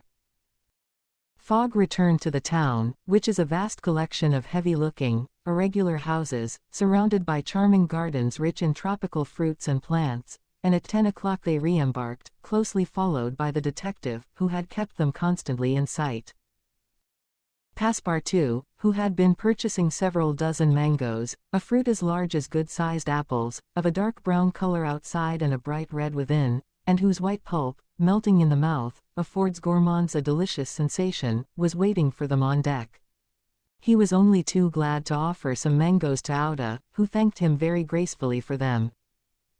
At 11 o'clock the Rangoon rode out of Singapore Harbor, and in a few hours the high mountains of Malacca, with their forests, inhabited by the most beautifully furred tigers in the world, were lost to view.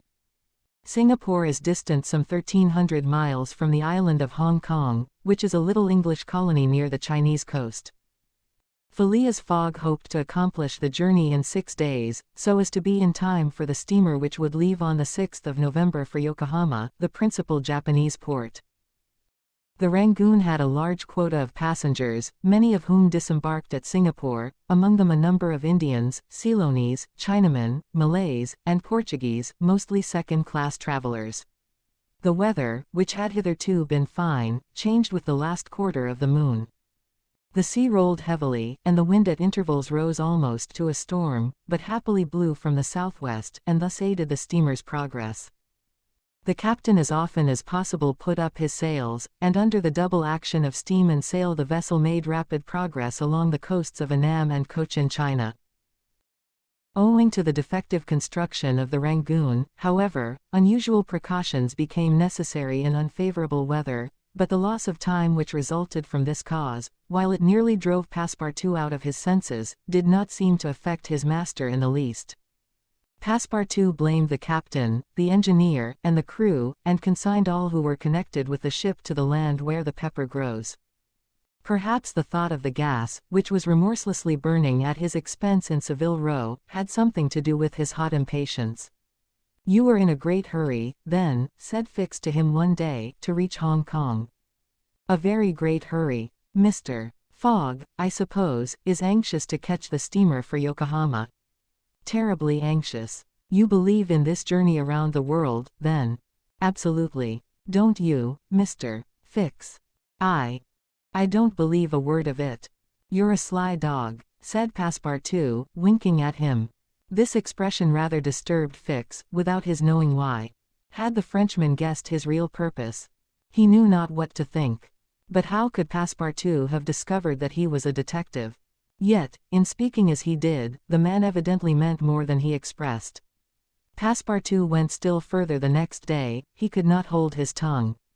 "Mr. Fix," said he, in a bantering tone, "shall we be so unfortunate as to lose you when we get to Hong Kong?" "Why," responded Fix, a little embarrassed, "I don't know, perhaps." "Ah, if you would only go on with us. An agent of the Peninsular Company, you know, can't stop on the way. You were only going to Bombay, and here you are in China. America is not far off, and from America to Europe is only a step." Fix looked intently at his companion, whose countenance was as serene as possible, and laughed with him. But Passepartout persisted in chaffing him by asking him if he made much by his present occupation. "Yes, and no," returned Fix, "there is good and bad luck in such things. But you must understand that I don't travel at my own expense." "Oh, I am quite sure of that," cried Passepartout, laughing heartily. Fix, fairly puzzled, descended to his cabin and gave himself up to his reflections. He was evidently suspected. Somehow or other the Frenchman had found out that he was a detective. But had he told his master? What part was he playing in all this? Was he an accomplice or not? Was the game, then, up? Fix spent several hours turning these things over in his mind, sometimes thinking that all was lost, then persuading himself that Fogg was ignorant of his presence, and then undecided what course it was best to take. Nevertheless, he preserved his coolness of mind, and at last resolved to deal plainly with Passepartout. If he did not find it practicable to arrest Fogg at Hong Kong, and if Fogg made preparations to leave that last foothold of English territory, he, Fix, would tell Passepartout all. Either the servant was the accomplice of his master, and in this case the master knew of his operations, and he should fail, or else the servant knew nothing about the robbery, and then his interest would be to abandon the robber. Such was the situation between Fix and Passepartout. Meanwhile Phileas Fogg moved about above them in the most majestic and unconscious indifference. He was passing methodically in his orbit around the world, regardless of the lesser stars which gravitated around him. Yet there was nearby what the astronomers would call a disturbing star, which might have produced an agitation in this gentleman's heart. But no. The charms of Outa failed to act, to Passepartout's great surprise, and the disturbances, if they existed, would have been more difficult to calculate than those of Uranus which led to the discovery of Neptune. It was every day an increasing wonder to Passepartout, who read in Outa's eyes the depths of her gratitude to his master. Phileas Fogg, though brave and gallant, must be, he thought, quite heartless. As to the sentiment which this journey might have awakened in him, there was clearly no trace of such a thing, while poor Passepartout existed in perpetual reveries. One day he was leaning on the railing of the engine room, and was observing the engine, when a sudden pitch of the steamer threw the screw out of the water. The steam came hissing out of the valves, and this made Passepartout indignant. "The valves are not sufficiently charged," he exclaimed. "We are not going. Oh, these English! If this was an American craft, we should blow up, perhaps, but we should at all events go faster." 18. In which Phileas Fogg, Passepartout, and Fix go each about his business. The weather was bad during the latter days of the voyage. The wind, obstinately remaining in the northwest, blew a gale, and retarded the steamer. The Rangoon rolled heavily and the passengers became impatient of the long, monstrous waves which the wind raised before their path. A sort of tempest arose on the 3rd of November, the squall knocking the vessel about with fury, and the waves running high. The Rangoon reefed all her sails, and even the rigging proved too much, whistling and shaking amid the squall. The steamer was forced to proceed slowly, and the captain estimated that she would reach Hong Kong 20 hours behind time, and more if the storm lasted. Phileas Fogg gazed at the tempestuous sea, which seemed to be struggling especially to delay him, with his habitual tranquility. He never changed countenance for an instant, though a delay of 20 hours, by making him too late for the Yokohama boat, would almost inevitably cause the loss of the wager. But this man of nerve manifested neither impatience nor annoyance. It seemed as if the storm were a part of his program, and had been foreseen. Outa was amazed to find him as calm as he had been from the first time she saw him. Fix did not look at the state of things in the same light. The storm greatly pleased him. His satisfaction would have been complete had the Rangoon been forced to retreat before the violence of wind and waves. Each delay filled him with hope, for it became more and more probable that Fogg would be obliged to remain some days at Hong Kong, and now the heavens themselves became his allies with the gusts and squalls. It mattered not that they made him seasick, he made no account of this inconvenience, and, whilst his body was writhing under their effects, his spirit bounded with hopeful exultation. Passepartout was enraged beyond expression by the unpropitious weather. Everything had gone so well till now. Earth and sea had seemed to be at his master's service, steamers and railways obeyed him, wind and steam united to speed his journey. Had the hour of adversity come? Passepartout was as much excited as if the £20,000 were to come from his own pocket. The storm exasperated him, the gale made him furious, and he longed to lash the obstinate sea into obedience. Poor fellow! Fix carefully concealed from him his own satisfaction, for, had he betrayed it, Passepartout could scarcely have restrained himself from personal violence. Passepartout remained on deck as long as the tempest lasted, being unable to remain quiet below, and taking it into his head to aid the progress of the ship by lending a hand with the crew. He overwhelmed the captain, officers, and sailors, who could not help laughing at his impatience, with all sorts of questions. He wanted to know exactly how long the storm was going to last, whereupon he was referred to the barometer, which seemed to have no intention of rising. Passepartout shook it, but with no perceptible effect, for neither shaking nor maledictions could prevail upon it to change its mind.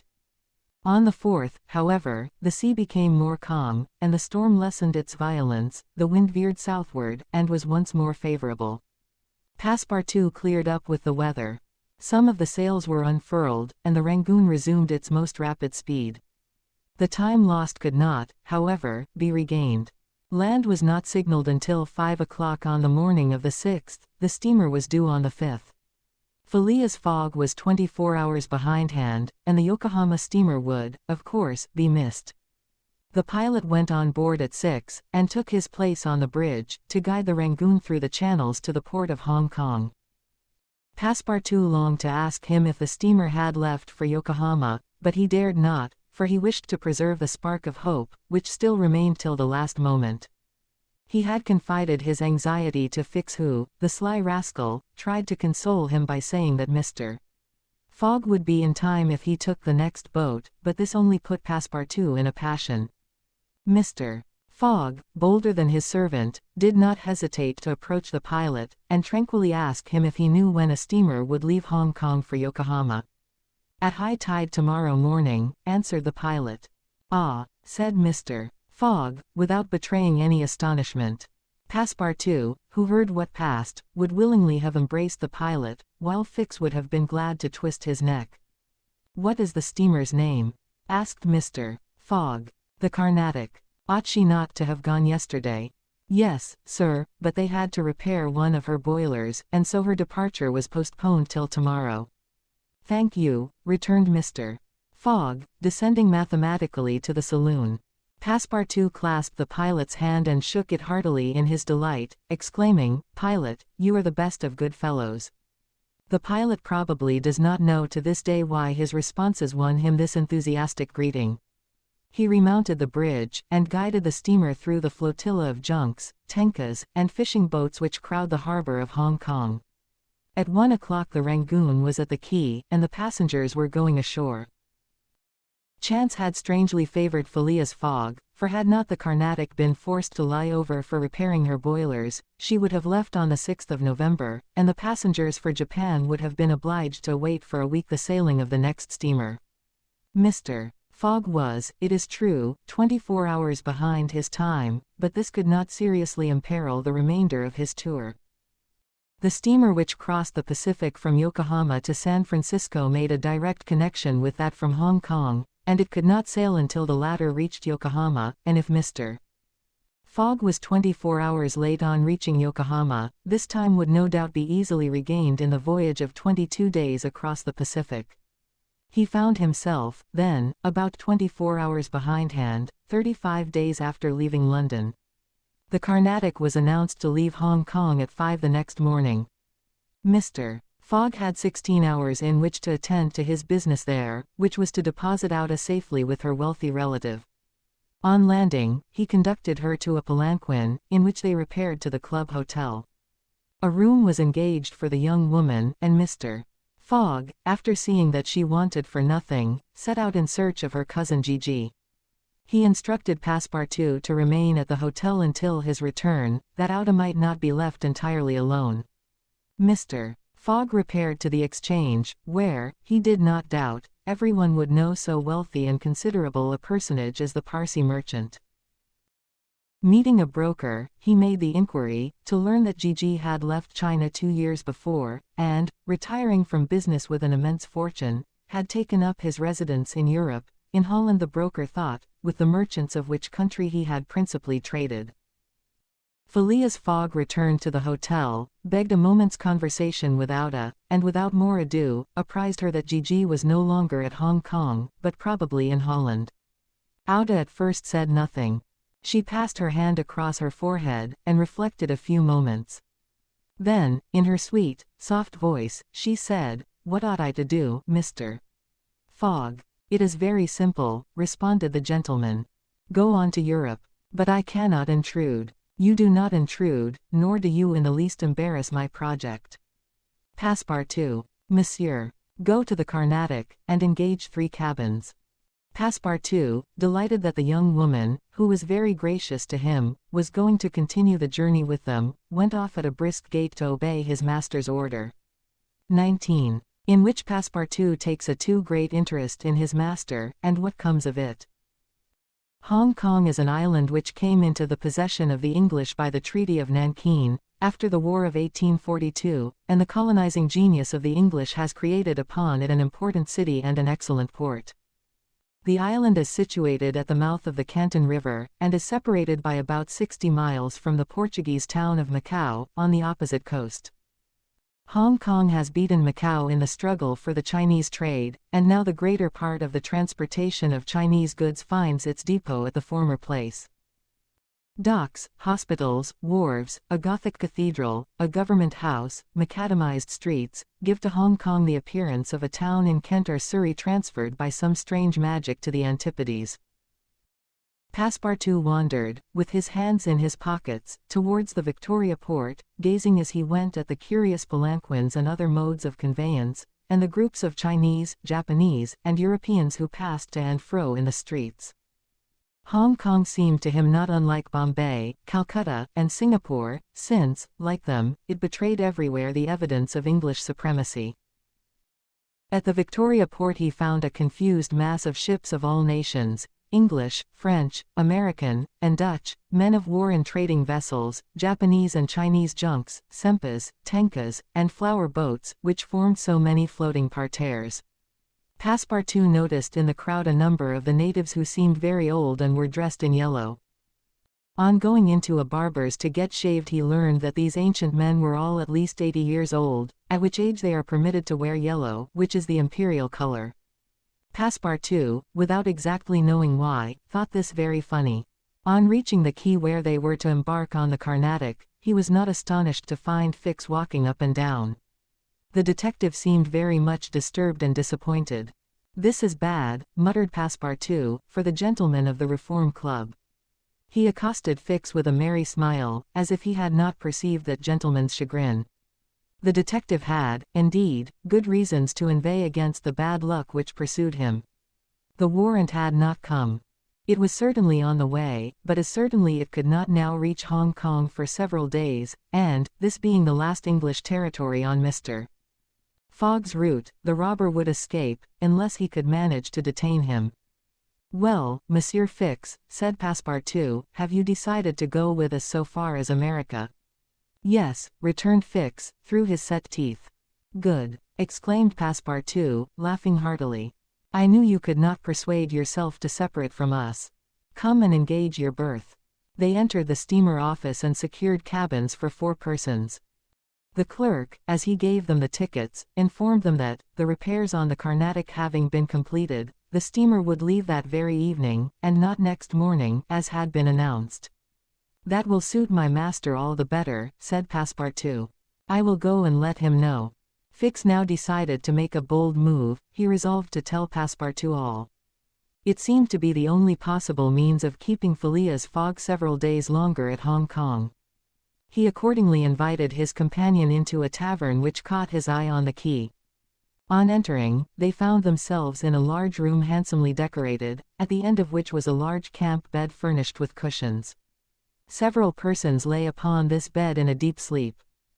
At the small tables which were arranged about the room some 30 customers were drinking English beer, porter, gin, and brandy, smoking, the while, long red clay pipes stuffed with little balls of opium mingled with essence of rosé.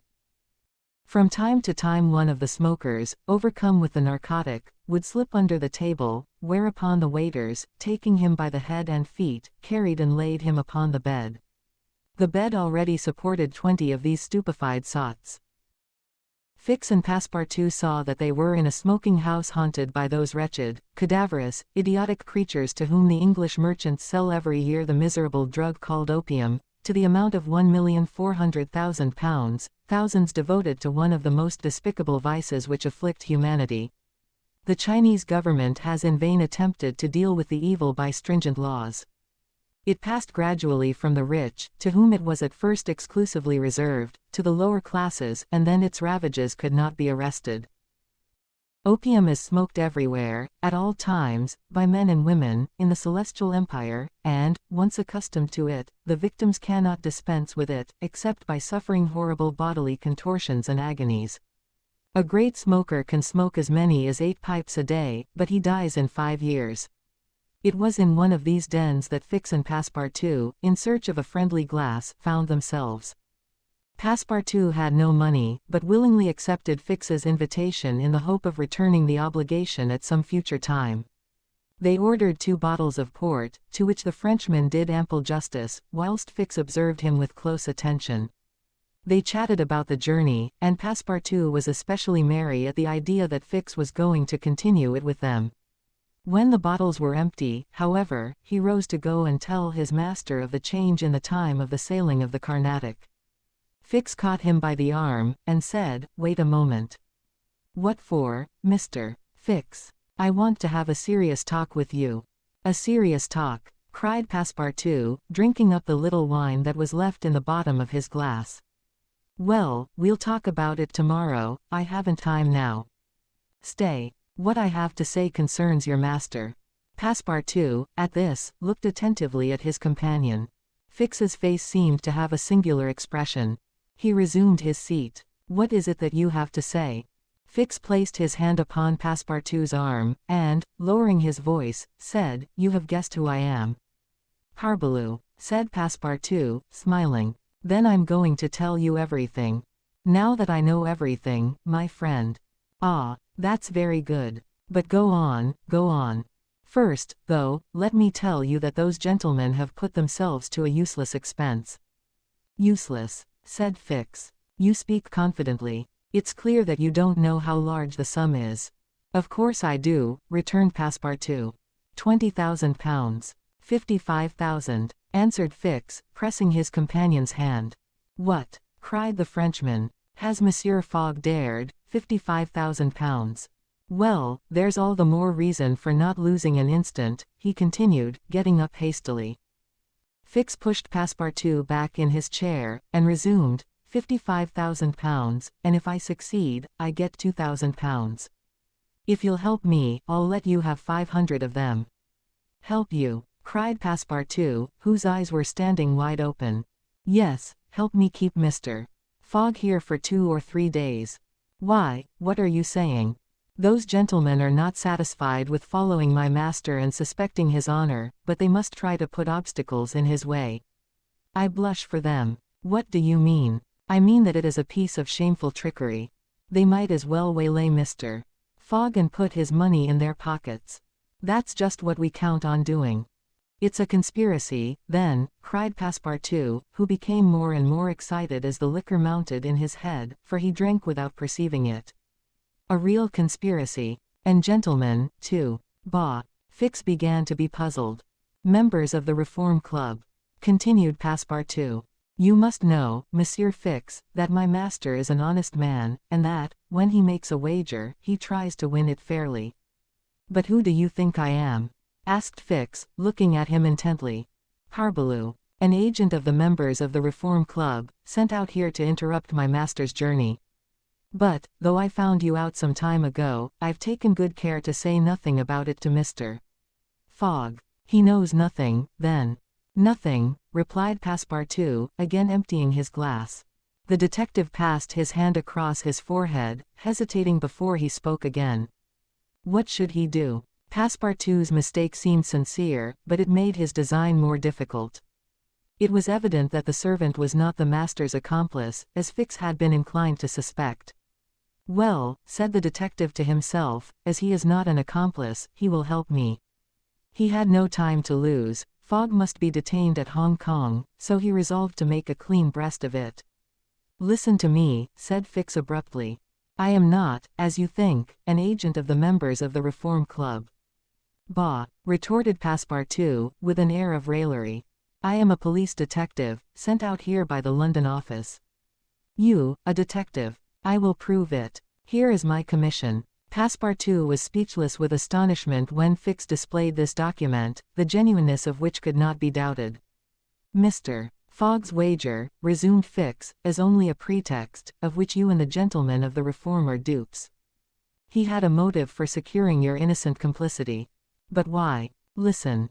On the 28th of last September a robbery of £55,000 was committed at the Bank of England by a person whose description was fortunately secured.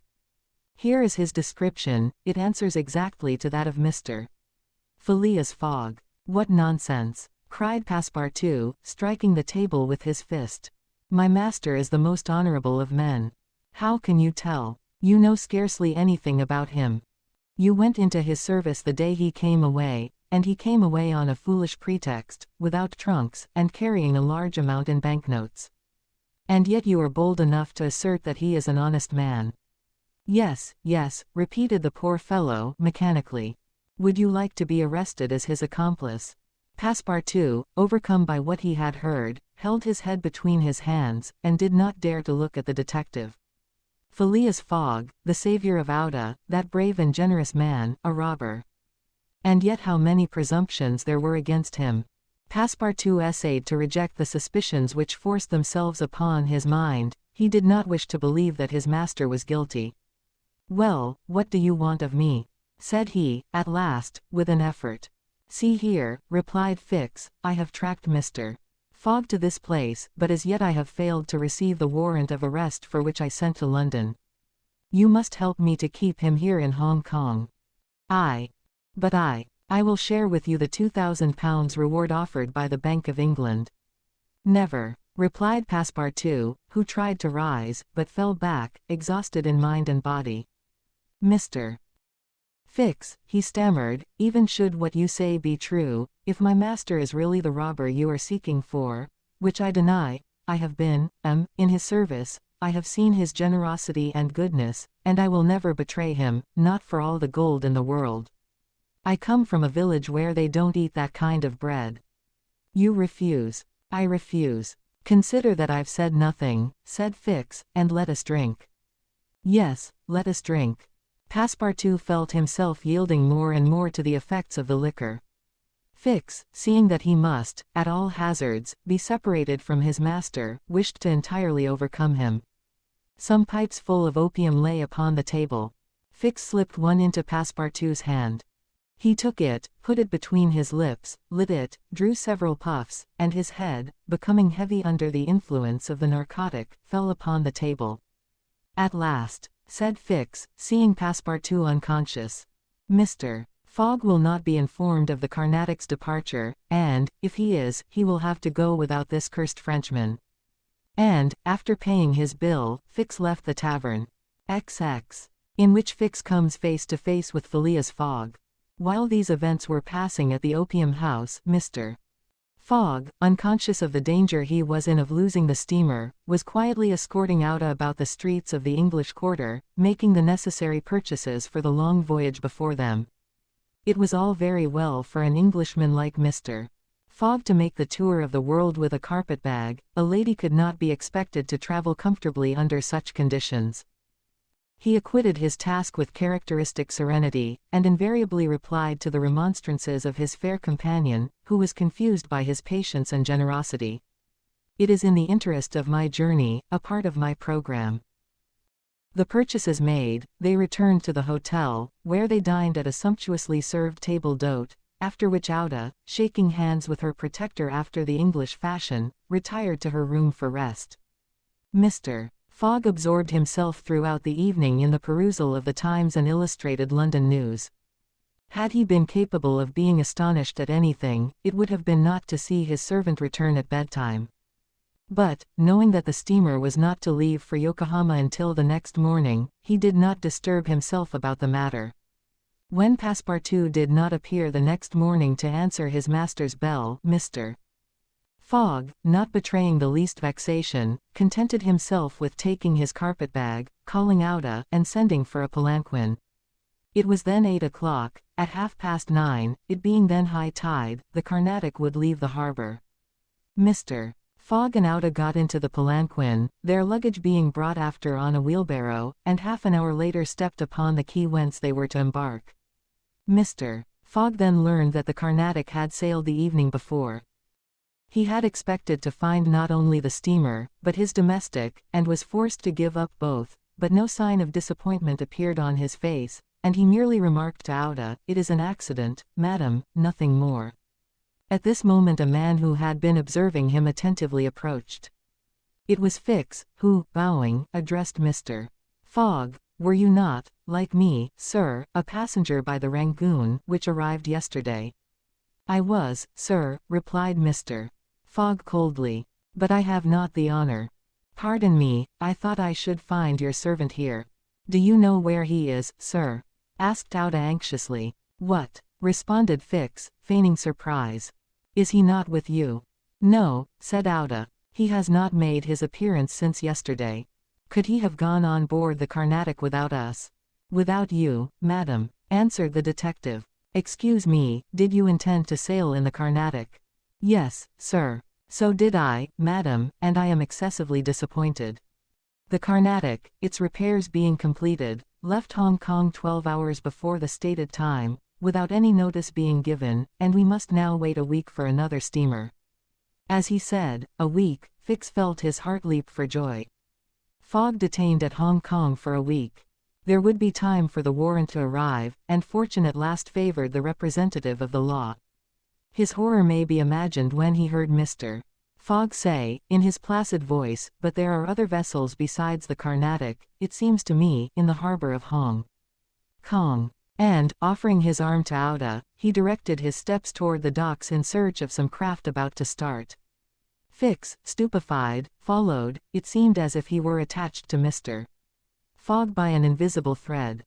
Chance, however, appeared really to have abandoned the man it had hitherto served so well. For 3 hours Phileas Fogg wandered about the docks, with the determination, if necessary, to charter a vessel to carry him to Yokohama, but he could only find vessels which were loading or unloading, and which could not therefore set sail. Fix began to hope again. But Mr. Fogg, far from being discouraged, was continuing his search, resolved not to stop if he had to resort to Macao, when he was accosted by a sailor on one of the wharves. "Is your honor looking for a boat? Have you a boat ready to sail?" "Yes, your honor, a pilot boat, number 43, the best in the harbor." "Does she go fast?" "Between 8 and 9 knots the hour." "Will you look at her?" "Yes. Your honor will be satisfied with her." "Is it for a sea excursion?" "No, for a voyage." "A voyage?" "Yes. Will you agree to take me to Yokohama?" The sailor leaned on the railing, opened his eyes wide, and said, "Is your honor joking?" "No. I have missed the Carnatic, and I must get to Yokohama by the 14th at the latest, to take the boat for San Francisco." "I am sorry," said the sailor, "but it is impossible. I offer you £100 per day, and an additional reward of £200 if I reach Yokohama in time." "Are you in earnest?" "Very much so." The pilot walked away a little distance, and gazed out to sea, evidently struggling between the anxiety to gain a large sum and the fear of venturing so far. Fix was in mortal suspense. Mr. Fogg turned to Auda and asked her, "You would not be afraid, would you, madam?" Not with you, Mr. Fogg, was her answer. The pilot now returned, shuffling his hat in his hands. Well, pilot, said Mr. Fogg.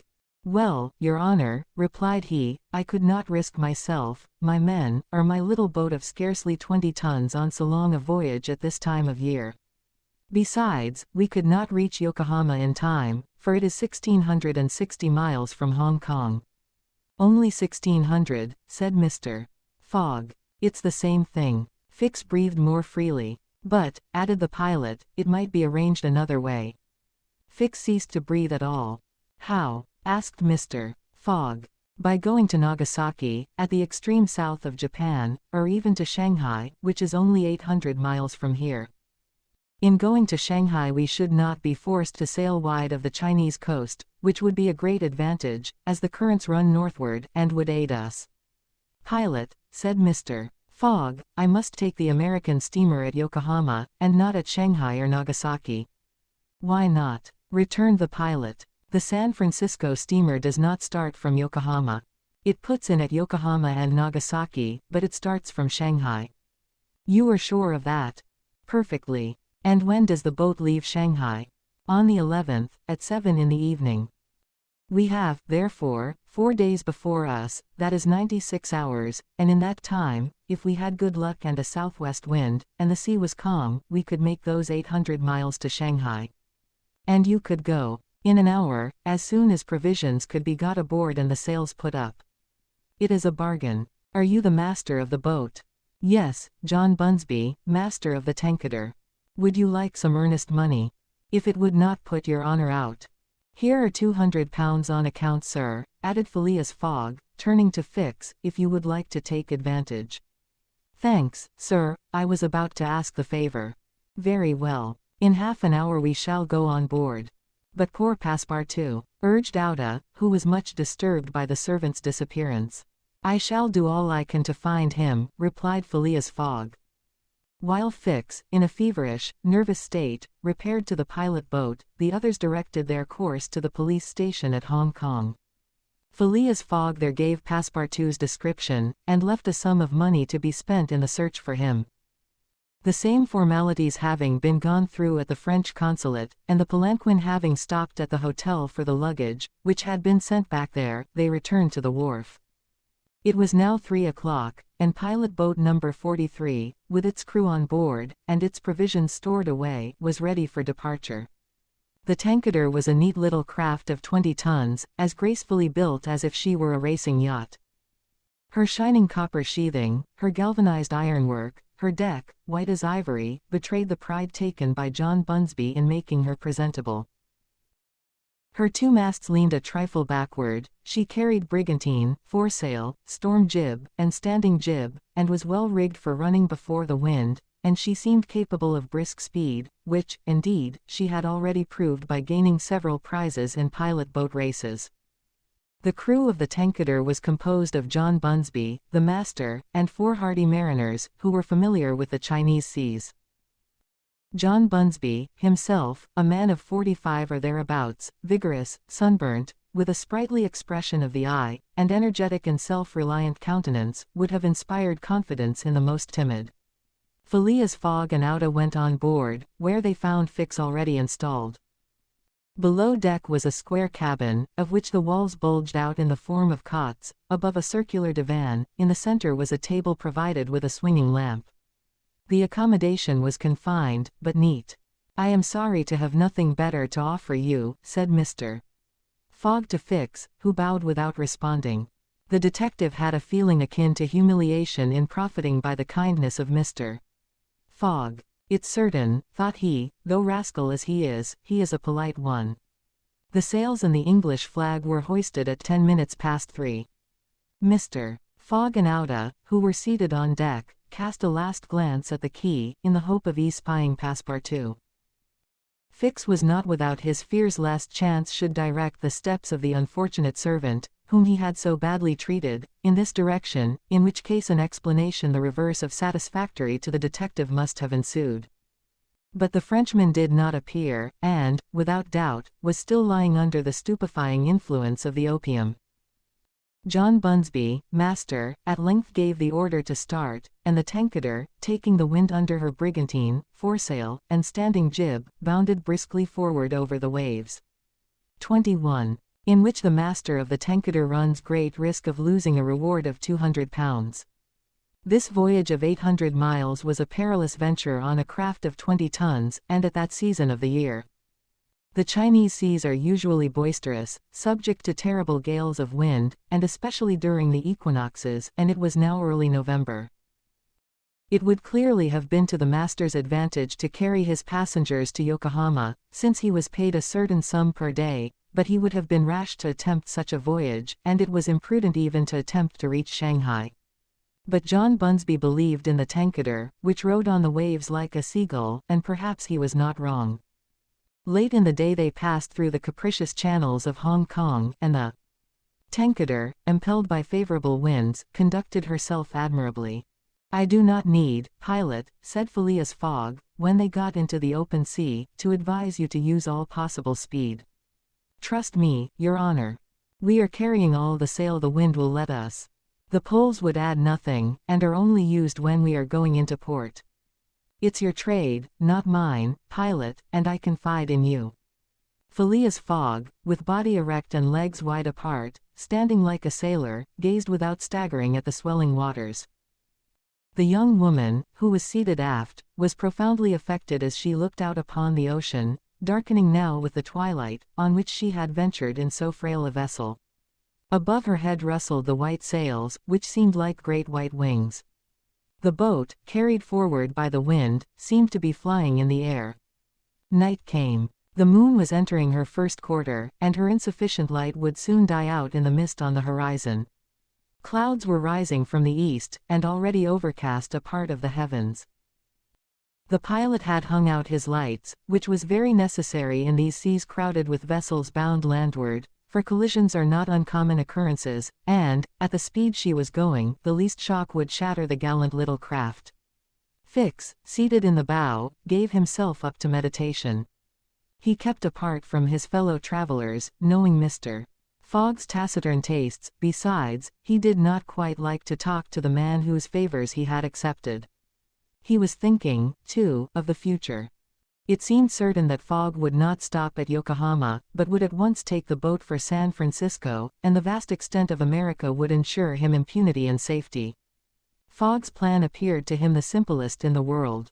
Instead of sailing directly from England to the United States, like a common villain, he had traversed 3/4 of the globe, so as to gain the American continent more surely, and there, after throwing the police off his track, he would quietly enjoy himself with the fortune stolen from the bank. But, once in the United States, what should he, Fix, do? Should he abandon this man? No, 100 times no. Until he had secured his extradition, he would not lose sight of him for an hour. It was his duty, and he would fulfill it to the end. At all events, there was one thing to be thankful for: Passepartout was not with his master, and it was above all important, after the confidences Fix had imparted to him, that the servant should never have speech with his master. Phileas Fogg was also thinking of Passepartout, who had so strangely disappeared.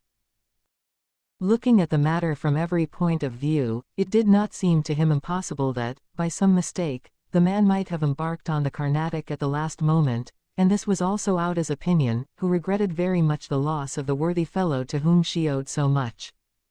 They might then find him at Yokohama, for, if the Carnatic was carrying him thither, it would be easy to ascertain if he had been on board. A brisk breeze arose about 10 o'clock, but, though it might have been prudent to take in a reef, the pilot, after carefully examining the heavens, let the craft remain rigged as before. The Tankader bore sail admirably, as she drew a great deal of water, and everything was prepared for high speed in case of a gale. Mr. Fogg and Auda descended into the cabin at midnight, having been already preceded by Fix, who had lain down on one of the cots. The pilot and crew remained on deck all night. At sunrise the next day, which was 8th November, the boat had made more than 100 miles. The log indicated a mean speed of between 8 and 9 miles. The Tankader still carried all sail, and was accomplishing her greatest capacity of speed. If the wind held as it was, the chances would be in her favor. During the day she kept along the coast, where the currents were favorable. The coast, irregular in profile, and visible sometimes across the clearings, was at most 5 miles distant. The sea was less boisterous, since the wind came off land, a fortunate circumstance for the boat, which would suffer, owing to its small tonnage, by a heavy surge on the sea. The breeze subsided a little towards noon, and set in from the southwest. The pilot put up his poles, but took them down again within 2 hours, as the wind freshened up anew. Mr. Fogg and Ouda, happily unaffected by the roughness of the sea, ate with a good appetite, Fix being invited to share their repast, which he accepted with secret chagrin. To travel at this man's expense and live upon his provisions was not palatable to him. Still, he was obliged to eat, and so he ate. When the meal was over, he took Mr. Fogg apart, and said, "Sir, this, sir," scorched his lips, and he had to control himself to avoid collaring this, "Gentlemen, sir, you have been very kind to give me a passage on this boat. But, though my means will not admit of my expending them as freely as you, I must ask to pay my share." "Let us not speak of that, sir," replied Mr. Fogg. "But, if I insist—" "No, sir," repeated Mr. Fogg, in a tone which did not admit of a reply. "This enters into my general expenses." Fix, as he bowed, had a stifled feeling, and, going forward, where he ensconced himself, did not open his mouth for the rest of the day. Meanwhile they were progressing famously, and John Bunsby was in high hope. He several times assured Mr. Fogg that they would reach Shanghai in time, to which that gentleman responded that he counted upon it. The crew set to work in good earnest, inspired by the reward to be gained. There was not a sheet which was not tightened, not a sail which was not vigorously hoisted, not a lurch could be charged to the man at the helm. They worked as desperately as if they were contesting in a royal yacht regatta. By evening, the log showed that 220 miles had been accomplished from Hong Kong, and Mr. Fogg might hope that he would be able to reach Yokohama without recording any delay in his journal, in which case, the many misadventures which had overtaken him since he left London would not seriously affect his journey. The Tankader entered the Straits of Fo Kien, which separate the island of Formosa from the Chinese coast, in the small hours of the night, and crossed the Tropic of Cancer. The sea was very rough in the straits, full of eddies formed by the counter-currents, and the chopping waves broke her course, whilst it became very difficult to stand on deck. At daybreak the wind began to blow hard again, and the heavens seemed to predict a gale. The barometer announced a speedy change, the mercury rising and falling capriciously. The sea also, in the southeast, raised long surges which indicated a tempest. The sun had set the evening before in a red mist, in the midst of the phosphorescent scintillations of the ocean. John Bunsby long examined the threatening aspect of the heavens, muttering indistinctly between his teeth. At last he said in a low voice to Mr. Fogg, "Shall I speak out to your honor?" "Of course." "Well, we are going to have a squall." "Is the wind north or south?" asked Mr. Fogg quietly. "South. Look, a typhoon is coming up." "Glad it's a typhoon from the south, for it will carry us forward." "Oh, if you take it that way," said John Bunsby, "I've nothing more to say." John Bunsby's suspicions were confirmed. At a less advanced season of the year the typhoon, according to a famous meteorologist, would have passed away like a luminous cascade of electric flame, but in the winter equinox it was to be feared that it would burst upon them with great violence. The pilot took his precautions in advance. He reefed all sail, the pole masts were dispensed with, all hands went forward to the bows. A single triangular sail, of strong canvas, was hoisted as a storm jib, so as to hold the wind from behind. Then they waited. John Bunsby had requested his passengers to go below, but this imprisonment in so narrow a space, with little air, and the boat bouncing in the gale, was far from pleasant. Neither Mr. Fogg, Fix, nor Ouda consented to leave the deck. The storm of rain and wind descended upon them towards 8 o'clock. With but its bit of sail, the Tankader was lifted like a feather by a wind, an idea of whose violence can scarcely be given. To compare her speed to 4 times that of a locomotive going on full steam would be below the truth. The boat scudded thus northward during the whole day, borne on by monstrous waves, preserving always, fortunately, a speed equal to theirs. 20 times she seemed almost to be submerged by these mountains of water which rose behind her, but the adroit management of the pilot saved her. The passengers were often bathed in spray, but they submitted to it philosophically. Fix cursed it, no doubt, but Auda, with her eyes fastened upon her protector, whose coolness amazed her, showed herself worthy of him, and bravely weathered the storm. As for Phileas Fogg, it seemed just as if the typhoon were a part of his program. Up to this time the Tankader had always held her course to the north, but towards evening the wind, veering 3/4, bore down from the northwest. The boat, now lying in the trough of the waves, shook and rolled terribly, the sea struck her with fearful violence. At night the tempest increased in violence. John Bunsby saw the approach of darkness and the rising of the storm with dark misgivings. He thought a while, and then asked his crew if it was not time to slacken speed. After a consultation he approached Mr. Fogg, and said, "I think, Your Honor, that we should do well to make for one of the ports on the coast." "I think so too." "Ah," said the pilot. "But which one?" "I know of but one," returned Mr. Fogg tranquilly. "And that is Shanghai." The pilot, at first, did not seem to comprehend. He could scarcely realize so much determination and tenacity. Then he cried, "Well, yes. Your Honor is right. To Shanghai." So the Tankader kept steadily on her northward track. The night was really terrible. It would be a miracle if the craft did not founder. Twice it could have been all over with her if the crew had not been constantly on the watch. Auda was exhausted, but did not utter a complaint. More than once Mr. Fogg rushed to protect her from the violence of the waves. Day reappeared. The tempest still raged with undiminished fury, but the wind now returned to the southeast. It was a favorable change, and the Tankader again bounded forward on this mountainous sea, though the waves crossed each other, and imparted shocks and counter-shocks which would have crushed a craft less solidly built. From time to time the coast was visible through the broken mist, but no vessel was in sight. The Tankader was alone upon the sea. There were some signs of a calm at noon, and these became more distinct as the sun descended toward the horizon. The tempest had been as brief as terrific. The passengers, thoroughly exhausted, could now eat a little, and take some repose. The night was comparatively quiet. Some of the sails were again hoisted, and the speed of the boat was very good. The next morning at dawn they espied the coast, and John Bunsby was able to assert that they were not 100 miles from Shanghai. 100 miles, and only one day to traverse them.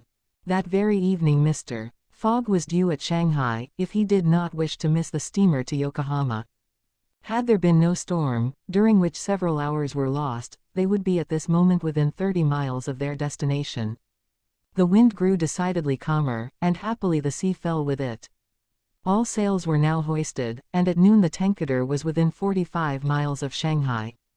There remained yet 6 hours in which to accomplish that distance. All on board feared that it could not be done, and everyone, Phileas Fogg, no doubt, excepted, felt his heart beat with impatience. The boat must keep up an average of 9 miles an hour, and the wind was becoming calmer every moment. It was a capricious breeze, coming from the coast, and after it passed the sea became smooth. Still, the Tankader was so light, and her fine sails caught the fickle zephyrs so well, that, with the aid of the currents John Bunsby found himself at 6 o'clock not more than 10 miles from the mouth of Shanghai River. Shanghai itself is situated at least 12 miles up the stream. At 7 they were still 3 miles from Shanghai. The pilot swore an angry oath. The reward of £200 was evidently on the point of escaping him. He looked at Mr. Fogg. Mr. Fogg was perfectly tranquil, and yet his whole fortune was at this moment at stake.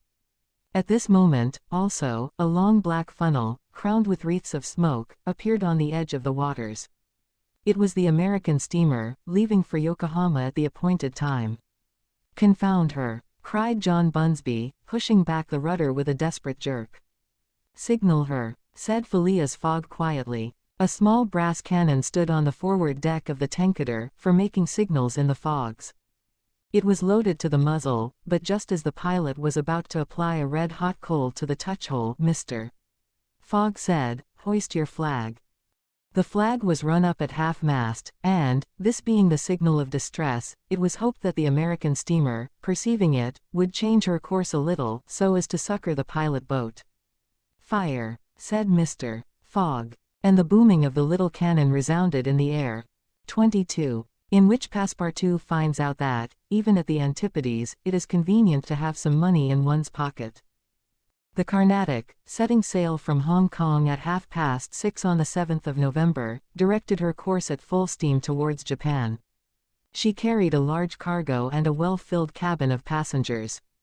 2 staterooms in the rear were, however, unoccupied, those which had been engaged by Phileas Fogg. The next day a passenger with a half-stupefied eye, staggering gait, and disordered hair, was seen to emerge from the second cabin, and to totter to a seat on deck. It was Passepartout, and what had happened to him was as follows. Shortly after Fix left the opium den, 2 waiters had lifted the unconscious Passepartout, and had carried him to the bed reserved for the smokers. 3 hours later, pursued even in his dreams by a fixed idea, the poor fellow awoke, and struggled against the stupefying influence of the narcotic. The thought of a duty unfulfilled shook off his torpor, and he hurried from the abode of drunkenness. Staggering and holding himself up by keeping against the walls, falling down and creeping up again, and irresistibly impelled by a kind of instinct, he kept crying out, "The Carnatic! The Carnatic!" The steamer lay puffing alongside the quay, on the point of starting. Passepartout had but few steps to go, and, rushing upon the plank, he crossed it, and fell unconscious on the deck, just as the Carnatic was moving off. Several sailors, who were evidently accustomed to this sort of scene, carried the poor Frenchman down into the second cabin, and Passepartout did not wake until they were 150 miles away from China. Thus he found himself the next morning on the deck of the Carnatic, and eagerly inhaling the exhilarating sea breeze. The pure air sobered him. He began to collect his sense, which he found a difficult task, but at last he recalled the events of the evening before, Fix's revelation, and the opium house. "It is evident," said he to himself, "that I have been abominably drunk. What will Mr. Fogg say? At least I have not missed the steamer, which is the most important thing." Then, as Fix occurred to him, "As for that rascal, I hope we are well rid of him, and that he has not dared, as he proposed, to follow us on board the Carnatic. A detective on the track of Mr. Fogg, accused of robbing the Bank of England. Pshaw! Mr. Fogg is no more a robber than I am a murderer. Should he divulge Fix's real errand to his master? Would it do to tell the part the detective was playing? Would it not be better to wait until Mr. Fogg reached London again, and then impart to him that an agent of the Metropolitan Police had been following him round the world, and have a good laugh over it? No doubt, at least, it was worth considering. The first thing to do was to find Mr. Fogg, and apologize for his singular behavior. Passepartout got up and proceeded, as well as he could with the rolling of the steamer, to the afterdeck. He saw no one who resembled either his master or Auda. "Good," muttered he, "Auda has not got up yet, and Mr. Fogg has probably found some partners at whist." He descended to the saloon. Mr. Fogg was not there. Passepartout had only, however, to ask the purser the number of his master's stateroom. The purser replied that he did not know any passenger by the name of Fogg. "I beg your pardon," said Passepartout persistently. "He is a tall gentleman, quiet, and not very talkative, and has with him a young lady." "There is no young lady on board," interrupted the purser. "Here is a list of the passengers, you may see for yourself." Passepartout scanned the list, but his master's name was not upon it. All at once an idea struck him. "Ah! Am I on the Carnatic?" "Yes." "On the way to Yokohama?" "Certainly." Passepartout had for an instant feared that he was on the wrong boat, but, though he was really on the Carnatic, his master was not there. He fell thunderstruck on a seat. He saw it all now. He remembered that the time of sailing had been changed, that he should have informed his master of that fact, and that he had not done so. It was his fault, then, that Mr. Fogg and Auda had missed the steamer. Yes, but it was still more the fault of the traitor who, in order to separate him from his master, and detain the latter at Hong Kong, had inveigled him into getting drunk. He now saw the detective's trick, and at this moment Mr. Fogg was certainly ruined, his bet was lost, and he himself perhaps arrested and imprisoned. At this thought Passepartout tore his hair. Ah, if Fix ever came within his reach, what a settling of accounts there would be. After his first depression, Passepartout became calmer, and began to study his situation. It was certainly not an enviable one. He found himself on the way to Japan, and what should he do when he got there? His pocket was empty, he had not a solitary shilling, not so much as a penny.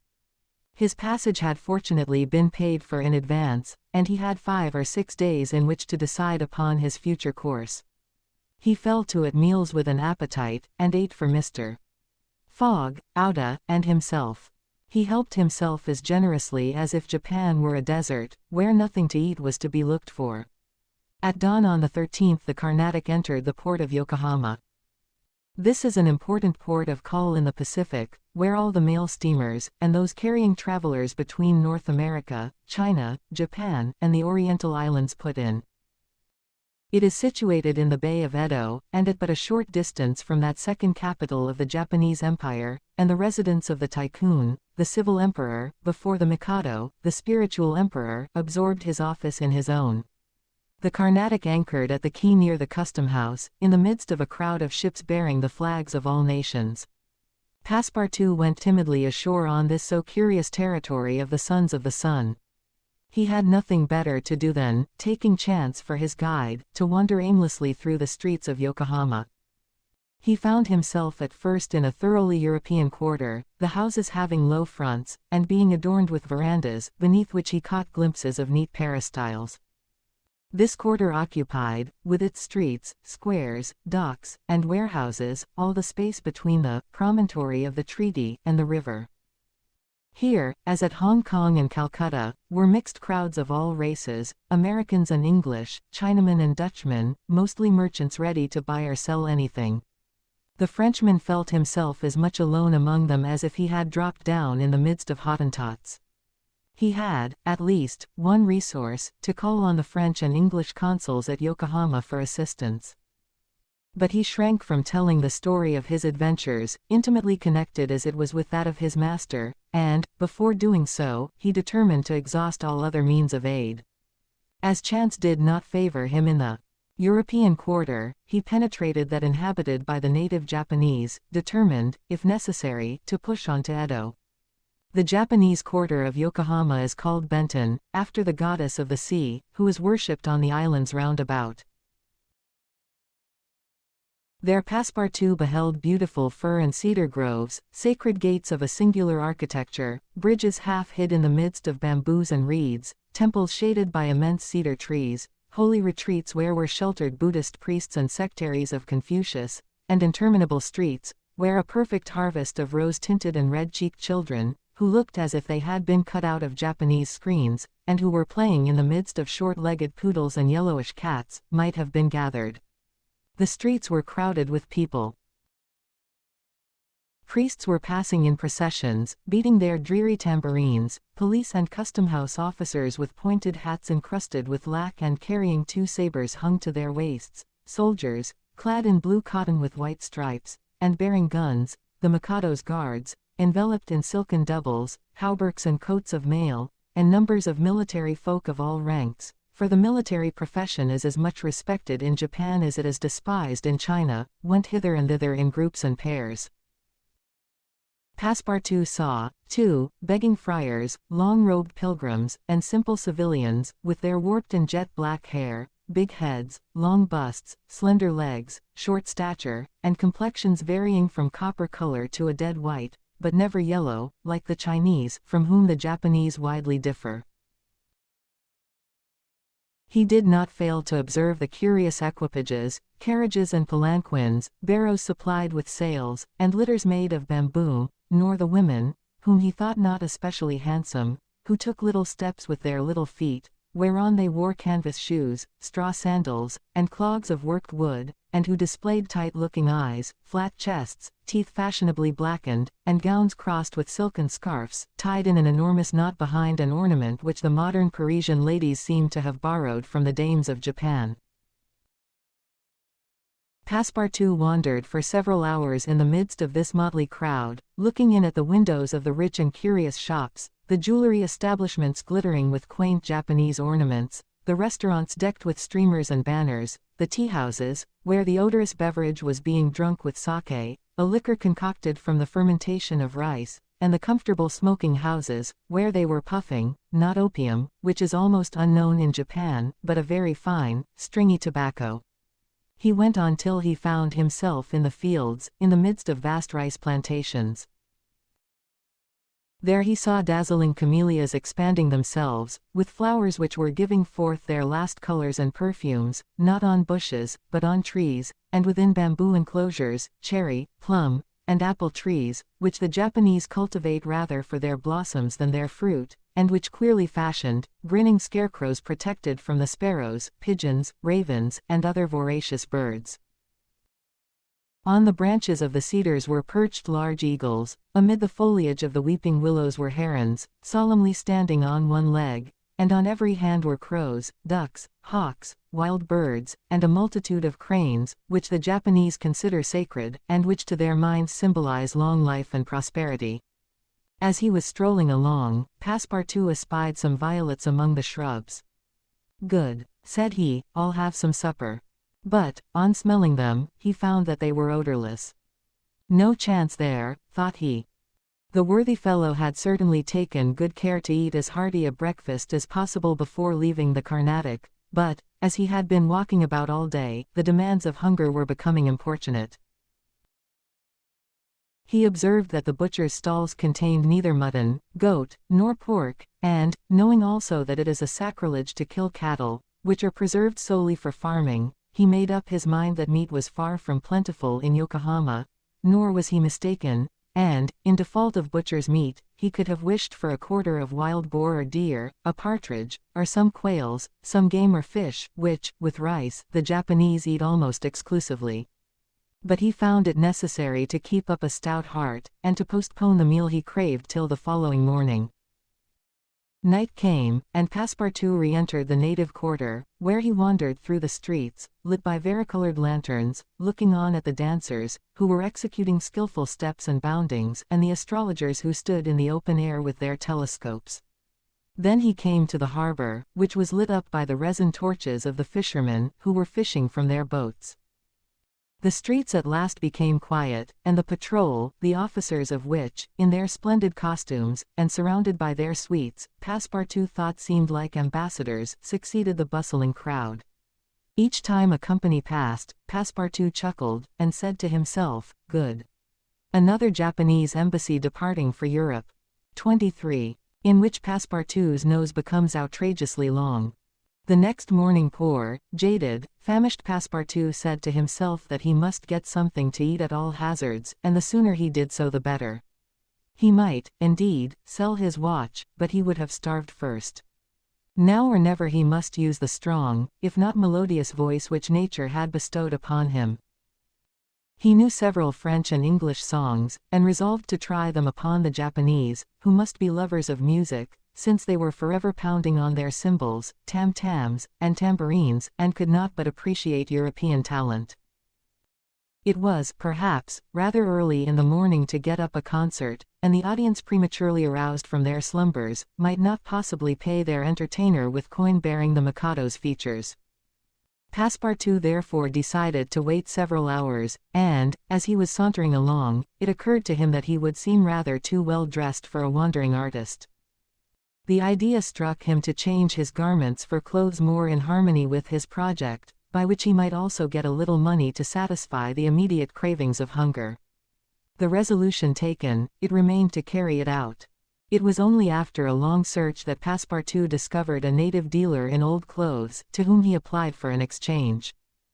The man liked the European costume, and ere long Passepartout issued from his shop accoutred in an old Japanese coat, and a sort of one-sided turban, faded with long use. A few small pieces of silver, moreover, jingled in his pocket. "Good," thought he. "I will imagine I am at the carnival." His first care, after being thus japanesed, was to enter a tea-house of modest appearance, and, upon half a bird and a little rice, to breakfast like a man for whom dinner was as yet a problem to be solved. Now, thought he, when he had eaten heartily, I mustn't lose my head. I can't sell this costume again for one still more Japanese. I must consider how to leave this country of the sun, of which I shall not retain the most delightful of memories, as quickly as possible. It occurred to him to visit the steamers which were about to leave for America. He would offer himself as a cook or servant, in payment of his passage and meals. Once at San Francisco, he would find some means of going on. The difficulty was, how to traverse the 4,700 miles of the Pacific which lay between Japan and the New World. Passepartout was not the man to let an idea go begging, and directed his steps towards the docks. But, as he approached them, his project, which at first had seemed so simple, began to grow more and more formidable to his mind. What need would they have of a cook or servant on an American steamer, and what confidence would they put in him, dressed as he was? What references could he give? As he was reflecting in this wise, his eyes fell upon an immense placard which a sort of clown was carrying through the streets.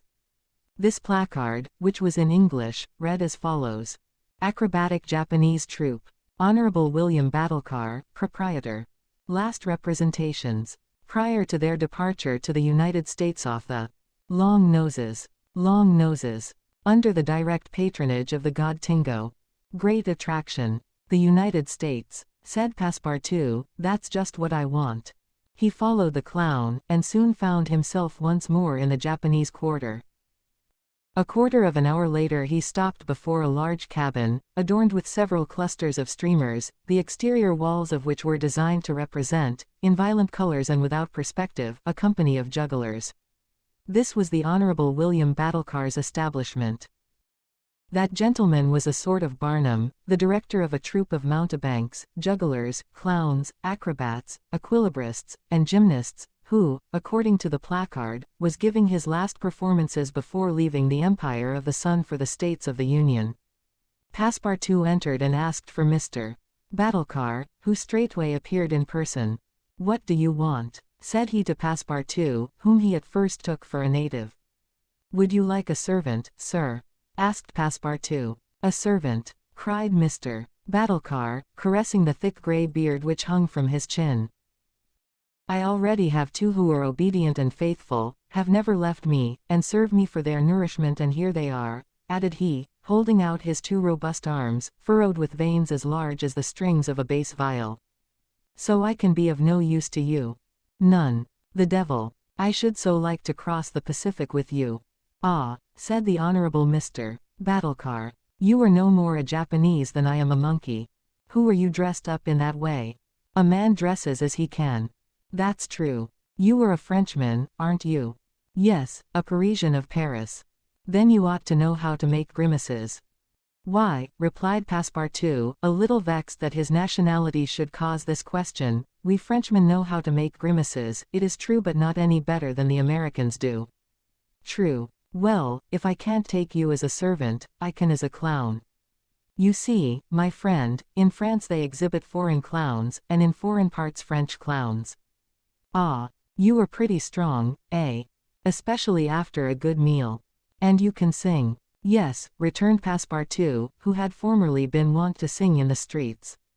But can you sing standing on your head, with a top spinning on your left foot, and a saber balanced on your right? Humph. I think so, replied Passepartout, recalling the exercises of his younger days. Well, that's enough, said the Honorable William Battlcar. The engagement was concluded there and then. Passepartout had at last found something to do. He was engaged to act in the celebrated Japanese troupe. It was not a very dignified position, but within a week he would be on his way to San Francisco. The performance, so noisily announced by the Honorable Mr. Battlcar, was to commence at 3 o'clock, and soon the deafening instruments of a Japanese orchestra resounded at the door. Passepartout, though he had not been able to study or rehearse a part, was designated to lend the aid of his sturdy shoulders in the great exhibition of the human pyramid, executed by the long noses of the god Tingo. This great attraction was to close the performance. Before 3 o'clock the large shed was invaded by the spectators, comprising Europeans and natives, Chinese and Japanese, men, women and children, who precipitated themselves upon the narrow benches and into the boxes opposite the stage. The musicians took up a position inside, and were vigorously performing on their gongs, tam-tams, flutes, bones, tambourines, and immense drums. The performance was much like all acrobatic displays, but it must be confessed that the Japanese are the first equilibrists in the world. One, with a fan and some bits of paper, performed the graceful trick of the butterflies and the flowers. Another traced in the air, with the odorous smoke of his pipe, a series of blue words, which composed a compliment to the audience, while a third juggled with some lighted candles, which he extinguished successively as they passed his lips, and relit again without interrupting for an instant his juggling. Another reproduced the most singular combinations with a spinning top. In his hands the revolving tops seemed to be animated with a life of their own in their interminable whirling. They ran over pipe stems, the edges of sabers, wires and even hairs stretched across the stage. They turned around on the edges of large glasses, crossed bamboo ladders, dispersed into all the corners, and produced strange musical effects by the combination of their various pitches of tone. The jugglers tossed them in the air, threw them like shuttlecocks with wooden battledores, and yet they kept on spinning. They put them into their pockets, and took them out still whirling as before. It is useless to describe the astonishing performances of the acrobats and gymnasts. The turning on ladders, poles, balls, barrels, etc., was executed with wonderful precision. But the principal attraction was the exhibition of the long noses, a show to which Europe is as yet a stranger. The long noses form a peculiar company, under the direct patronage of the god Tingo. Attired after the fashion of the Middle Ages, they bore upon their shoulders a splendid pair of wings, but what especially distinguished them was the long noses which were fastened to their faces, and the uses which they made of them. These noses were made of bamboo, and were 5, 6, and even 10 feet long, some straight, others curved, some ribboned, and some having imitation warts upon them. It was upon these appendages, fixed tightly on their real noses, that they performed their gymnastic exercises. A dozen of these sectaries of Tingo lay flat upon their backs, while others, dressed to represent lightning rods, came and frolicked on their noses, jumping from one to another, and performing the most skillful leapings and somersaults. As a last scene, a human pyramid had been announced, in which 50 long noses were to represent the car of Juggernaut. But, instead of forming a pyramid by mounting each other's shoulders, the artists were to group themselves on top of the noses. It happened that the performer who had hitherto formed the base of the car had quitted the troupe, and as, to fill this part, only strength and adroitness were necessary, Passepartout had been chosen to take his place. The poor fellow really felt sad when, melancholy reminiscence of his youth, he donned his costume, adorned with varicolored wings, and fastened to his natural feature a false nose 6 feet long. But he cheered up when he thought that this nose was winning him something to eat. He went upon the stage, and took his place beside the rest who were to compose the base of the car of Juggernaut. They all stretched themselves on the floor, their noses pointing to the ceiling. A second group of artists disposed themselves on these long appendages, then a third above these, then a fourth, until a human monument reaching to the very cornices of the theatre soon arose on top of the noses. This elicited loud applause, in the midst of which the orchestra was just striking up a deafening air. When the pyramid tottered, the balance was lost, one of the lower noses vanished from the pyramid, and the human monument was shattered like a castle built of cards. It was Passepartout's fault. Abandoning his position, clearing the footlights without the aid of his wings, and, clambering up to the right-hand gallery, he fell at the feet of one of the spectators, crying, "Ah, my master! My master! You here?" "Myself." "Very well, then let us go to the steamer, young man." Mr. Fogg, Outa, and Passepartout passed through the lobby of the theatre to the outside, where they encountered the Honorable Mr. Battlecar, furious with rage. He demanded damages for the breakage of the pyramid, and Phileas Fogg appeased him by giving him a handful of banknotes. At 6:30, the very hour of departure, Mr. Fogg and Ouda, followed by Passepartout, who in his hurry had retained his wings, and nose 6 feet long, stepped upon the American steamer. 24. During which Mr. Fogg and party crossed the Pacific Ocean. What happened when the pilot boat came in sight of Shanghai will be easily guessed. The signals made by the tanketer had been seen by the captain of the Yokohama steamer, who, espying the flag at half-mast, had directed his course towards the little craft. Phileas Fogg, after paying the stipulated price of his passage to John Busby, and rewarding that worthy with the additional sum of £550, ascended the steamer with Ouda and Fix, and they started at once for Nagasaki and Yokohama. They reached their destination on the morning of the 14th of November. Phileas Fogg lost no time in going on board the Carnatic, where he learned, to Ouda's great delight, and perhaps to his own, though he betrayed no emotion, that Passepartout, a Frenchman, had really arrived on her the day before. The San Francisco steamer was announced to leave that very evening, and it became necessary to find Passepartout, if possible, without delay. Mr. Fogg applied in vain to the French and English consuls, and, after wandering through the streets a long time, began to despair of finding his missing servant. Chance, or perhaps a kind of presentiment, at last led him into the Honorable Mr. Batulcar's theatre.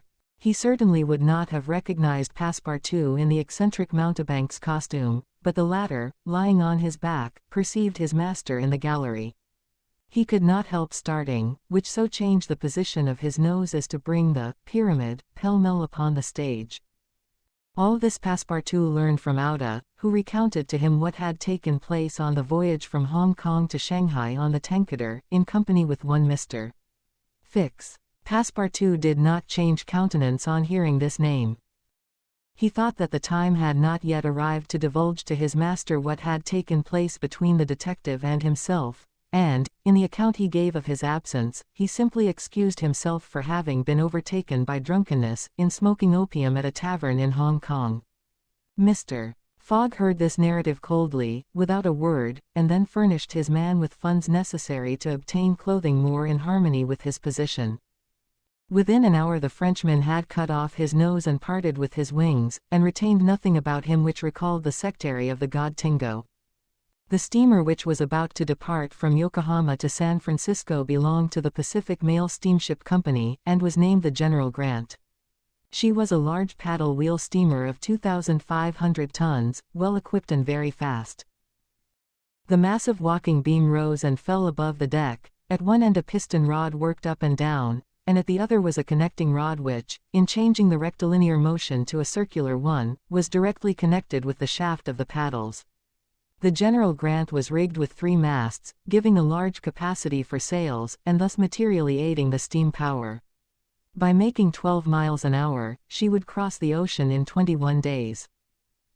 Phileas Fogg was therefore justified in hoping that he would reach San Francisco by the 2nd of December, New York by the 11th, and London on the 20th, thus gaining several hours on the fatal date of the 21st of December. There was a full complement of passengers on board, among them English, many Americans, a large number of coolies on their way to California, and several East Indian officers, who were spending their vacation in making the tour of the world. Nothing of moment happened on the voyage. The steamer, sustained on its large paddles, rolled but little, and the Pacific almost justified its name. Mr. Fogg was as calm and taciturn as ever. His young companion felt herself more and more attached to him by other ties than gratitude. His silent but generous nature impressed her more than she thought, and it was almost unconsciously that she yielded to emotions which did not seem to have the least effect upon her protector. Ouda took the keenest interest in his plans, and became impatient at any incident which seemed likely to retard his journey. She often chatted with Passepartout, who did not fail to perceive the state of the lady's heart, and, being the most faithful of domestics, he never exhausted his eulogies of Phileas Fogg's honesty, generosity, and devotion.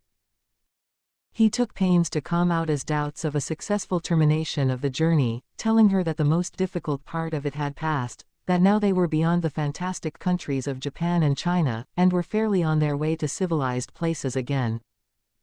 A railway train from San Francisco to New York, and a transatlantic steamer from New York to Liverpool, would doubtless bring them to the end of this impossible journey round the world within the period agreed upon. On the 9th day after leaving Yokohama, Phileas Fogg had traversed exactly one-half of the terrestrial globe. The General Grant passed, on the 23rd of November, the 180th meridian, and was at the very antipodes of London. Mr. Fogg had, it is true, exhausted 52 of the 80 days in which he was to complete the tour, and there were only 28 left. But, though he was only halfway by the difference of meridians, he had really gone over 2/3 of the whole journey, for he had been obliged to make long circuits from London to Aden, from Aden to Bombay, from Calcutta to Singapore, and from Singapore to Yokohama. Could he have followed without deviation the 50th parallel, which is that of London, the whole distance would only have been about 12,000 miles, whereas he would be forced, by the irregular methods of locomotion, to traverse 26,000, of which he had, on the 23rd of November, accomplished 17,500. And now the course was a straight one, and Fix was no longer there to put obstacles in their way. It happened also, on the 23rd of November, that Passepartout made a joyful discovery. It will be remembered that the obstinate fellow had insisted on keeping his famous family watch at London time, and on regarding that of the countries he had passed through as quite false and unreliable. Now, on this day, though he had not changed the hands, he found that his watch exactly agreed with the ship's chronometers. His triumph was hilarious. He would have liked to know what Fix would say if he were aboard. "The rogue told me a lot of stories," repeated Passepartout, "about the meridians, the sun, and the moon." "Moon, indeed. Moonshine more likely. If one listened to that sort of people, a pretty sort of time one would keep. I was sure that the sun would some day regulate itself by my watch." Passepartout was ignorant that, if the face of his watch had been divided into 24 hours, like the Italian clocks, he would have no reason for exultation, for the hands of his watch would then, instead of as now indicating 9 o'clock in the morning, indicate 9 o'clock in the evening, that is, the 21st hour after midnight, precisely the difference between London time and that of the 180th meridian. But if Fix had been able to explain this purely physical effect, Passepartout would not have admitted, even if he had comprehended it. Moreover, if the detective had been on board at that moment, Passepartout would have joined issue with him on a quite different subject, and in an entirely different manner. Where was Fix at that moment? He was actually on board the General Grant. On reaching Yokohama, the detective, leaving Mr. Fogg, whom he expected to meet again during the day, had repaired at once to the English consulate, where he at last found the warrant of arrest. It had followed him from Bombay, and had come by the Carnatic, on which steamer he himself was supposed to be. Fix's disappointment may be imagined when he reflected that the warrant was now useless. Mr. Fogg had left English ground, and it was now necessary to procure his extradition. "Well," thought Fix, after a moment of anger, "my warrant is not good here, but it will be in England. The rogue evidently intends to return to his own country, thinking he has thrown the police off his track. Good. I will follow him across the Atlantic. As for the money, heaven grant there may be some left. But the fellow has already spent in traveling, rewards, trials, bail, elephants, and all sorts of charges, more than £5,000. Yet, after all, the bank is rich." His course decided on, he went on board the General Grant, and was there when Mr. Fogg and Ouda arrived. To his utter amazement, he recognized Passepartout, despite his theatrical disguise. He quickly concealed himself in his cabin, to avoid an awkward explanation, and hoped, thanks to the number of passengers, to remain unperceived by Mr. Fogg's servant. On that very day, however, he met Passepartout face to face on the forward deck. The latter, without a word, made a rush for him, grasped him by the throat, and, much to the amusement of a group of Americans, who immediately began to bet on him, administered to the detective a perfect volley of blows, which proved the great superiority of French over English pugilistic skill. When Passepartout had finished, he found himself relieved and comforted.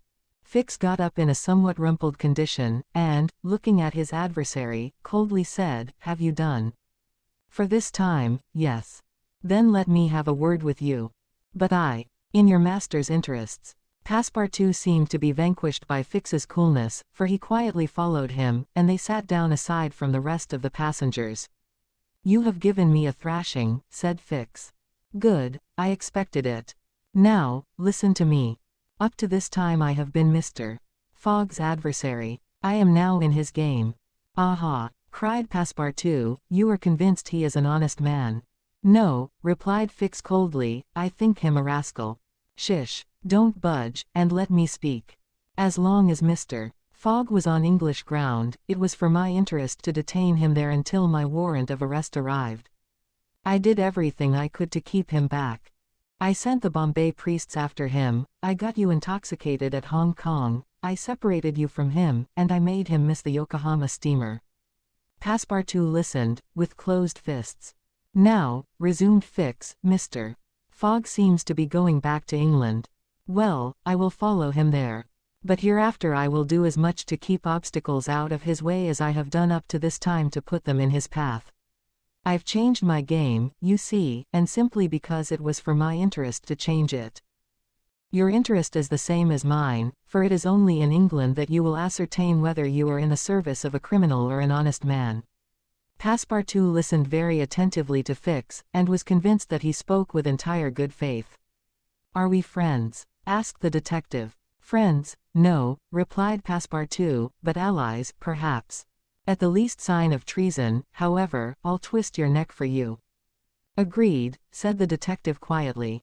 11 days later, on the 3rd of December, the General Grant entered the Bay of the Golden Gate, and reached San Francisco. Mr. Fogg had neither gained nor lost a single day. 25. In which a slight glimpse is had of San Francisco. It was 7 in the morning when Mr.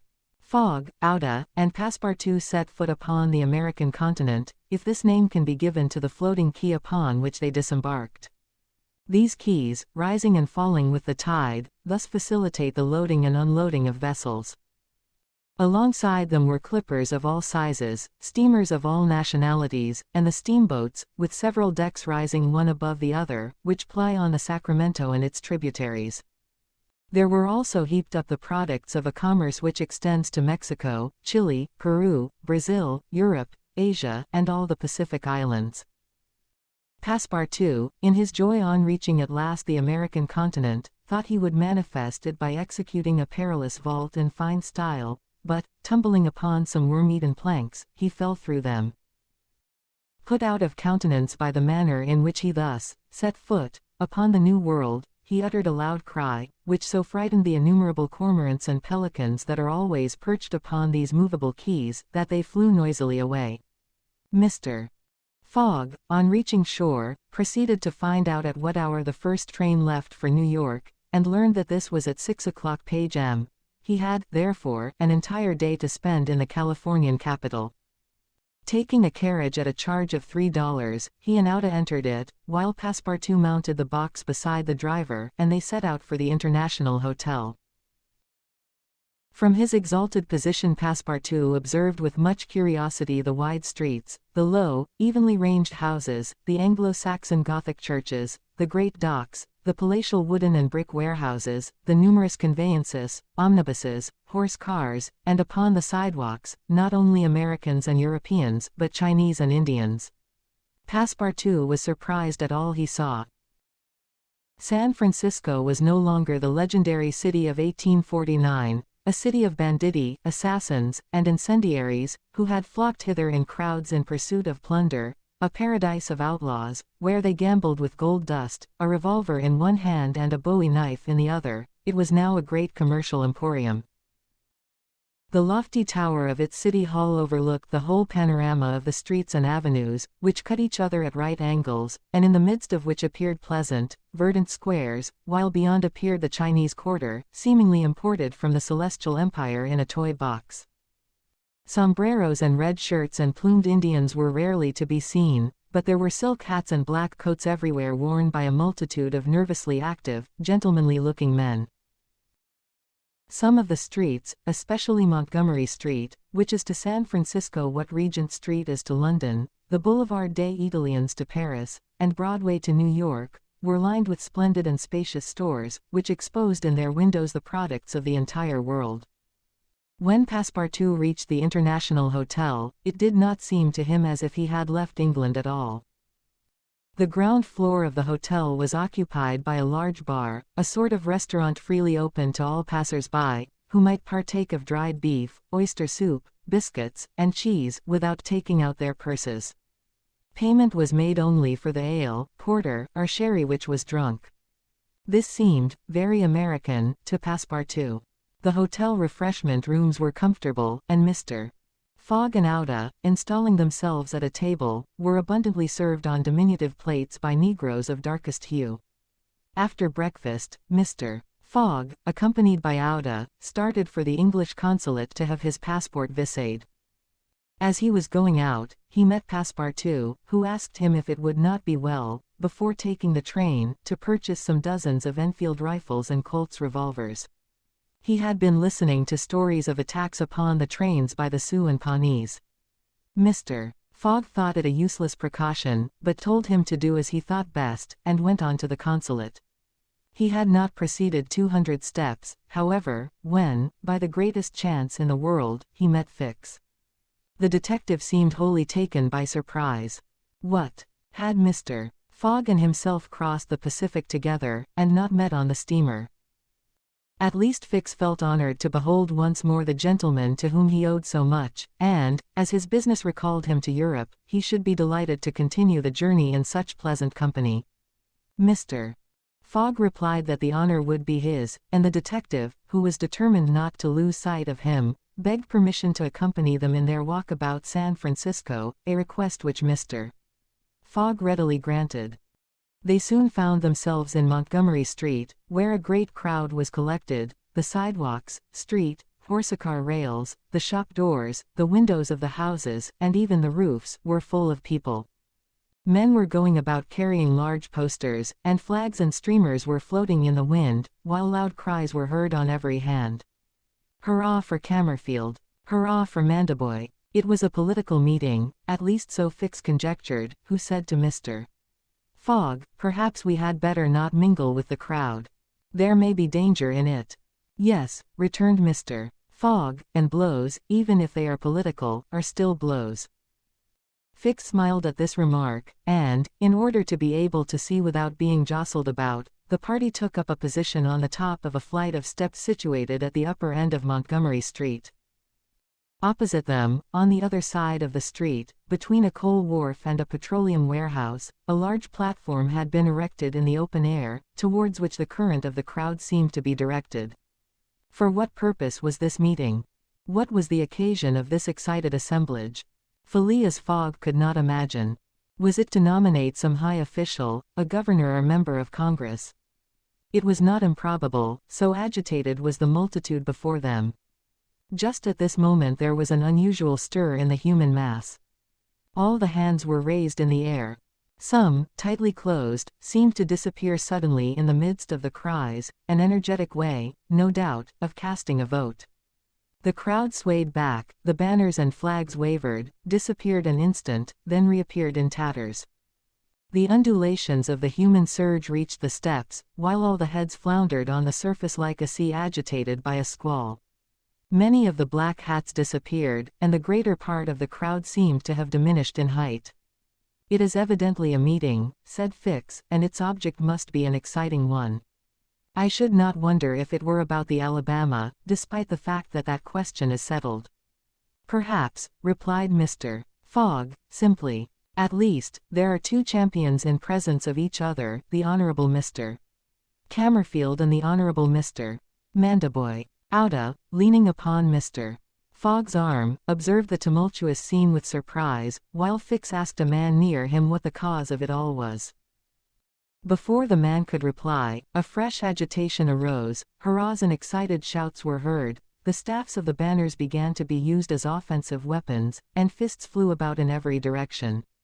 Thumps were exchanged from the tops of the carriages and omnibuses which had been blocked up in the crowd. Boots and shoes went whirling through the air, and Mr. Fogg thought he even heard the crack of revolvers mingling in the din. The rout approached the stairway and flowed over the lower step. One of the parties had evidently been repulsed, but the mere lookers-on could not tell whether Mandaboy or Cammerfield had gained the upper hand. "It would be prudent for us to retire," said Fix, who was anxious that Mr. Fogg should not receive any injury, at least until they got back to London. "If there is any question about England in all this, and we were recognized, I fear it would go hard with us." "An English subject," began Mr. Fogg. He did not finish his sentence, for a terrific hubbub now arose on the terrace behind the flight of steps where they stood, and there were frantic shouts of "Hurrah for Mandaboy!" Hip, hip, hurrah! It was a band of voters coming to the rescue of their allies, and taking the Cammerfield forces in flank. Mr. Fogg, Auda, and Fix found themselves between two fires. It was too late to escape. The torrent of men, armed with loaded canes and sticks, was irresistible. Phileas Fogg and Fix were roughly hustled in their attempts to protect their fair companion. The former, as cool as ever, tried to defend himself with the weapons which nature has placed at the end of every Englishman's arm, but in vain. A big brawny fellow with a red beard, flushed face, and broad shoulders, who seemed to be the chief of the band, raised his clenched fist to strike Mr. Fogg, whom he would have given a crushing blow, had not Fix rushed in and received it in his stead. An enormous bruise immediately made its appearance under the detective's silk hat, which was completely smashed in. "Yankee!" exclaimed Mr. Fogg, darting a contemptuous look at the ruffian. "Englishman!" returned the other. "We will meet again." "When you please." "What is your name?" "Phileas Fogg." "And yours?" "Colonel Stamp Proctor." The human tide now swept by, after overturning Fix, who speedily got upon his feet again, though with tattered clothes. Happily, he was not seriously hurt. His traveling overcoat was divided into two unequal parts, and his trousers resembled those of certain Indians, which fit less compactly than they are easy to put on. Auda had escaped unharmed, and Fix alone bore marks of the fray in his black and blue bruise. "Thanks," said Mr. Fogg to the detective, as soon as they were out of the crowd. "No thanks are necessary," replied Fix, "but let us go." "Where?" "To a tailor's." Such a visit was, indeed, opportune. The clothing of both Mr. Fogg and Fix was in rags, as if they had themselves been actively engaged in the contest between Cammerfield and Mandaboy. An hour after, they were once more suitably attired, and without a return to the International Hotel. Passepartout was waiting for his master, armed with half a dozen six-barreled revolvers. When he perceived Fix, he knit his brows, but Auda having, in a few words, told him of their adventure, his countenance resumed its placid expression. Fix evidently was no longer an enemy, but an ally. He was faithfully keeping his word. Dinner over, the coach which was to convey the passengers and their luggage to the station drew up to the door. As he was getting in, Mr. Fogg said to Fix, "You have not seen this Colonel Proctor again?" "No. I will come back to America to find him," said Phileas Fogg calmly. It would not be right for an Englishman to permit himself to be treated in that way, without retaliating. The detective smiled, but did not reply. It was clear that Mr. Fogg was one of those Englishmen who, while they do not tolerate dueling at home, fight abroad when their honor is attacked. At 6:15 the travelers reached the station, and found the train ready to depart. As he was about to enter it, Mr. Fogg called a porter, and said to him, "My friend, was there not some trouble today in San Francisco?" "It was a political meeting, sir," replied the porter. "But I thought there was a great deal of disturbance in the streets." "It was only a meeting assembled for an election." "The election of a general-in-chief, no doubt?" asked Mr. Fogg. "No, sir, of a justice of the peace." Phileas Fogg got into the train, which started off at full speed. 26. In which Phileas Fogg and party travel by the Pacific Railroad. From ocean to ocean, so say the Americans, and these four words compose the general designation of the Great Trunk Line, which crosses the entire width of the United States. The Pacific Railroad is, however, really divided into two distinct lines: the Central Pacific, between San Francisco and Ogden, and the Union Pacific, between Ogden and Omaha. 5 main lines connect Omaha with New York. New York and San Francisco are thus united by an uninterrupted metal ribbon, which measures no less than 3,786 miles. Between Omaha and the Pacific, the railway crosses a territory which is still infested by Indians and wild beasts, and a large tract which the Mormons, after they were driven from Illinois in 1845, began to colonize. The journey from New York to San Francisco consumed, formerly, under the most favorable conditions, at least 6 months. It is now accomplished in 7 days. It was in 1862 that, in spite of the Southern members of Congress, who wished a more southerly route, it was decided to lay the road between the 41st and 42nd parallels. President Lincoln himself fixed the end of the line at Omaha, in Nebraska. The work was at once commenced, and pursued with true American energy, nor did the rapidity with which it went on injuriously affect its good execution. The road grew, on the prairies, 1.5 miles a day. A locomotive, running on the rails laid down the evening before, brought the rails to be laid on the morrow, and advanced upon them as fast as they were put in position. The Pacific Railroad is joined by several branches in Iowa, Kansas, Colorado, and Oregon.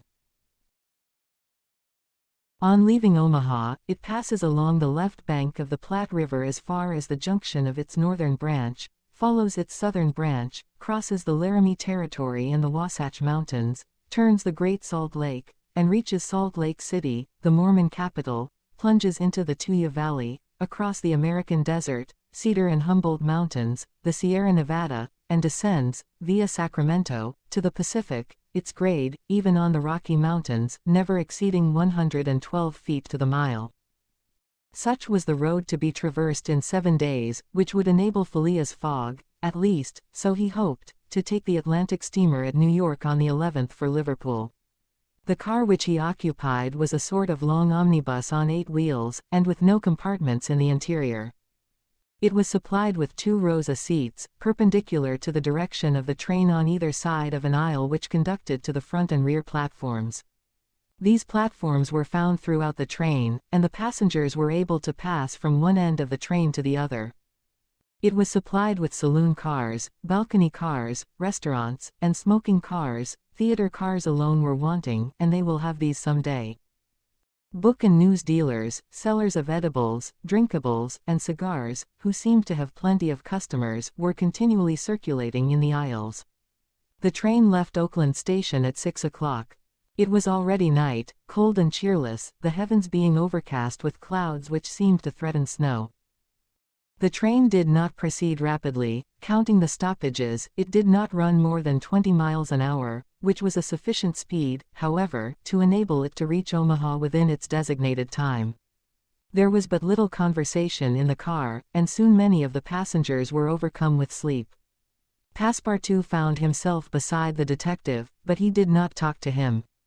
After recent events, their relations with each other had grown somewhat cold. There could no longer be mutual sympathy or intimacy between them. Fix's manner had not changed, but Passepartout was very reserved, and ready to strangle his former friend on the slightest provocation. Snow began to fall an hour after they started, a fine snow, however, which happily could not obstruct the train. Nothing could be seen from the windows but a vast, white sheet, against which the smoke of the locomotive had a grayish aspect. At 8 o'clock a steward entered the car and announced that the time for going to bed had arrived, and in a few minutes the car was transformed into a dormitory.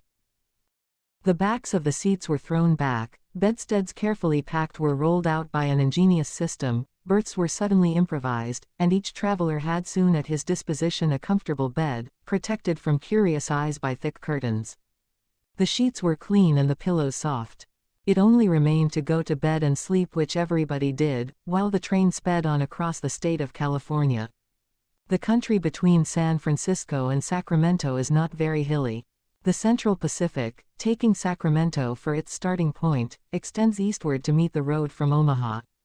The line from San Francisco to Sacramento runs in a northeasterly direction, along the American River, which empties into San Pablo Bay. The 120 miles between these cities were accomplished in 6 hours, and towards midnight, while fast asleep, the travelers passed through Sacramento, so that they saw nothing of that important place, the seat of the state government, with its fine quays, its broad streets, its noble hotels, squares, and churches. The train, on leaving Sacramento, and passing the Junction, Rocklin, Auburn, and Colfax, entered the range of the Sierra Nevada. Cisco was reached at 7 in the morning, and an hour later the dormitory was transformed into an ordinary car, and the travelers could observe the picturesque beauties of the mountain region through which they were steaming. The railway track wound in and out among the passes, now approaching the mountainsides, now suspended over precipices, avoiding abrupt angles by bold curves, plunging into narrow defiles, which seemed to have no outlet. The locomotive, its great funnel emitting a weird light, with its sharp bell, and its cowcatcher extended like a spur, mingled its shrieks and bellowings with the noise of torrents and cascades, and twined its smoke among the branches of the gigantic pines. There were few or no bridges or tunnels on the route. The railway turned around the sides of the mountains, and did not attempt to violate nature by taking the shortest cut from one point to another. The train entered the state of Nevada through the Carson Valley about 9 o'clock, going always northeasterly, and at midday reached Reno, where there was a delay of 20 minutes for breakfast. From this point the road, running along Humboldt River, passed northward for several miles by its banks. Then it turned eastward, and kept by the river until it reached the Humboldt Range, nearly at the extreme eastern limit of Nevada. Having breakfasted, Mr. Fogg and his companions resumed their places in the car, and observed the varied landscape which unfolded itself as they passed along the vast prairies, the mountains lining the horizon, and the creeks, with their frothy, foaming streams. Sometimes a great herd of buffaloes, massing together in the distance, seemed like a movable dam. These innumerable multitudes of ruminating beasts often form an insurmountable obstacle to the passage of the trains. Thousands of them have been seen passing over the track for hours together, in compact ranks. The locomotive is then forced to stop and wait till the road is once more clear. This happened, indeed, to the train in which Mr. Fogg was traveling. About 12 o'clock a troop of 10 or 12,000 head of buffalo encumbered the track. The locomotive, slackening its speed, tried to clear the way with its cowcatcher, but the mass of animals was too great. The buffaloes marched along with a tranquil gait, uttering now and then deafening bellowings. There was no use of interrupting them, for, having taken a particular direction, nothing can moderate and change their course. It is a torrent of living flesh which no dam could contain. The travelers gazed on this curious spectacle from the platforms, but Phileas Fogg, who had the most reason of all to be in a hurry, remained in his seat, and waited philosophically until it should please the buffaloes to get out of the way. Passepartout was furious at the delay they occasioned, and longed to discharge his arsenal of revolvers upon them. "What a country!" cried he. "Mere cattle stop the trains, and go by in a procession, just as if they were not impeding travel. Parbleu! I should like to know if Mr. Fogg foresaw this mishap in his program. And here's an engineer who doesn't dare to run the locomotive into this herd of beasts." The engineer did not try to overcome the obstacle, and he was wise. He would have crushed the first buffaloes, no doubt, with the cowcatcher, but the locomotive, however powerful, would soon have been checked. The train would inevitably have been thrown off the track, and would then have been helpless. The best course was to wait patiently, and regain the lost time by greater speed when the obstacle was removed. The procession of buffaloes lasted 3 full hours, and it was night before the track was clear. The last ranks of the herd were now passing over the rails, while the first had already disappeared below the southern horizon. It was 8 o'clock when the train passed through the defiles of the Humboldt Range, and 9:30 when it penetrated Utah, the region of the Great Salt Lake, the singular colony of the Mormons. 27. In which Passepartout undergoes, at a speed of 20 miles an hour, a course of Mormon history. During the night of the 5th of December, the train ran southeasterly for about 50 miles, then rose an equal distance in a northeasterly direction, towards the Great Salt Lake. Passepartout, about 9 o'clock, went out upon the platform to take the air. The weather was cold, the heavens gray, but it was not snowing. The sun's disk, enlarged by the mist, seemed an enormous ring of gold, and Passepartout was amusing himself by calculating its value in pounds sterling, when he was diverted from this interesting study by a strange-looking personage who made his appearance on the platform.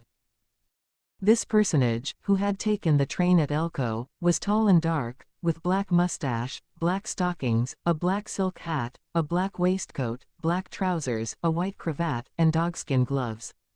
He might have been taken for a clergyman. He went from one end of the train to the other, and affixed to the door of each car a notice written in manuscript. Passepartout approached and read one of these notices, which stated that Elder William Hitch, Mormon missionary, taking advantage of his presence on train number 48, would deliver a lecture on Mormonism in car number 117, from 11 to 12 o'clock, and that he invited all who were desirous of being instructed concerning the mysteries of the religion of the Latter-day Saints, to attend. "I'll go," said Passepartout to himself. He knew nothing of Mormonism except the custom of polygamy, which is its foundation. The news quickly spread through the train, which contained about 100 passengers, 30 of whom, at most, attracted by the notice, ensconced themselves in car number 117. Passepartout took one of the front seats. Neither Mr. Fogg nor Fix cared to attend.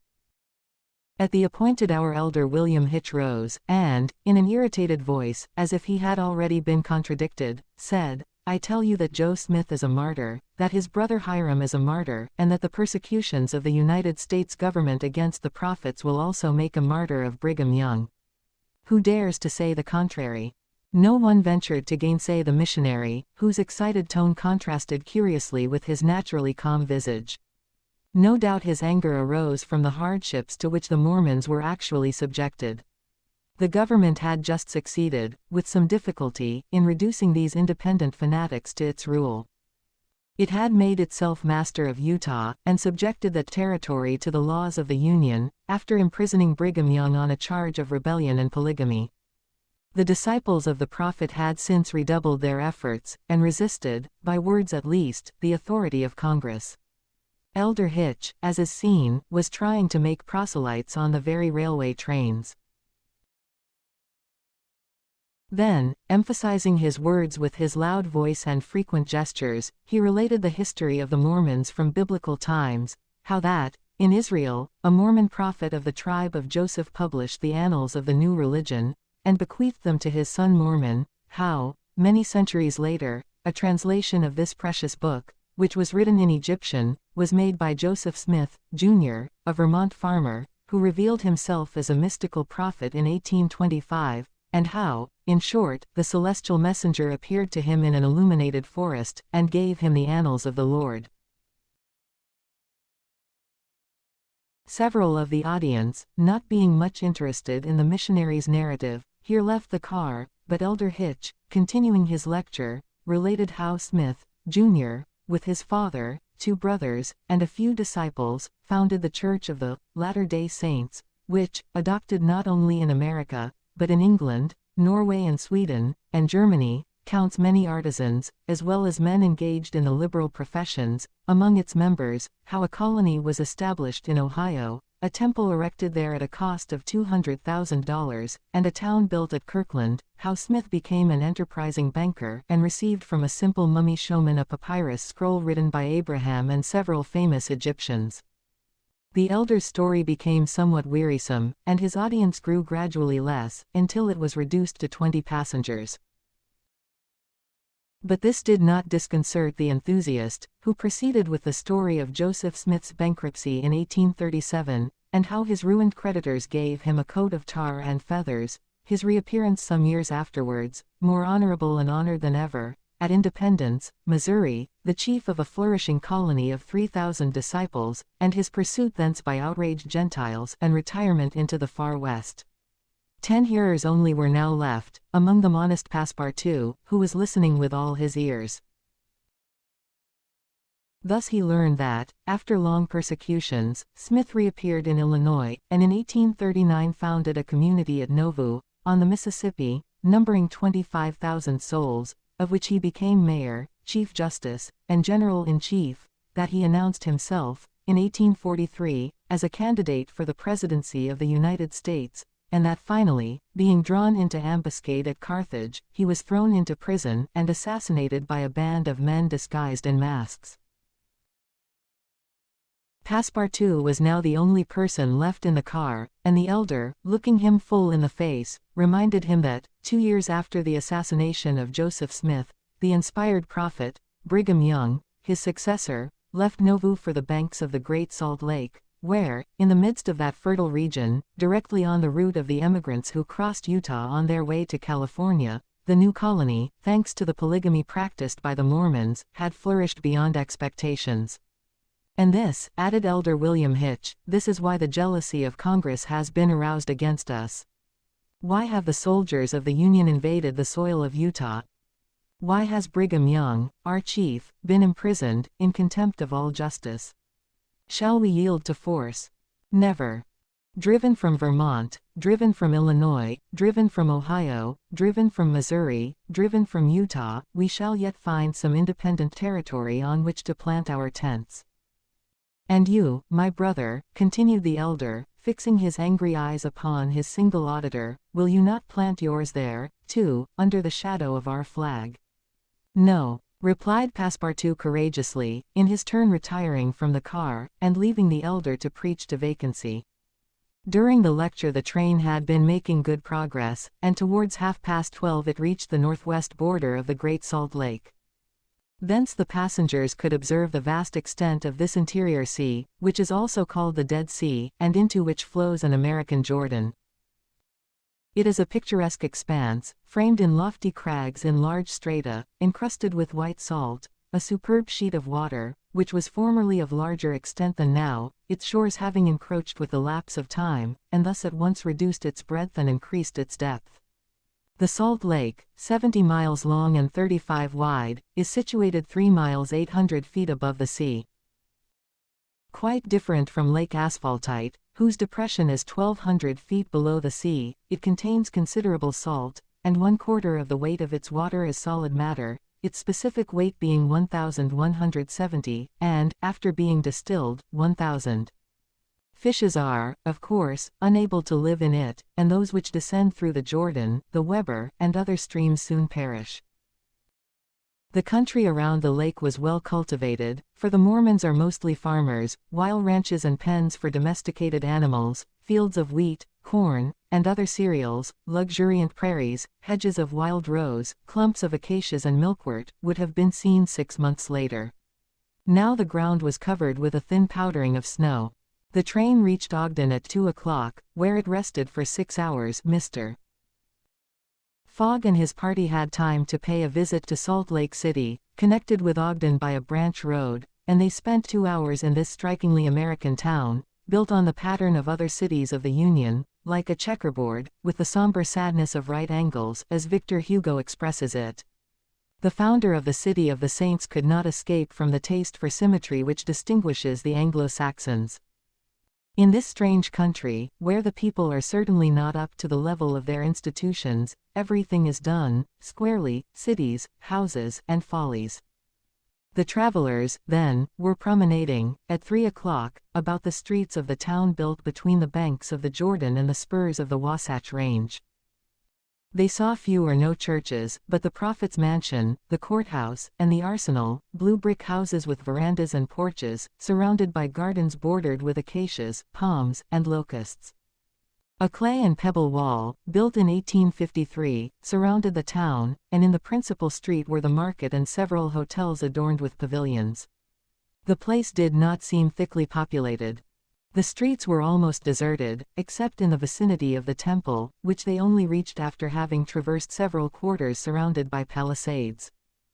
There were many women, which was easily accounted for by the peculiar institution of the Mormons, but it must not be supposed that all the Mormons are polygamists. They are free to marry or not, as they please, but it is worth noting that it is mainly the female citizens of Utah who are anxious to marry, as, according to the Mormon religion, maiden ladies are not admitted to the possession of its highest joys. These poor creatures seem to be neither well off nor happy. Some, the more well-to-do, no doubt, wore short, open, black silk dresses, under a hood or modest shawl, others were habited in Indian fashion. Passepartout could not behold without a certain fright these women, charged, in groups, with conferring happiness on a single Mormon. His common sense pitied, above all, the husband. It seemed to him a terrible thing to have to guide so many wives at once across the vicissitudes of life, and to conduct them, as it were, in a body to the Mormon paradise with the prospect of seeing them in the company of the glorious Smith, who doubtless was the chief ornament of that delightful place, to all eternity. He felt decidedly repelled from such a vocation, and he imagined, perhaps he was mistaken, that the fair ones of Salt Lake City cast rather alarming glances on his person. Happily, his stay there was but brief. At 4 the party found themselves again at the station, took their places in the train, and the whistle sounded for starting. Just at the moment, however, that the locomotive wheels began to move, cries of "Stop! Stop!" were heard. Trains, like time and tide, stop for no one. The gentleman who uttered the cries was evidently a belated Mormon. He was breathless with running. Happily for him, the station had neither gates nor barriers. He rushed along the track, jumped on the rear platform of the train, and fell, exhausted, into one of the seats. Passepartout, who had been anxiously watching this amateur gymnast, approached him with lively interest, and learned that he had taken flight after an unpleasant domestic scene. When the Mormon had recovered his breath, Passepartout ventured to ask him politely how many wives he had, for, from the manner in which he had decamped, it might be thought that he had 20 at least. "One, sir," replied the Mormon, raising his arms heavenward, "one, and that was enough." 28. In which Passepartout does not succeed in making anybody listen to reason.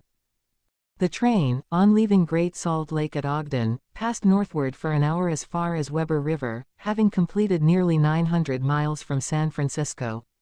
From this point it took an easterly direction towards the jagged Wasatch Mountains. It was in the section included between this range and the Rocky Mountains that the American engineers found the most formidable difficulties in laying the road, and that the government granted a subsidy of $48,000 per mile, instead of $16,000 allowed for the work done on the plains. But the engineers, instead of violating nature, avoided its difficulties by winding around, instead of penetrating the rocks. One tunnel only, 14,000 feet in length, was pierced in order to arrive at the Great Basin. The track up to this time had reached its highest elevation at the Great Salt Lake. From this point it described a long curve, descending towards Bitter Creek Valley, to rise again to the dividing ridge of the waters between the Atlantic and the Pacific. There were many creeks in this mountainous region, and it was necessary to cross Muddy Creek, Green Creek, and others, upon culverts. Passepartout grew more and more impatient as they went on, while Fix longed to get out of this difficult region, and was more anxious than Phileas Fogg himself to be beyond the danger of delays and accidents, and set foot on English soil.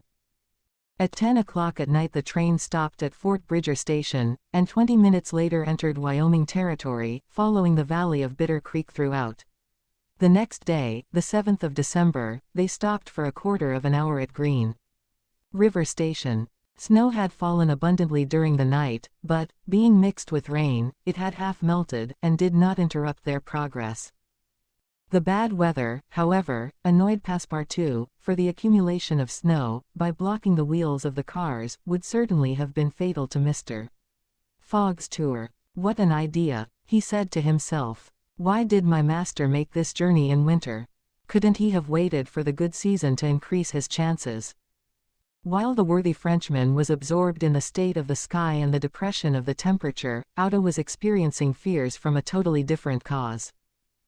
Several passengers had got off at Green River, and were walking up and down the platforms, and among these Otto recognized Colonel Stamp Proctor, the same who had so grossly insulted Phileas Fogg at the San Francisco meeting. Not wishing to be recognized, the young woman drew back from the window, feeling much alarm at her discovery. She was attached to the man who, however coldly, gave her daily evidences of the most absolute devotion. She did not comprehend, perhaps, the depth of the sentiment with which her protector inspired her, which she called gratitude, but which, though she was unconscious of it, was really more than that. Her heart sank within her when she recognized the man whom Mr. Fogg desired, sooner or later, to call to account for his conduct. Chance alone, it was clear, had brought Colonel Proctor on this train, but there he was, and it was necessary, at all hazards, that Phileas Fogg should not perceive his adversary. Auda seized a moment when Mr. Fogg was asleep to tell Fix and Passepartout whom she had seen. "That Proctor on this train," cried Fix. "Well, reassure yourself, madam, before he settles with Mr. Fogg, he has got to deal with me. It seems to me that I was the more insulted of the two. And, besides," added Passepartout, "I'll take charge of him, colonel as he is." "Mr. Fix," resumed Auda, "Mr. Fogg will allow no one to avenge him. He said that he would come back to America to find this man. Should he perceive Colonel Proctor, we could not prevent a collision which might have terrible results. He must not see him." "You were right, madam," replied Fix, "a meeting between them might ruin all. Whether he were victorious or beaten, Mr. Fogg would be delayed, and, added Passepartout, that would play the game of the gentlemen of the Reform Club. In 4 days we shall be in New York. Well, if my master does not leave this car during those 4 days, we may hope that chance will not bring him face to face with this confounded American. We must, if possible, prevent his stirring out of it." The conversation dropped. Mr. Fogg had just woke up, and was looking out of the window. Soon after Passepartout, without being heard by his master or Auda, whispered to the detective, "Would you really fight for him?" "I would do anything," replied Fix, in a tone which betrayed determined will, "to get him back living to Europe." Passepartout felt something like a shudder shoot through his frame, but his confidence in his master remained unbroken. Was there any means of detaining Mr. Fogg in the car, to avoid a meeting between him and the colonel? It ought not to be a difficult task, since that gentleman was naturally sedentary and little curious. The detective, at least, seemed to have found a way, for, after a few moments, he said to Mr. Fogg, "These are long and slow hours, sir, that we are passing on the railway." "Yes," replied Mr. Fogg, "but they pass."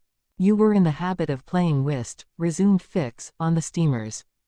"Yes, but it would be difficult to do so here. I have neither cards nor partners." "Oh, but we can easily buy some cards, for they are sold on all the American trains. And as for partners, if madam plays—" "Certainly, sir," Auda quickly replied, "I understand whist. It is part of an English education. I myself have some pretensions to playing a good game. Well, here are 3 of us, and a dummy." "As you please, sir," replied Phileas Fogg, heartily glad to resume his favorite pastime even on the railway. Passepartout was dispatched in search of the steward, and soon returned with 2 packs of cards, some pins, counters, and a shelf covered with cloth. The game commenced. Auda understood whist sufficiently well, and even received some compliments on her playing from Mr. Fogg. As for the detective, he was simply an adept, and worthy of being matched against his present opponent. "Now," thought Passepartout, "we've got him. He won't budge." At 11 in the morning the train had reached the dividing ridge of the waters at Bridger Pass, 7,524 feet above the level of the sea, one of the highest points attained by the track in crossing the Rocky Mountains. After going about 200 miles, the travelers at last found themselves on one of those vast plains which extend to the Atlantic, and which nature has made so propitious for laying the iron road. On the declivity of the Atlantic basin the first streams, branches of the North Platte River, already appeared. The whole northern and eastern horizon was bounded by the immense semicircular curtain which is formed by the southern portion of the Rocky Mountains, the highest being Laramie Peak. Between this and the railway extended vast plains, plentifully irrigated. On the right rose the lower spurs of the mountainous mass which extends southward to the sources of the Arkansas River, one of the great tributaries of the Missouri. At 12:30 the travelers caught sight for an instant of Fort Halleck, which commands that section, and in a few more hours the Rocky Mountains were crossed. There was reason to hope, then, that no accident would mark the journey through this difficult country. The snow had ceased falling, and the air became crisp and cold. Large birds, frightened by the locomotive, rose and flew off in the distance. No wild beast appeared on the plain. It was a desert in its vast nakedness. After a comfortable breakfast, served in the car, Mr. Fogg and his partners had just resumed whist, when a violent whistling was heard, and the train stopped. Passepartout put his head out of the door, but saw nothing to cause the delay. No station was in view. Outa and Fix feared that Mr. Fogg might take it into his head to get out, but that gentleman contented himself with saying to his servant, "See what is the matter." Passepartout rushed out of the car. 30 or 40 passengers had already descended, amongst them Colonel Stamp Proctor. The train had stopped before a red signal which blocked the way. The engineer and conductor were talking excitedly with a signalman, whom the stationmaster at Medicine Bow, the next stopping place, had sent on before. The passengers drew around and took part in the discussion, in which Colonel Proctor, with his insolent manner, was conspicuous. Passepartout, joining the group, heard the signalman say, "No. You can't pass. The bridge at Medicine Bow is shaky, and would not bear the weight of the train." This was a suspension bridge thrown over some rapids, about a mile from the place where they now were. According to the signalman, it was in a ruinous condition, several of the iron wires being broken, and it was impossible to risk the passage. He did not in any way exaggerate the condition of the bridge. It may be taken for granted that, rash as the Americans usually are, when they are prudent there is good reason for it. Passepartout, not daring to apprise his master of what he heard, listened with set teeth, immovable as a statue. "Hum," cried Colonel Proctor, "but we are not going to stay here, I imagine, and take root in the snow." "Colonel," replied the conductor, "we have telegraphed to Omaha for a train, but it is not likely that it will reach Medicine Bow in less than 6 hours." "6 hours," cried Passepartout. "Certainly," returned the conductor, "besides, it will take us as long as that to reach Medicine Bow on foot." "But it is only a mile from here," said one of the passengers. "Yes, but it's on the other side of the river." "And can't we cross that in a boat?" asked the colonel. "That's impossible. The creek is swelled by the rains. It is a rapid, and we shall have to make a circuit of 10 miles to the north to find a ford." The colonel launched a volley of oaths, denouncing the railway company and the conductor, and Passepartout, who was furious, was not disinclined to make common cause with him. Here was an obstacle, indeed, which all his master's banknotes could not remove. There was a general disappointment among the passengers, who, without reckoning the delay, saw themselves compelled to trudge 15 miles over a plain covered with snow. They grumbled and protested, and would certainly have thus attracted Phileas Fogg's attention if he had not been completely absorbed in his game. Passepartout found that he could not avoid telling his master what had occurred, and, with hanging head, he was turning towards the car, when the engineer, a true Yankee, named Forster called out, "Gentlemen, perhaps there is a way, after all, to get over." "On the bridge?" asked a passenger. "On the bridge. With our train." "With our train." Passepartout stopped short, and eagerly listened to the engineer.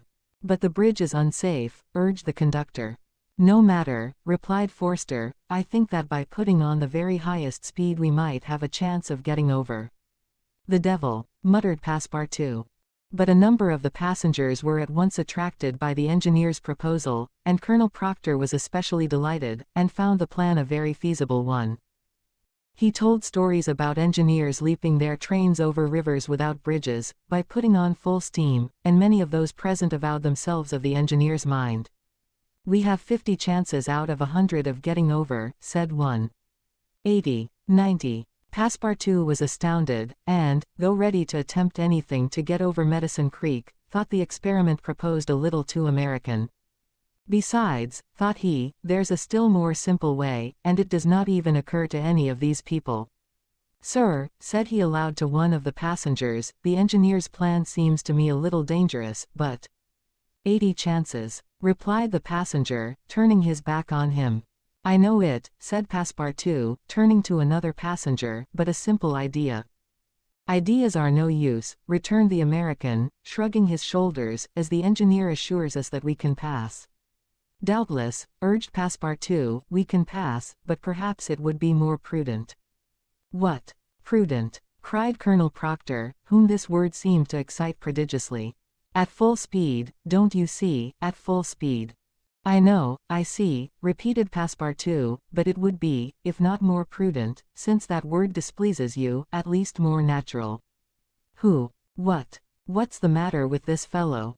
cried several. The poor fellow did not know to whom to address himself. "Are you afraid?" asked Colonel Proctor. I afraid. Very well, I will show these people that a Frenchman can be as American as they. All aboard, cried the conductor. Yes, all aboard, repeated Passepartout, and immediately. But they can't prevent me from thinking that it would be more natural for us to cross the bridge on foot, and let the train come after. But no one heard this sage reflection, nor would anyone have acknowledged its justice. The passengers resumed their places in the cars. Passepartout took his seat without telling what had passed. The whist players were quite absorbed in their game. The locomotive whistled vigorously, the engineer, reversing the steam, backed the train for nearly a mile, retiring, like a jumper, in order to take a longer leap. Then, with another whistle, he began to move forward. The train increased its speed, and soon its rapidity became frightful. A prolonged screech issued from the locomotive, the piston worked up and down 20 strokes to the second. They perceived that the whole train, rushing on at the rate of 100 miles an hour, hardly bore upon the rails at all. And they passed over. It was like a flash. No one saw the bridge. The train leapt, so to speak, from one bank to the other, and the engineer could not stop it until it had gone 5 miles beyond the station. But scarcely had the train passed the river, when the bridge, completely ruined, fell with a crash into the rapids of Medicine Bow. 29. In which certain incidents are narrated which are only to be met with on American railroads. The train pursued its course, that evening, without interruption, passing Fort Saunders, crossing Cheyenne Pass, and reaching Evans Pass. The road here attained the highest elevation of the journey, 8,092 feet above the level of the sea. The travelers had now only to descend to the Atlantic by limitless plains, leveled by nature. A branch of the Grand Trunk led off southward to Denver, the capital of Colorado. The country round about is rich in gold and silver, and more than 50,000 inhabitants are already settled there.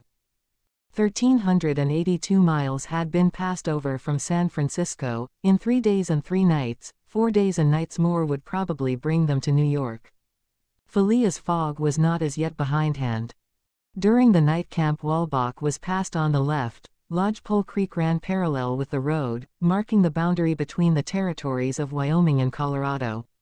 They entered Nebraska at 11, passed near Sedgwick, and touched at Julesburg, on the southern branch of the Platte River. It was here that the Union Pacific Railroad was inaugurated on the 23rd of October, 1867, by the chief engineer, General Dodge. 2 powerful locomotives, carrying 9 cars of invited guests, amongst whom was Thomas C. Durant, vice president of the road, stopped at this point. Cheers were given, the Sioux and Pawnees performed an imitation Indian battle, fireworks were let off, and the first number of the Railway Pioneer was printed by a press brought on the train. Thus was celebrated the inauguration of this great railroad, a mighty instrument of progress and civilization, thrown across the desert, and destined to link together cities and towns which do not yet exist. The whistle of the locomotive, more powerful than Amphen's lyre, was about to bid them rise from American soil. Fort McPherson was left behind at 8 in the morning, and 357 miles had yet to be traversed before reaching Omaha. The road followed the capricious windings of the southern branch of the Platte River, on its left bank.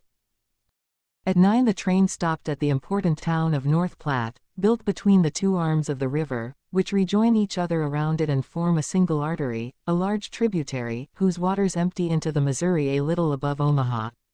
The 101st meridian was passed. Mr. Fogg and his partners had resumed their game. No one, not even the dummy, complained of the length of the trip. Fix had begun by winning several guineas, which he seemed likely to lose, but he showed himself a not less eager whist player than Mr. Fogg. During the morning, chance distinctly favored that gentleman. Trumps and honors were showered upon his hands. Once, having resolved on a bold stroke, he was on the point of playing a spade, when a voice behind him said, "I should play a diamond." Mr. Fogg, Outa, and Fix raised their heads, and beheld Colonel Proctor. Stamp Proctor and Phileas Fogg recognized each other at once. "Ah, it's you, is it, Englishman?" cried the colonel. "It's you who are going to play a spade." "And who plays it?" replied Phileas Fogg coolly, throwing down the 10 of spades. "Well, it pleases me to have it diamonds," replied Colonel Proctor, in an insolent tone. He made a movement as if to seize the card which had just been played, adding, "You don't understand anything about whist." "Perhaps I do, as well as another," said Phileas Fogg, rising. "You have only to try, son of John Bull," replied the colonel. Auda turned pale, and her blood ran cold. She seized Mr. Fogg's arm and gently pulled him back. Passepartout was ready to pounce upon the American, who was staring insolently at his opponent. But Fix got up, and, going to Colonel Proctor, said, "You forget that it is I with whom you have to deal, sir, for it was I whom you not only insulted, but struck." "Mr. Fix," said Mr. Fogg, "pardon me, but this affair is mine, and mine only. The colonel has again insulted me, by insisting that I should not play a spade, and he shall give me satisfaction for it." "When and where you will," replied the American, "and with whatever weapon you choose." Auda in vain attempted to retain Mr. Fogg, as vainly did the detective endeavor to make the quarrel his. Passepartout wished to throw the colonel out of the window, but a sign from his master checked him. Phileas Fogg left the car, and the American followed him upon the platform. "Sir," said Mr. Fogg to his adversary, "I am in a great hurry to get back to Europe, and any delay whatever will be greatly to my disadvantage." "Well, what's that to me?" replied Colonel Proctor. "Sir," said Mr. Fogg, very politely, "after our meeting at San Francisco, I determined to return to America and find you as soon as I had completed the business which called me to England."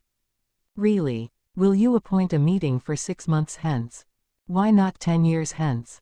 "I say 6 months," returned Phileas Fogg, "and I shall be at the place of meeting promptly." "All this is an evasion," cried Stamp Proctor. "Now or never." "Very good. You are going to New York?"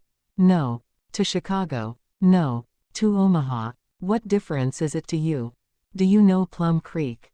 "No," replied Mr. Fogg. "It's the next station. The train will be there in an hour, and will stop there 10 minutes. In 10 minutes several revolver shots could be exchanged." "Very well," said Mr. Fogg. "I will stop at Plum Creek."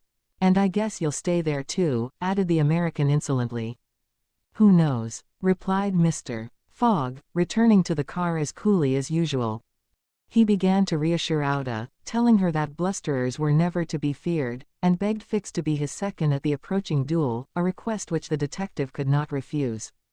Mr. Fogg resumed the interrupted game with perfect calmness. At 11 o'clock the locomotive's whistle announced that they were approaching Plum Creek Station. Mr. Fogg rose, and, followed by Fix, went out upon the platform. Passepartout accompanied him, carrying a pair of revolvers.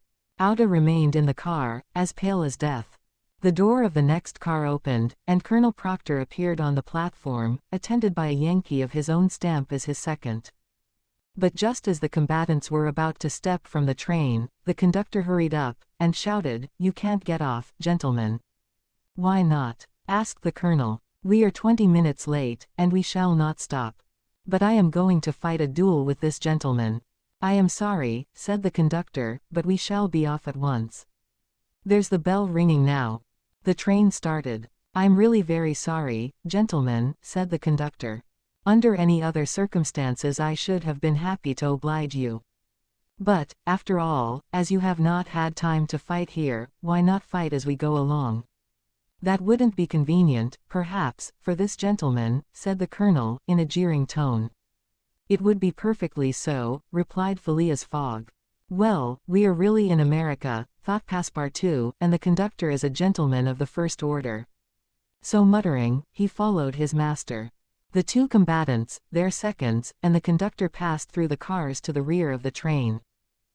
The last car was only occupied by a dozen passengers, whom the conductor politely asked if they would not be so kind as to leave it vacant for a few moments, as 2 gentlemen had an affair of honor to settle. The passengers granted the request with alacrity, and straightway disappeared on the platform. The car, which was some 50 feet long, was very convenient for their purpose. The adversaries might march on each other in the aisle, and fire at their ease. Never was duel more easily arranged. Mr. Fogg and Colonel Proctor, each provided with 2 6-barreled revolvers, entered the car. The seconds, remaining outside, shut them in. They were to begin firing at the first whistle of the locomotive. After an interval of 2 minutes, what remained of the two gentlemen would be taken from the car. Nothing could be more simple. Indeed, it was all so simple that Fix and Passepartout felt their hearts beating as if they would crack. They were listening for the whistle agreed upon, when suddenly savage cries resounded in the air, accompanied by reports which certainly did not issue from the car where the duelists were. The reports continued in front and the whole length of the train. Cries of terror proceeded from the interior of the cars.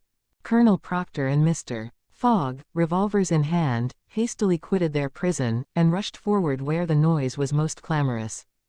They then perceived that the train was attacked by a band of Sioux. This was not the first attempt of these daring Indians, for more than once they had waylaid trains on the road. 100 of them had, according to their habit, jumped upon the steps without stopping the train, with the ease of a clown mounting a horse at full gallop. The Sioux were armed with guns, from which came the reports, to which the passengers, who were almost all armed, responded by revolver shots. The Indians had first mounted the engine, and half-stunned the engineer and stoker with blows from their muskets. A Sioux chief, wishing to stop the train, but not knowing how to work the regulator, had opened wide instead of closing the steam valve, and the locomotive was plunging forward with terrific velocity.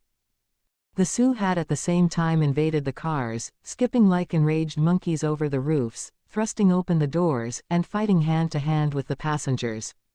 Penetrating the baggage car, they pillaged it, throwing the trunks out of the train. The cries and shots were constant. The travelers defended themselves bravely, some of the cars were barricaded, and sustained a siege, like moving forts, carried along at a speed of 100 miles an hour. Auda behaved courageously from the first. She defended herself like a true heroine with a revolver, which she shot through the broken windows whenever a savage made his appearance. 20 Sioux had fallen mortally wounded to the ground, and the wheels crushed those who fell upon the rails as if they had been worms. Several passengers, shot or stunned, lay on the seats.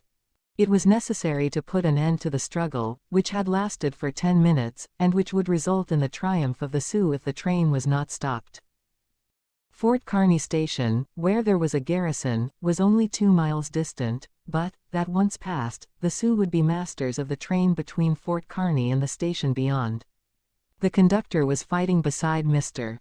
Fogg, when he was shot and fell. At the same moment he cried, "Unless the train is stopped in 5 minutes, we are lost."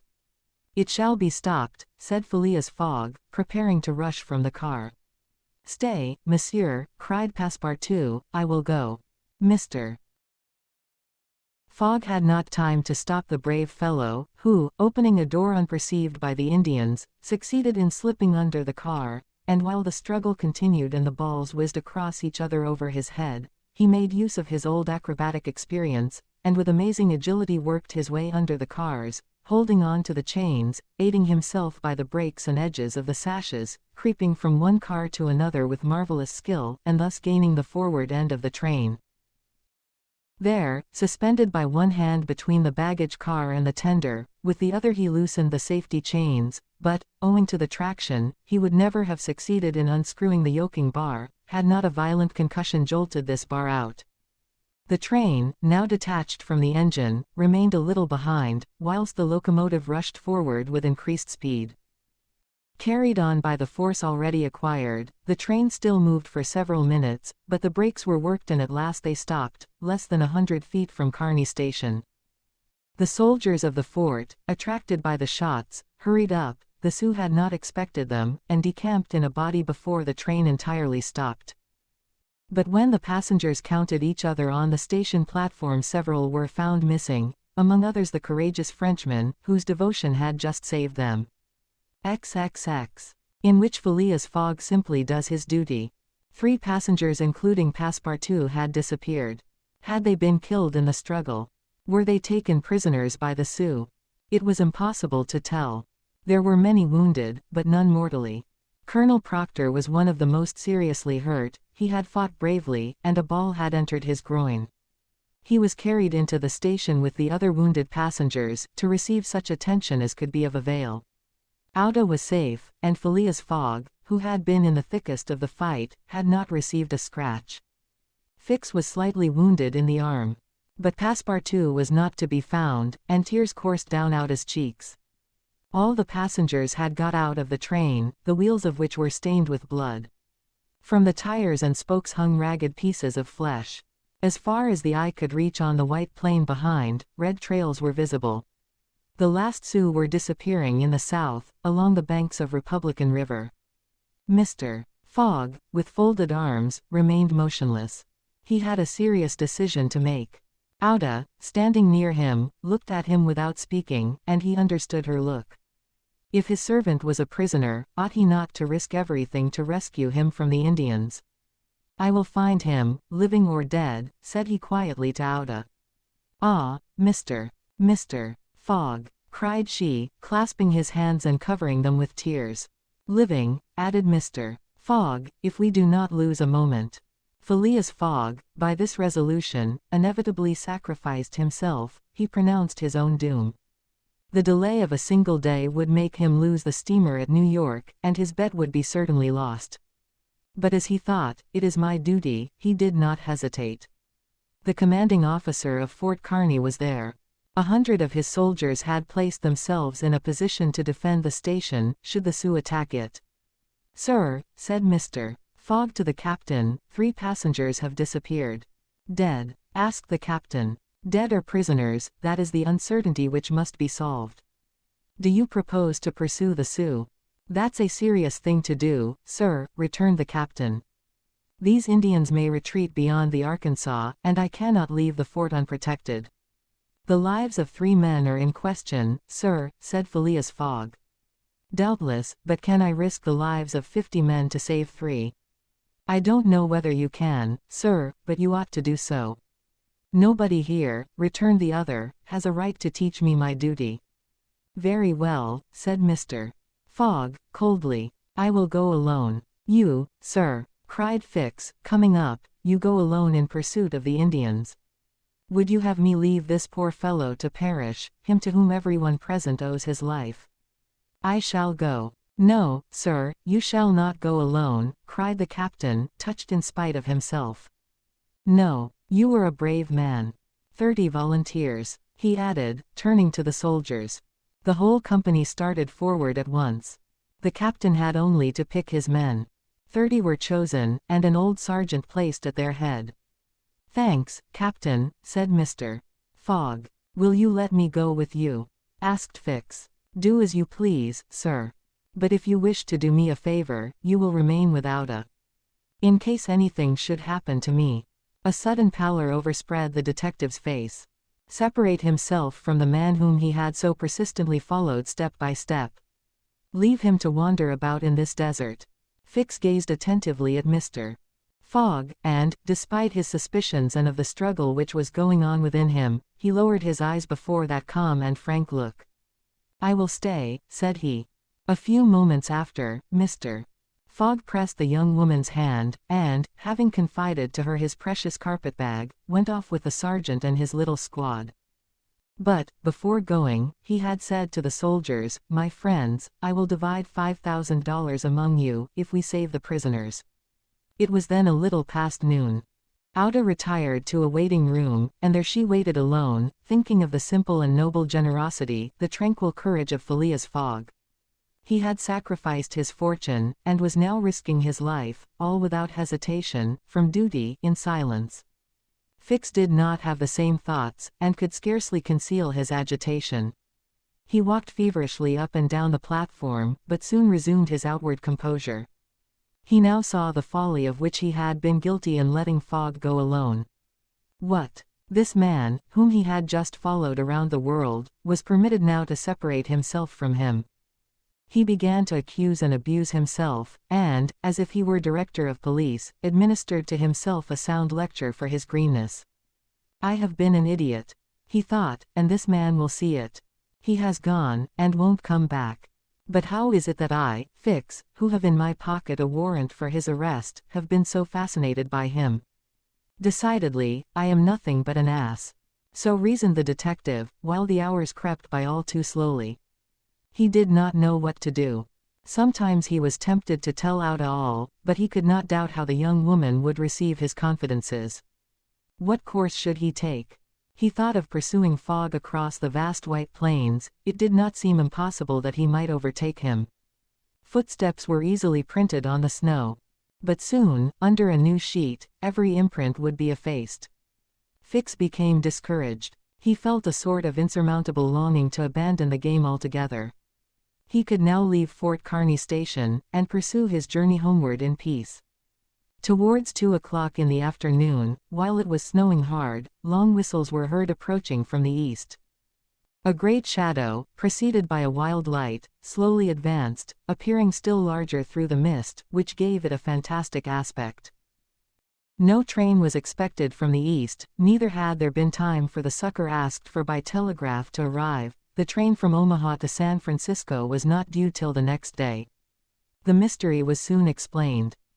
The locomotive, which was slowly approaching with deafening whistles, was that which, having been detached from the train, had continued its route with such terrific rapidity, carrying off the unconscious engineer and stoker. It had run several miles, when, the fire becoming low for want of fuel, the steam had slackened, and it had finally stopped an hour after, some 20 miles beyond Fort Kearny. Neither the engineer nor the stoker was dead, and, after remaining for some time in their swoon, had come to themselves. The train had then stopped. The engineer, when he found himself in the desert, and the locomotive without cars, understood what had happened. He could not imagine how the locomotive had become separated from the train, but he did not doubt that the train left behind was in distress. He did not hesitate what to do. It would be prudent to continue on to Omaha, for it would be dangerous to return to the train, which the Indians might still be engaged in pillaging. Nevertheless, he began to rebuild the fire in the furnace, the pressure again mounted, and the locomotive returned, running backwards to Fort Kearny. This it was which was whistling in the mist. The travelers were glad to see the locomotive resume its place at the head of the train. They could now continue the journey so terribly interrupted. Auda, on seeing the locomotive come up, hurried out of the station, and asked the conductor, "Are you going to start?" "At once, madam. But the prisoners, our unfortunate fellow travelers." "I cannot interrupt the trip," replied the conductor. "We are already 3 hours behind time." "And when will another train pass here from San Francisco?" "Tomorrow evening, madam." "Tomorrow evening. But then it will be too late." "We must wait." "It is impossible," responded the conductor. "If you wish to go, please get in." "I will not go," said Auda. Fix had heard this conversation a little while before, when there was no prospect of proceeding on the journey. He had made up his mind to leave Fort Kearny, but now that the train was there, ready to start, and he had only to take his seat in the car, an irresistible influence held him back. The station platform burned his feet, and he could not stir. The conflict in his mind again began, anger and failure stifled him. He wished to struggle on to the end. Meanwhile the passengers and some of the wounded, among them Colonel Proctor, whose injuries were serious, had taken their places in the train. The buzzing of the overheated boiler was heard, and the steam was escaping from the valves. The engineer whistled, the train started, and soon disappeared, mingling its white smoke with the eddies of the densely falling snow. The detective had remained behind. Several hours passed. The weather was dismal, and it was very cold. Fix sat motionless on a bench in the station. He might have been thought asleep. Auda, despite the storm, kept coming out of the waiting room, going to the end of the platform, and peering through the tempest of snow, as if to pierce the mist which narrowed the horizon around her, and to hear, if possible, some welcome sound. She heard and saw nothing. Then she would return, chilled through, to issue out again after the lapse of a few moments, but always in vain. Evening came, and the little band had not returned. Where could they be? Had they found the Indians, and were they having a conflict with them, or were they still wandering amid the mist? The commander of the fort was anxious, though he tried to conceal his apprehensions. As night approached, the snow fell less plentifully, but it became intensely cold. Absolute silence rested on the plains. Neither flight of bird nor passing of beast troubled the perfect calm. Throughout the night Auda, full of sad forebodings, her heart stifled with anguish, wandered about on the verge of the plains. Her imagination carried her far off, and showed her innumerable dangers. What she suffered through the long hours it would be impossible to describe. Fix remained stationary in the same place, but did not sleep. Once a man approached and spoke to him, and the detective merely replied by shaking his head. Thus the night passed. At dawn, the half-extinguished disk of the sun rose above a misty horizon, but it was now possible to recognize objects 2 miles off. Phileas Fogg and the squad had gone southward. In the south all was still vacancy. It was then 7 o'clock. The captain, who was really alarmed, did not know what course to take. Should he send another detachment to the rescue of the first? Should he sacrifice more men, with so few chances of saving those already sacrificed? His hesitation did not last long, however. Calling one of his lieutenants, he was on the point of ordering a reconnaissance, when gunshots were heard. Was it a signal? The soldiers rushed out of the fort, and half a mile off they perceived a little band returning in good order. Mr. Fogg was marching at their head, and just behind him were Passepartout and the other 2 travelers, rescued from the Sioux. They had met and fought the Indians 10 miles south of Fort Kearny. Shortly before the detachment arrived, Passepartout and his companions had begun to struggle with their captors, 3 of whom the Frenchman had felled with his fists, when his master and the soldiers hastened up to their relief. All were welcomed with joyful cries. Phileas Fogg distributed the reward he had promised to the soldiers, while Passepartout, not without reason, muttered to himself, "It must certainly be confessed that I cost my master dear." Fix, without saying a word, looked at Mr. Fogg, and it would have been difficult to analyze the thoughts which struggled within him. As for Auda, she took her protector's hand and pressed it in her own, too much moved to speak. Meanwhile, Passepartout was looking about for the train. He thought he should find it there, ready to start for Omaha, and he hoped that the time lost might be regained. The train, cried he. Gone, replied Fix. And when does the next train pass here? Said Phileas Fogg. Not till this evening. Ah, returned the impassible gentleman quietly. 31. In which Fix, the detective, considerably furthers the interests of Phileas Fogg. Phileas Fogg found himself 20 hours behind time. Passepartout, the involuntary cause of this delay, was desperate. He had ruined his master. At this moment the detective approached Mr. Fogg, and, looking him intently in the face, said, "Seriously, sir, are you in great haste?" "Quite seriously. I have a purpose in asking," resumed Fix. "Is it absolutely necessary that you should be in New York on the 11th, before 9 o'clock in the evening, the time that the steamer leaves for Liverpool?" "It is absolutely necessary. And, if your journey had not been interrupted by these Indians, you would have reached New York on the morning of the 11th. "Yes, with 11 hours to spare before the steamer left." "Good. You are therefore 20 hours behind. 12 from 20 leaves 8. You must regain 8 hours. Do you wish to try to do so?" "On foot?" asked Mr. Fogg. "No, on a sledge," replied Fix. "On a sledge with sails. A man has proposed such a method to me." It was the man who had spoken to Fix during the night, and whose offer he had refused. Phileas Fogg did not reply at once, but Fix, having pointed out the man, who was walking up and down in front of the station, Mr. Fogg went up to him. An instant after, Mr. Fogg and the American, whose name was Mudge, entered a hut built just below the fort. There Mr. Fogg examined a curious vehicle, a kind of frame on 2 long beams, a little raised in front like the runners of a sledge, and upon which there was room for 5 or 6 persons.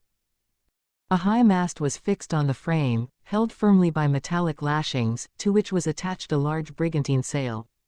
This mast held an iron stay upon which to hoist a jib sail. Behind, a sort of rudder served to guide the vehicle. It was, in short, a sledge rigged like a sloop. During the winter, when the trains are blocked up by the snow, these sledges make extremely rapid journeys across the frozen plains from one station to another. Provided with more sails than a cutter, and with the wind behind them, they slip over the surface of the prairies with a speed equal if not superior to that of the express trains. Mr. Fogg readily made a bargain with the owner of this land craft. The wind was favorable, being fresh, and blowing from the west. The snow had hardened, and Mudge was very confident of being able to transport Mr. Fogg in a few hours to Omaha. Thence the trains eastward run frequently to Chicago and New York. It was not impossible that the lost time might yet be recovered, and such an opportunity was not to be rejected. Not wishing to expose Auda to the discomforts of traveling in the open air, Mr. Fogg proposed to leave her with Passepartout at Fort Kearny, the servant taking upon himself to escort her to Europe by a better route and under more favorable conditions. But Auda refused to separate from Mr. Fogg, and Passepartout was delighted with her decision, for nothing could induce him to leave his master while Fix was with him. It would be difficult to guess the detective's thoughts. Was this conviction shaken by Phileas Fogg's return, or did he still regard him as an exceedingly shrewd rascal, who, his journey round the world completed, would think himself absolutely safe in England? Perhaps Fix's opinion of Phileas Fogg was somewhat modified, but he was nevertheless resolved to do his duty, and to hasten the return of the whole party to England as much as possible. At 8 o'clock the sledge was ready to start. The passengers took their places on it, and wrapped themselves up closely in their traveling cloaks. The two great sails were hoisted, and under the pressure of the wind the sledge slid over the hardened snow with a velocity of 40 miles an hour. The distance between Fort Kearny and Omaha, as the birds fly, is at most 200 miles. If the wind held good, the distance might be traversed in 5 hours. If no accident happened, the sledge might reach Omaha by 1 o'clock. What a journey! The travelers, huddled close together, could not speak for the cold, intensified by the rapidity at which they were going. The sledge sped on as lightly as a boat over the waves. When the breeze came skimming the earth, the sledge seemed to be lifted off the ground by its sails. Mudge, who was at the rudder, kept in a straight line, and by a turn of his hand checked the lurches which the vehicle had a tendency to make. All the sails were up, and the jib was so arranged as not to screen the brigantine. A topmast was hoisted, and another jib, held out to the wind, added its force to the other sails. Although the speed could not be exactly estimated, the sledge could not be going at less than 40 miles an hour. "If nothing breaks," said Mudge, "we shall get there." Mr. Fogg had made it for Mudge's interest to reach Omaha within the time agreed on, by the offer of a handsome reward. The prairie, across which the sledge was moving in a straight line, was as flat as a sea. It seemed like a vast frozen lake. The railroad which ran through this section ascended from the southwest to the northwest by Great Island, Columbus, an important Nebraska town, Schuyler, and Fremont, to Omaha. It followed throughout the right bank of the Platte River. The sledge, shortening this route, took a chord of the arc described by the railway. Mudge was not afraid of being stopped by the Platte River, because it was frozen. The road, then, was quite clear of obstacles, and Phileas Fogg had but two things to fear: an accident to the sledge, and a change or calm in the wind.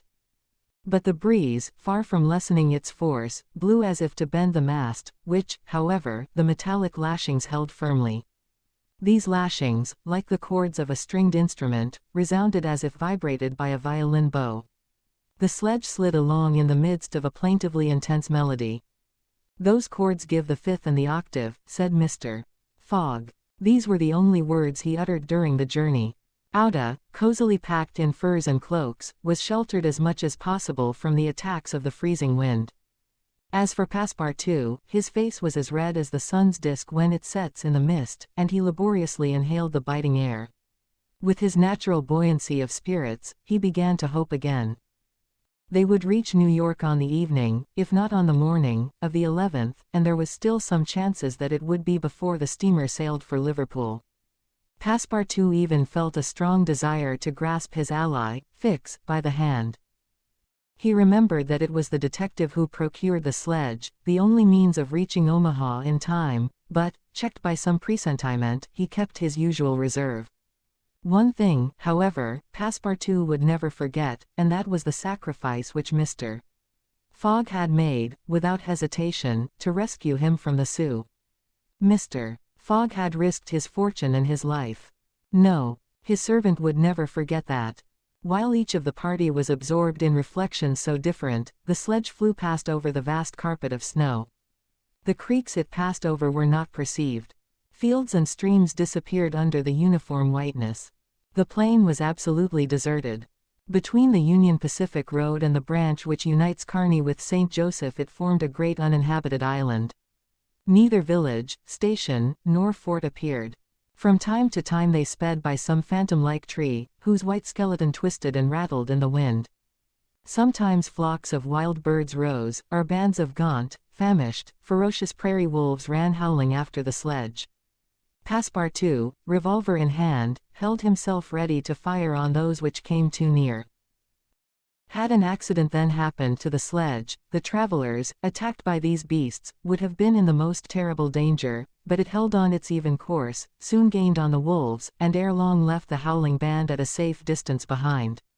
About noon Mudge perceived by certain landmarks that he was crossing the Platte River. He said nothing, but he felt certain that he was now within 20 miles of Omaha. In less than an hour he left the rudder and furled his sails, whilst the sledge, carried forward by the great impetus the wind had given it, went on half a mile further with its sails unspread. It stopped at last, and Mudge, pointing to a mass of roofs white with snow, said, "We have got there." Arrived at the station which is in daily communication, by numerous trains, with the Atlantic seaboard. Passepartout and Fix jumped off, stretched their stiffened limbs, and aided Mr. Fogg and the young woman to descend from the sledge. Phileas Fogg generously rewarded Mudge, whose hand Passepartout warmly grasped, and the party directed their steps to the Omaha railway station. The Pacific Railroad proper finds its terminus at this important Nebraska town. Omaha is connected with Chicago by the Chicago and Rock Island Railroad, which runs directly east, and passes 50 stations. A train was ready to start when Mr. Fogg and his party reached the station, and they only had time to get into the cars. They had seen nothing of Omaha, but Passepartout confessed to himself that this was not to be regretted, as they were not traveling to see the sights. The train passed rapidly across the state of Iowa, by Council Bluffs, Des Moines, and Iowa City. During the night it crossed the Mississippi at Davenport, and by Rock Island entered Illinois. The next day, which was the 10th, at 4 o'clock in the evening, it reached Chicago, already risen from its ruins, and more proudly seated than ever on the borders of its beautiful Lake Michigan. 900 miles separated Chicago from New York, but trains are not wanting at Chicago. Mr. Fogg passed at once from one to the other, and the locomotive of the Pittsburgh, Fort Wayne, and Chicago Railway left at full speed, as if it fully comprehended that that gentleman had no time to lose. It traversed Indiana, Ohio, Pennsylvania, and New Jersey like a flash, rushing through towns with antique names, some of which had streets and car tracks, but as yet no houses. At last the Hudson came into view, and, at 11:15 in the evening of the 11th, the train stopped in the station on the right bank of the river, before the very pier of the Cunard line. The China, for Liverpool, had started 3/4 of an hour before. 32. In which Phileas Fogg engages in a direct struggle with bad fortune. The China, in leaving, seemed to have carried off Phileas Fogg's last hope. None of the other steamers were able to serve his projects. The Pereire, of the French Transatlantic Company, whose admirable steamers are equal to any in speed and comfort, did not leave until the 14th. The Hamburg boats did not go directly to Liverpool or London, but to Havre, and the additional trip from Havre to Southampton would render Phileas Fogg's last efforts of no avail. The Inman steamer did not depart till the next day, and could not cross the Atlantic in time to save the wager.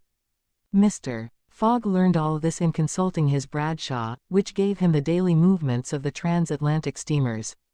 Passepartout was crushed. It overwhelmed him to lose the boat by 3/4 of an hour. It was his fault, for, instead of helping his master, he had not ceased putting obstacles in his path.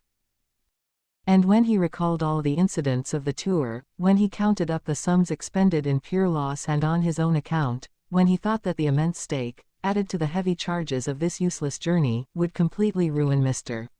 Fogg, he overwhelmed himself with bitter self-accusations. Mr. Fogg, however, did not reproach him, and, on leaving the Cunard pier, only said, "We will consult about what is best tomorrow. Come." The party crossed the Hudson in the Jersey City ferryboat, and drove in a carriage to the St. Nicholas Hotel, on Broadway. Rooms were engaged, and the night passed, briefly to Phileas Fogg, who slept profoundly, but very long to Auda and the others, whose agitation did not permit them to rest. The next day was the 12th of December. From 7 in the morning of the 12th to 9:15 in the evening of the 21st there were 9 days, 13 hours, and 45 minutes. If Phileas Fogg had left in the China, one of the fastest steamers on the Atlantic, he would have reached Liverpool, and then London, within the period agreed upon. Mr. Fogg left the hotel alone, after giving Passepartout instructions to await his return, and inform Auda to be ready at an instant's notice. He proceeded to the banks of the Hudson, and looked about among the vessels moored or anchored in the river, for any that were about to depart. Several had departure signals, and were preparing to put to sea at morning tide, for in this immense and admirable port there is not one day in 100 that vessels do not set out for every quarter of the globe.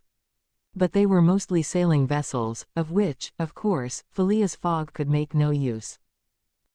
He seemed about to give up all hope, when he espied, anchored at the battery, a cable's length off at most, a trading vessel, with a screw, well-shaped, whose funnel, puffing a cloud of smoke, indicated that she was getting ready for departure. Phileas Fogg hailed a boat, got into it, and soon found himself on board the Henrietta, iron-hulled, wood-built above. He ascended to the deck, and asked for the captain, who forthwith presented himself. He was a man of 50, a sort of sea wolf, with big eyes, a complexion of oxidized copper, red hair and thick neck, and a growling voice. "The captain?" asked Mr. Fogg. "I am the captain. I am Phileas Fogg, of London. And I am Andrew Speedy, of Cardiff. You are going to put to sea. In an hour. You are bound for Bordeaux. And your cargo? No freight. Going in ballast. Have you any passengers? No passengers. Never have passengers. Too much in the way. Is your vessel a swift one? Between 11 and 12 knots. The Henrietta, well known. Will you carry me and 3 other persons to Liverpool? To Liverpool. Why not to China? I said Liverpool. No, no, no. I am setting out for Bordeaux, and shall go to Bordeaux. Money is no object. None. The captain spoke in a tone which did not admit of a reply. But the owners of the Henrietta, resumed Phileas Fogg. The owners are myself, replied the captain. The vessel belongs to me. I will freight it for you. No. I will buy it of you. No. Phileas Fogg did not betray the least disappointment, but the situation was a grave one. It was not at New York as at Hong Kong, nor with the captain of the Henrietta as with the captain of the Tankador. Up to this time money had smoothed away every obstacle. Now money failed. Still, some means must be found to cross the Atlantic on a boat, unless by balloon, which would have been venturesome, besides not being capable of being put in practice. It seemed that Phileas Fogg had an idea, for he said to the captain, "Well, will you carry me to Bordeaux?" "No, not if you paid me $200. I offer you 2,000. Apiece. Apiece. And there are 4 of you." 4. Captain Speedy began to scratch his head. There were $8,000 to gain, without changing his route, for which it was well worth conquering the repugnance he had for all kinds of passengers. Besides, passengers at $2,000 are no longer passengers but valuable merchandise. "I start at 9 o'clock, said Captain Speedy, simply. "Are you and your party ready?" "We will be on board at 9 o'clock, replied, no less simply, Mr. Fogg. It was 8:30. To disembark from the Henrietta, jump into a hack, hurry to the St. Nicholas, and return without a Passepartout, and even the inseparable Fix was the work of a brief time, and was performed by Mr. Fogg with the coolness which never abandoned him. They were on board when the Henrietta made ready to weigh anchor. When Passepartout heard what this last voyage was going to cost, he uttered a prolonged "oh," which extended throughout his vocal gamut. As for Fix, he said to himself that the Bank of England would certainly not come out of this affair well indemnified. When they reached England, even if Mr. Fogg did not throw some handfuls of bank bills into the sea, more than £7,000 would have been spent. 33. In which Phileas Fogg shows himself equal to the occasion. An hour after, the Henrietta passed the lighthouse which marks the entrance of the Hudson, turned the point of Sandy Hook, and put to sea. During the day she skirted Long Island, passed Fire Island, and directed her course rapidly eastward. At noon the next day, a man mounted the bridge to ascertain the vessel's position. It might be thought that this was Captain Speedy. Not the least in the world. It was Phileas Fogg, Esquire. As for Captain Speedy, he was shut up in his cabin under lock and key, and was uttering loud cries, which signified an anger at once pardonable and excessive. What had happened was very simple. Phileas Fogg wished to go to Liverpool, but the captain would not carry him there. Then Phileas Fogg had taken passage for Bordeaux, and, during the 30 hours he had been on board, had so shrewdly managed with his banknotes that the sailors and stokers, who were only an occasional crew, and were not on the best terms with the captain, went over to him in a body. This was why Phileas Fogg was in command instead of Captain Speedy, why the captain was a prisoner in his cabin, and why, in short, the Henrietta was directing her course towards Liverpool. It was very clear, to see Mr. Fogg manage the craft, that he had been a sailor. How the adventure ended will be seen anon. Auda was anxious, though she said nothing. As for Passepartout, he thought Mr. Fogg's maneuver simply glorious. The captain had said, between 11 and 12 knots, and the Henrietta confirmed his prediction. If, then, for there were ifs, still, the sea did not become too boisterous, if the wind did not veer round to the east, if no accident happened to the boat or its machinery, the Henrietta might cross the 3,000 miles from New York to Liverpool in the 9 days, between the 12th and the 21st of December. It is true that, once arrived, the affair on board the Henrietta, added to that of the Bank of England, might create more difficulties for Mr. Fogg than he imagined or could desire. During the first days, they went along smoothly enough. The sea was not very unpropitious, the wind seemed stationary in the northeast, the sails were hoisted, and the Henrietta ploughed across the waves like a real transatlantic steamer. Passepartout was delighted. His master's last exploit, the consequences of which he ignored, enchanted him. Never had the crew seen so jolly and dexterous a fellow. He formed warm friendships with the sailors, and amazed them with his acrobatic feats. He thought they managed the vessel like gentlemen, and that the stokers fired up like heroes. His loquacious good humor infected everyone. He had forgotten the past, its vexations and delays. He only thought of the end, so nearly accomplished, and sometimes he boiled over with impatience, as if heated by the furnaces of the Henrietta. Often, also, the worthy fellow revolved around Fix, looking at him with a keen, distrustful eye, but he did not speak to him, for their old intimacy no longer existed. Fix, it must be confessed, understood nothing of what was going on. The conquest of the Henrietta, the bribery of the crew, Fogg managing the boat like a skilled seaman, amazed and confused him. He did not know what to think.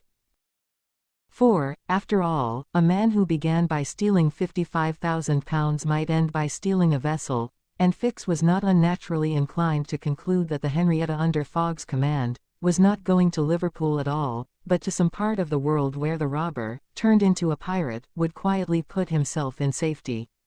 The conjecture was at least a plausible one, and the detective began to seriously regret that he had embarked on the affair.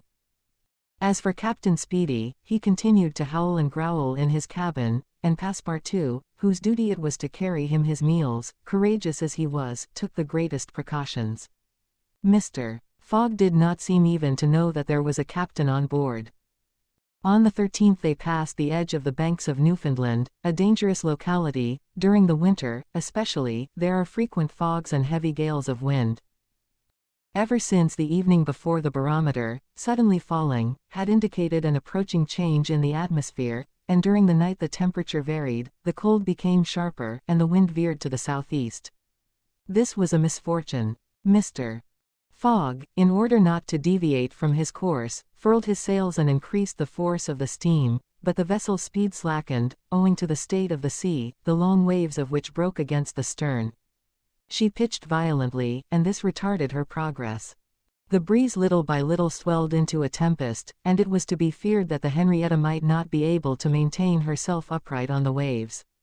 Passepartout's visage darkened with the skies, and for 2 days the poor fellow experienced constant fright.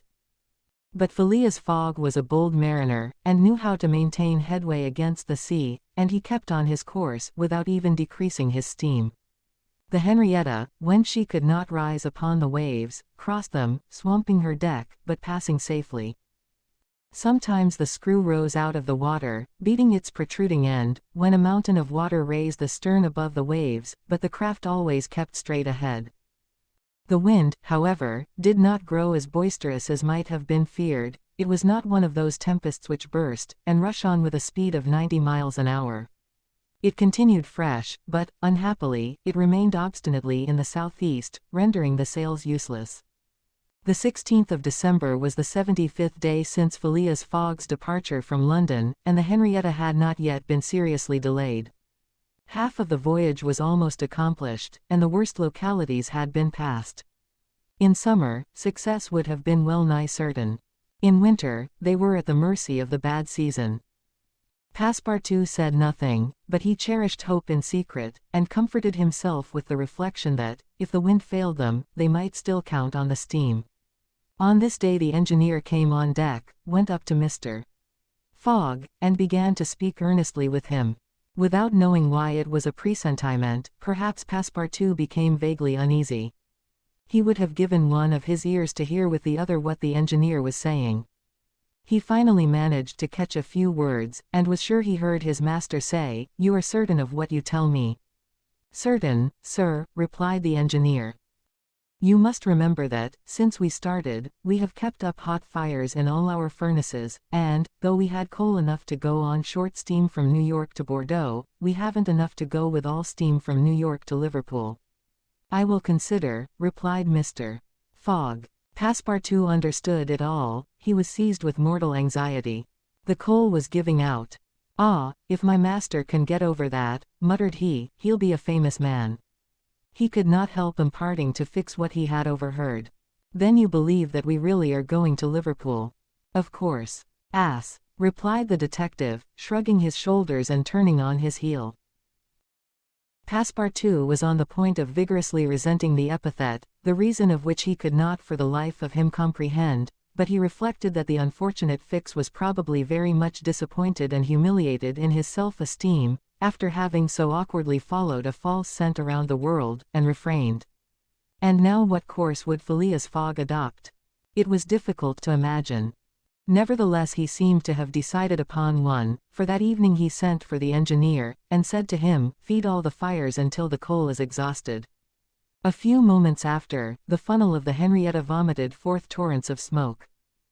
The vessel continued to proceed with all steam on, but on the 18th, the engineer, as he had predicted, announced that the coal would give out in the course of the day. "Do not let the fires go down," replied Mr. Fogg. "Keep them up to the last. Let the valves be filled." Towards noon Phileas Fogg, having ascertained their position, called Passepartout, and ordered him to go for Captain Speedy. It was as if the honest fellow had been commanded to unchain a tiger. He went to the poop, saying to himself, "He will be like a madman." In a few moments, with cries and oaths, a bomb appeared on the poop deck. The bomb was Captain Speedy. It was clear that he was on the point of bursting. "Where are we?" were the first words his anger permitted him to utter. Had the poor man been an apoplectic, he could never have recovered from his paroxysm of wrath. "Where are we?" he repeated, with purple face. 707 miles from Liverpool," replied Mr. Fogg, with imperturbable calmness. "Pirate!" cried Captain Speedy. "I have sent for you, sir." "Picaroon." "Sir," continued Mr. Fogg, "to ask you to sell me your vessel." "No. By all the devils, no. But I shall be obliged to burn her." "Burn the Henrietta?" "Yes, at least the upper part of her. The coal has given out." "Burn my vessel," cried Captain Speedy, who could scarcely pronounce the words. "A vessel worth $50,000. "Here are 60,000, replied Phileas Fogg, handing the captain a roll of bank bills. This had a prodigious effect on Andrew Speedy. An American can scarcely remain unmoved at the sight of $60,000. The captain forgot in an instant his anger, his imprisonment, and all his grudges against his passenger. The Henrietta was 20 years old, it was a great bargain. The bomb would not go off after all. Mr. Fogg had taken away the match.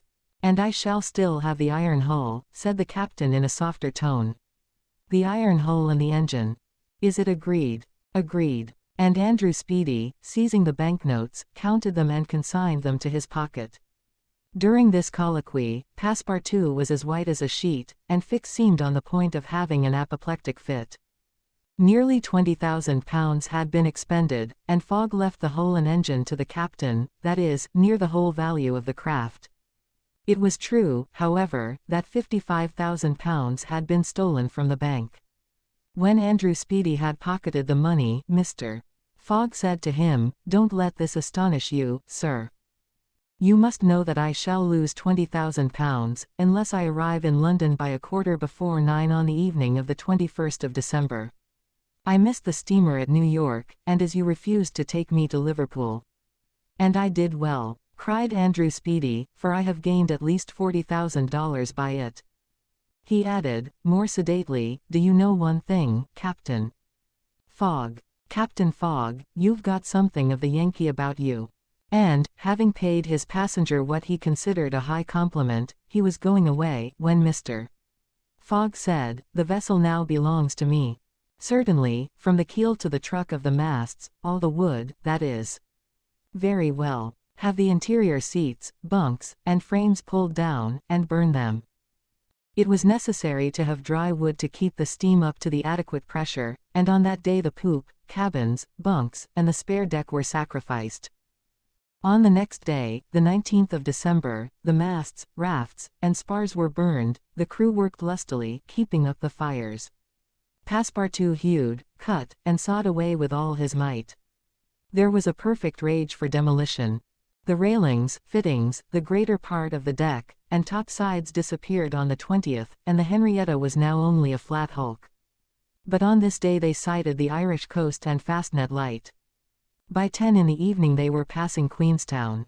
Phileas Fogg had only 24 hours more in which to get to London. That length of time was necessary to reach Liverpool, with all steam on. And the steam was about to give out altogether. "Sir," said Captain Speedy, who was now deeply interested in Mr. Fogg's project, "I really commiserate you. Everything is against you. We are only opposite Queenstown." "Ah," said Mr. Fogg, "is that place where we see the lights Queenstown?" "Yes." "Can we enter the harbor?" "Not under 3 hours. Only at high tide." "Stay," replied Mr. Fogg calmly, without betraying in his features that by a supreme inspiration he was about to attempt once more to conquer ill fortune. "Queenstown is the Irish port at which the transatlantic steamers stop to put off the mails. These mails are carried to Dublin by express trains always held in readiness to start. From Dublin they are sent on to Liverpool by the most rapid boats, and thus gain 12 hours on the Atlantic steamers." Phileas Fogg counted on gaining 12 hours in the same way. Instead of arriving at Liverpool the next evening by the Henrietta, he would be there by noon, and would therefore have time to reach London before 9:15 in the evening. The Henrietta entered Queenstown harbour at 1 o'clock in the morning, it then being high tide, and Phileas Fogg, after being grasped heartily by the hand by Captain Speedy, left that gentleman on the levelled hulk of his craft, which was still worth half what he had sold it for. The party went on shore at once. Fix was greatly tempted to arrest Mr. Fogg on the spot, but he did not. Why? What struggle was going on within him? Had he changed his mind about his man? Did he understand that he had made a grave mistake? He did not, however, abandon Mr. Fogg. They all got upon the train, which was just ready to start, at 1:30. At dawn of day they were in Dublin, and they lost no time in embarking on a steamer which, disdaining to rise upon the waves, invariably cut through them. Phileas Fogg at last disembarked on the Liverpool quay, at 20 minutes before 12, the 21st of December. He was only 6 hours distant from London. But at this moment Fix came up, put his hand upon Mr. Fogg's shoulder, and, showing his warrant, said, "You are really Phileas Fogg?" "I am. I arrest you in the Queen's name." 34. In which Phileas Fogg at last reaches London. Phileas Fogg was in prison. He had been shut up in the custom house, and he was to be transferred to London the next day. Passepartout, when he saw his master arrested, would have fallen upon Fix had he not been held back by some policemen.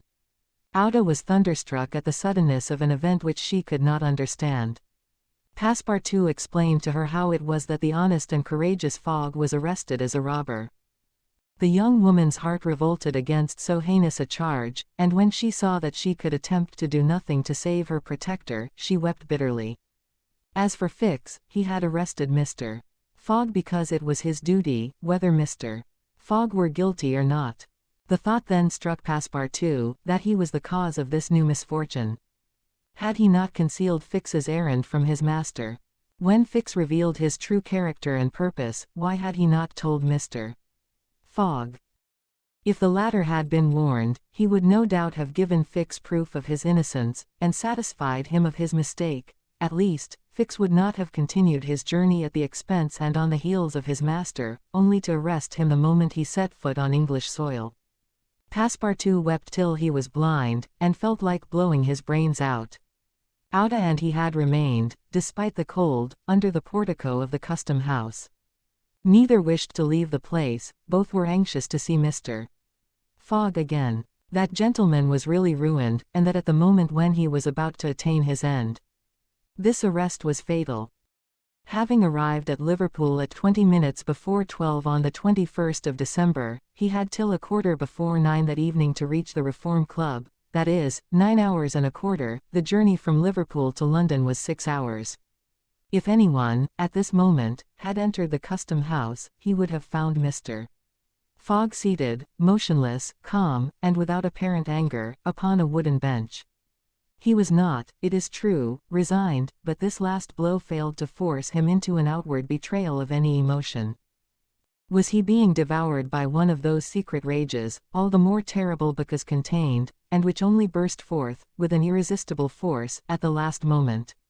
No one could tell. There he sat, calmly waiting, for what? Did he still cherish hope? Did he still believe, now that the door of this prison was closed upon him, that he would succeed? However that may have been, Mr. Fogg carefully put his watch upon the table, and observed its advancing hands. Not a word escaped his lips, but his look was singularly set and stern. The situation, in any event, was a terrible one, and might be thus stated: if Phileas Fogg was honest he was ruined, if he was a knave, he was caught. Did escape occur to him? Did he examine to see if there were any practicable outlet from his prison? Did he think of escaping from it? Possibly, for once he walked slowly around the room. But the door was locked, and the window heavily barred with iron rods. He sat down again, and drew his journal from his pocket. On the line where these words were written, the 21st of December, Saturday, Liverpool, he added, 80th day, 11:40 a.m., and waited. The custom house clock struck 1. Mr. Fogg observed that his watch was 2 hours too fast. 2 hours. Admitting that he was at this moment taking an express train, he could reach London and the Reform Club by 9:15, page, M. His forehead slightly wrinkled. At 33 minutes past 2 he heard a singular noise outside, then a hasty opening of doors. Passepartout's voice was audible, and immediately after that of Fix. Phileas Fogg's eyes brightened for an instant. The door swung open, and he saw Passepartout, Auda, and Fix, who hurried towards him. Fix was out of breath, and his hair was in disorder.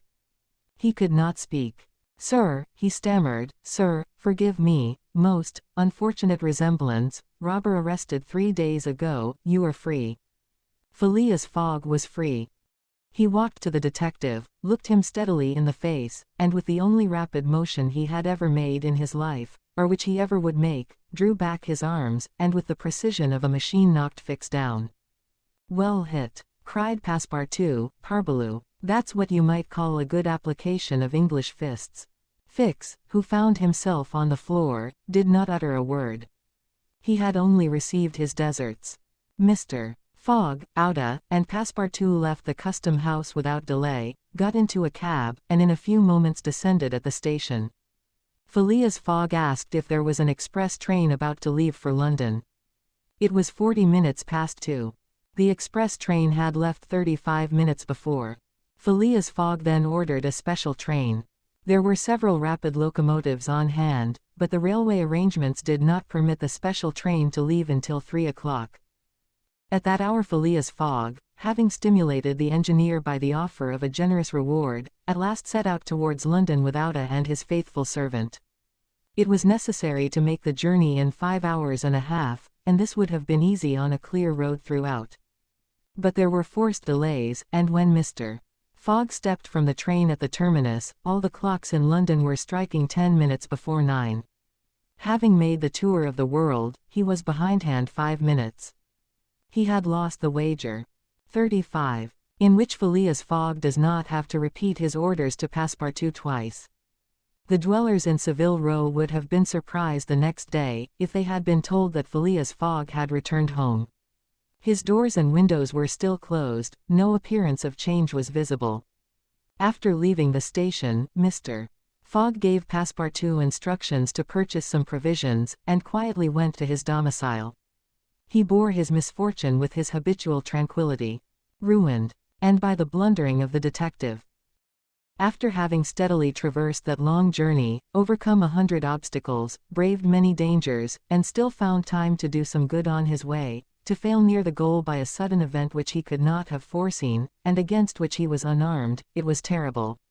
But a few pounds were left of the large sum he had carried with him. There only remained of his fortune the £20,000 deposited at Barings, and this amount he owed to his friends of the Reform Club.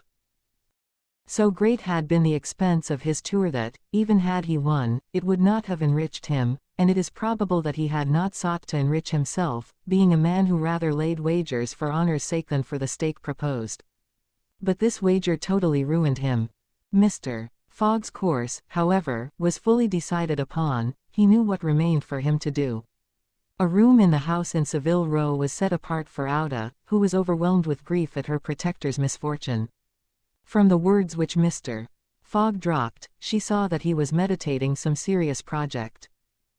Knowing that Englishmen governed by a fixed idea sometimes resort to the desperate expedient of suicide, Passepartout kept a narrow watch upon his master, though he carefully concealed the appearance of so doing.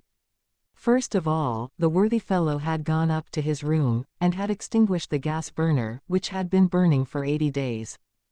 He had found in the letter-box a bill from the gas company, and he thought it more than time to put a stop to this expense, which he had been doomed to bear. The night passed. Mr. Fogg went to bed, but did he sleep? Auda did not once close her eyes. Passepartout watched all night, like a faithful dog, at his master's door. Mr. Fogg called him in the morning, and told him to get out his breakfast, and a cup of tea and a chop for himself. He desired Auda to excuse him from breakfast and dinner, as his time would be absorbed all day in putting his affairs to rights. In the evening he would ask permission to have a few moments' conversation with the young lady. Passepartout, having received his orders, had nothing to do but obey them. He looked at his imperturbable master, and could scarcely bring his mind to leave him. His heart was full, and his conscience tortured by remorse, for he accused himself more bitterly than ever of being the cause of the irretrievable disaster. Yes, if he had warned Mr. Fogg, and had betrayed Fix's projects to him, his master would certainly not have given the detective passage to Liverpool, and then Passepartout could hold in no longer. "My master, Mr. Fogg," he cried, "why do you not curse me? It was my fault that—" "I blame no one," returned Phileas Fogg, with perfect calmness.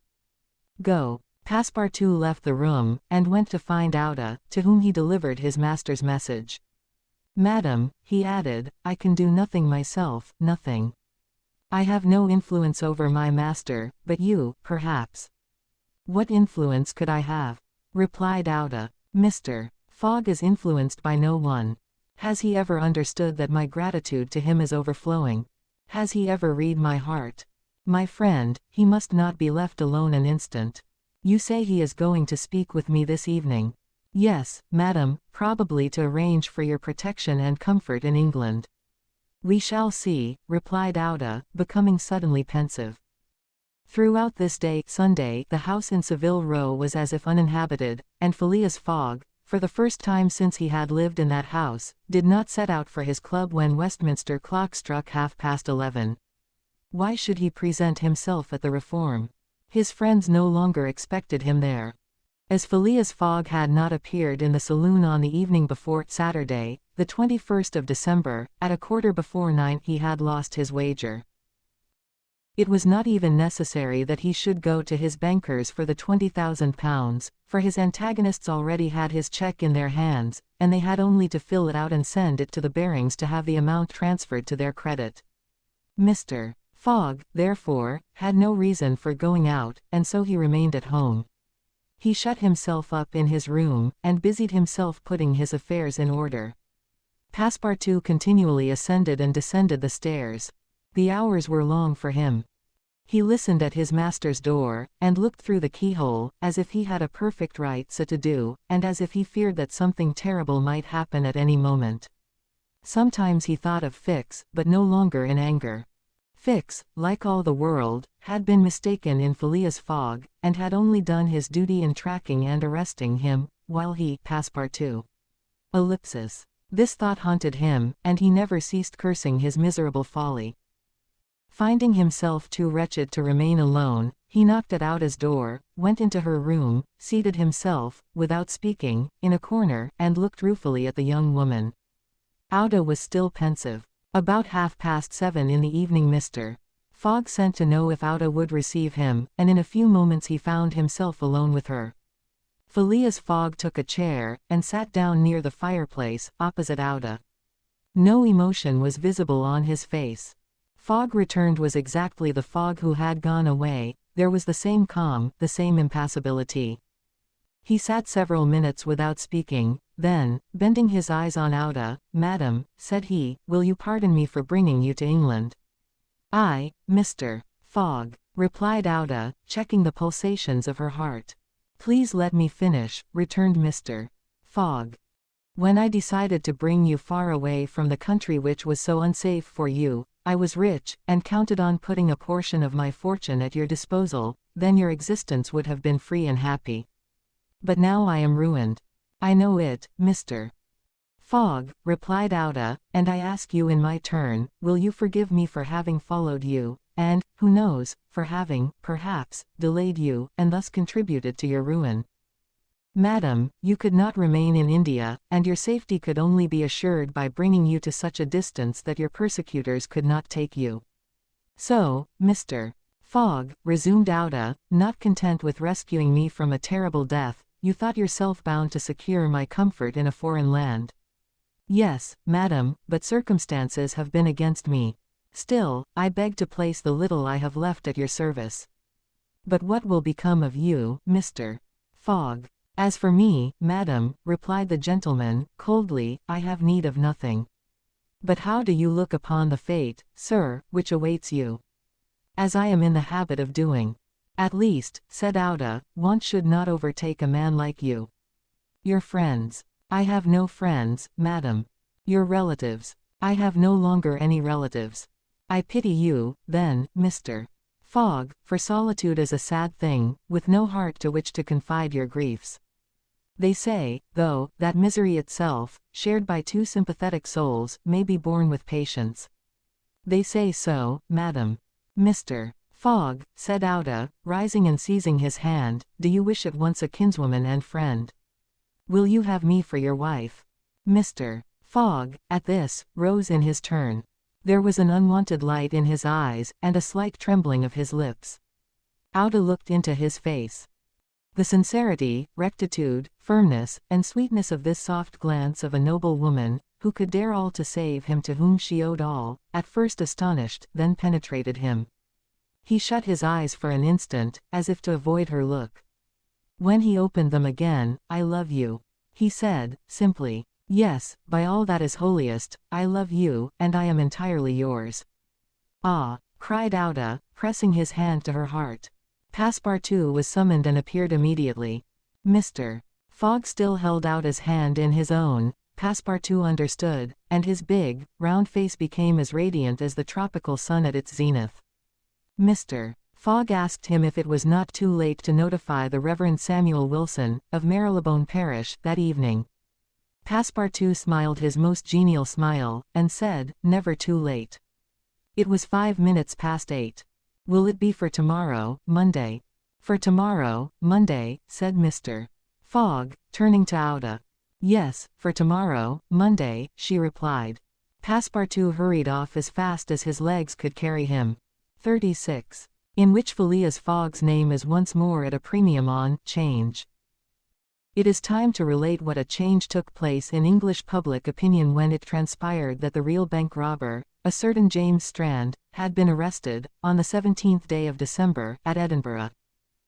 3 days before, Phileas Fogg had been a criminal, who was being desperately followed up by the police. Now he was an honorable gentleman, mathematically pursuing his eccentric journey round the world. The papers resumed their discussion about the wager. All those who had laid bets, for or against him, revived their interest, as if by magic. The Phileas Fogg bonds again became negotiable, and many new wagers were made. Phileas Fogg's name was once more at a premium on change. His 5 friends of the Reform Club passed these 3 days in a state of feverish suspense. Would Phileas Fogg, whom they had forgotten, reappear before their eyes? Where was he at this moment? The 17th of December, the day of James Strand's arrest, was the 76th since Phileas Fogg's departure, and no news of him had been received. Was he dead? Had he abandoned the effort, or was he continuing his journey along the route agreed upon? And would he appear on Saturday, the 21st of December, at 9:15 in the evening, on the threshold of the Reform Club saloon? The anxiety in which, for 3 days, London society existed, cannot be described. Telegrams were sent to America and Asia for news of Phileas Fogg. Messengers were dispatched to the house in Saville Row morning and evening. No news. The police were ignorant what had become of the detective, Fix, who had so unfortunately followed up a false scent. Bets increased, nevertheless, in number and value. Phileas Fogg, like a racehorse, was drawing near his last turning point. The bonds were quoted, no longer at 100 below par, but at 20, at 10, and at 5, and paralytic old Lord Albemarle bet even in his favor. A great crowd was collected in Pall Mall and the neighboring streets on Saturday evening. It seemed like a multitude of brokers permanently established around the Reform Club. Circulation was impeded, and everywhere disputes, discussions, and financial transactions were going on. The police had great difficulty in keeping back the crowd, and as the hour when Phileas Fogg was due approached, the excitement rose to its highest pitch. The 5 antagonists of Phileas Fogg had met in the great saloon of the club. John Sullivan and Samuel Fallentin, the bankers, Andrew Stewart, the engineer, Gautier Ralph, the director of the Bank of England, and Thomas Flanagan, the brewer, one and all waited anxiously. When the clock indicated 20 minutes past 8, Andrew Stewart got up, saying, "Gentlemen, in 20 minutes the time agreed upon between Mr. Fogg and ourselves will have expired." "What time did the last train arrive from Liverpool?" asked Thomas Flanagan. "At 23 minutes past 7, replied Gautier Ralph, "and the next does not arrive till 10 minutes after 12. "Well, gentlemen," resumed Andrew Stewart, "if Phileas Fogg had come in the 7:23 train, he would have got here by this time. We can, therefore, regard the bet as won." "Wait, don't let us be too hasty," replied Samuel Fallentin. "You know that Mr. Fogg is very eccentric. His punctuality is well known, he never arrives too soon, or too late, and I should not be surprised if he appeared before us at the last minute." "Why," said Andrew Stewart nervously, "if I should see him, I should not believe it was he." "The fact is," resumed Thomas Flanagan, "Mr. Fogg's project was absurdly foolish. Whatever his punctuality, he could not prevent the delays which were certain to occur, and a delay of only 2 or 3 days would be fatal to his tour. Observe, too," added John Sullivan, "that we have received no intelligence from him, though there are telegraphic lines all along his route." "He has lost, gentlemen," said Andrew Stewart, "he has 100 times lost. You know, besides, that the China, the only steamer he could have taken from New York to get here in time, arrived yesterday. I have seen a list of the passengers, and the name of Phileas Fogg is not among them. Even if we admit that fortune has favored him, he can scarcely have reached America. I think he will be at least 20 days behindhand, and that Lord Albemarle will lose a cool 5,000. It is clear, replied Gautier Ralph, and we have nothing to do but to present Mr. Fogg's cheque at Barings tomorrow. At this moment, the hands of the club clock pointed to 20 minutes to 9. 5 minutes more, said Andrew Stuart. The 5 gentlemen looked at each other. Their anxiety was becoming intense, but, not wishing to betray it, they readily assented to Mr. Follenton's proposal of a rubber. I wouldn't give up my 4,000 of the bet, said Andrew Stuart, as he took his seat, for 3,999. The clock indicated 18 minutes to 9. The players took up their cards, but could not keep their eyes off the clock. Certainly, however secure they felt, minutes had never seemed so long to them. 17 minutes to 9, said Thomas Flanagan, as he cut the cards which Ralph handed to him. Then there was a moment of silence. The great saloon was perfectly quiet, but the murmurs of the crowd outside were heard, with now and then a shrill cry. The pendulum beat the seconds, which each player eagerly counted, as he listened, with mathematical regularity. 16 minutes to 9, said John Sullivan, in a voice which betrayed his emotion. 1 minute more, and the wager would be won. Andrew Stuart and his partners suspended their game. They left their cards, and counted the seconds. At the 40th second, nothing. At the 50th, still nothing. At the 55th, a loud cry was heard in the street, followed by applause, hurrahs, and some fierce growls. The players rose from their seats. At the 57th second the door of the saloon opened, and the pendulum had not beat the 60th second when Phileas Fogg appeared, followed by an excited crowd who had forced their way through the club doors, and in his calm voice, said, "Here I am, gentlemen." 37. In which it is shown that Phileas Fogg gained nothing by his tour around the world, unless it were happiness. Yes, Phileas Fogg in person. The reader will remember that at 5 minutes past 8 in the evening, about 25 hours after the arrival of the travellers in London, Passepartout had been sent by his master to engage the services of the Reverend Samuel Wilson in a certain marriage ceremony, which was to take place the next day. Passepartout went on his errand enchanted. He soon reached the clergyman's house, but found him not at home. Passepartout waited a good 20 minutes, and when he left the reverend gentleman, it was 35 minutes past 8. But in what a state he was! With his hair in disorder, and without his hat, he ran along the street as never man was seen to run before, overturning passers-by, rushing over the sidewalk like a waterspout. In 3 minutes he was in Saville Row again, and staggered back into Mr. Fogg's room. He could not speak. "What is the matter?" asked Mr. Fogg. "My master," gasped Passepartout, "marriage, impossible. Impossible. Impossible, for tomorrow." "Why so?" "Because tomorrow is Sunday." "Monday," replied Mr. Fogg. "No, today is Saturday." "Saturday. Impossible." "Yes, yes, yes, yes," cried Passepartout. "You have made a mistake of 1 day. We arrived 24 hours ahead of time, but there are only 10 minutes left." Passepartout had seized his master by the collar, and was dragging him along with irresistible force. Phileas Fogg, thus kidnapped, without having time to think, left his house, jumped into a cab, promised £100 to the cabman, and, having run over 2 dogs and overturned 5 carriages, reached the Reform Club. The clock indicated 9:15 when he appeared in the great saloon. Phileas Fogg had accomplished the journey round the world in 80 days. Phileas Fogg had won his wager of £20,000. How was it that a man so exact and fastidious could have made this error of a day? How came he to think that he had arrived in London on Saturday, the 21st day of December, when it was really Friday, the 20th, the 79th day only from his departure? The cause of the error is very simple. Phileas Fogg had, without suspecting it, gained 1 day on his journey, and this merely because he had travelled constantly eastward. He would, on the contrary, have lost a day had he gone in the opposite direction, that is, westward. In journeying eastward he had gone towards the sun, and the days therefore diminished for him as many times 4 minutes as he crossed degrees in this direction. There are 360 degrees on the circumference of the earth, and these 360 degrees, multiplied by 4 minutes, gives precisely 24 hours, that is, the day unconsciously gained. In other words, while Phileas Fogg, going eastward, saw the sun pass the meridian 80 times, his friends in London only saw it pass the meridian 79 times. This is why they awaited him at the Reform Club on Saturday, and not Sunday, as Mr. Fogg thought. And Passepartout's famous family watch, which had always kept London time, would have betrayed this fact, if it had marked the days as well as the hours and the minutes.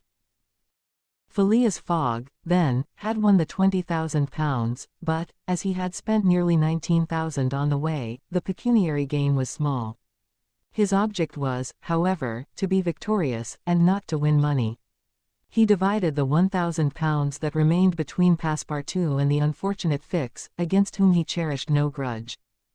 He deducted, however, from Passepartout's share the cost of the gas which had burned in his room for 1920 hours, for the sake of regularity. That evening, Mr. Fogg, as tranquil and phlegmatic as ever, said to Auda, "Is our marriage still agreeable to you?" "Mr. Fogg," replied she, "it is for me to ask that question. You were ruined, but now you are rich again. Pardon me, madam, my fortune belongs to you. If you had not suggested our marriage, my servant would not have gone to the Reverend Samuel Wilson's, I should not have been apprised of my error, and—" "Dear Mr. Fogg," said the young woman. "Dear Auda," replied Phileas Fogg. It need not be said that the marriage took place 48 hours after, and that Passepartout, glowing and dazzling, gave the bride away. Had he not saved her, and was he not entitled to this honor? The next day, as soon as it was light, Passepartout rapped vigorously at his master's door. Mr. Fogg opened it, and asked, "What's the matter, Passepartout?" "What is it, sir?" "Why, I've just this instant found out." "What?" "That we might have made the tour of the world in only 78 days. "No doubt," returned Mr. Fogg, "by not crossing India. But if I had not crossed India, I should not have saved Auda, she would not have been my wife, and—" Mr. Fogg quietly shut the door. Phileas Fogg had won his wager, and had made his journey around the world in 80 days. To do this he had employed every means of conveyance, steamers, railways, carriages, yachts, trading vessels, sledges, elephants. The eccentric gentleman had throughout displayed all his marvelous qualities of coolness and exactitude. But what then? What had he really gained by all this trouble? What had he brought back from this long and weary journey? Nothing, say you. Perhaps so, nothing but a charming woman, who, strange as it may appear, made him the happiest of men. Truly, would you not for less than that make the tour around the world?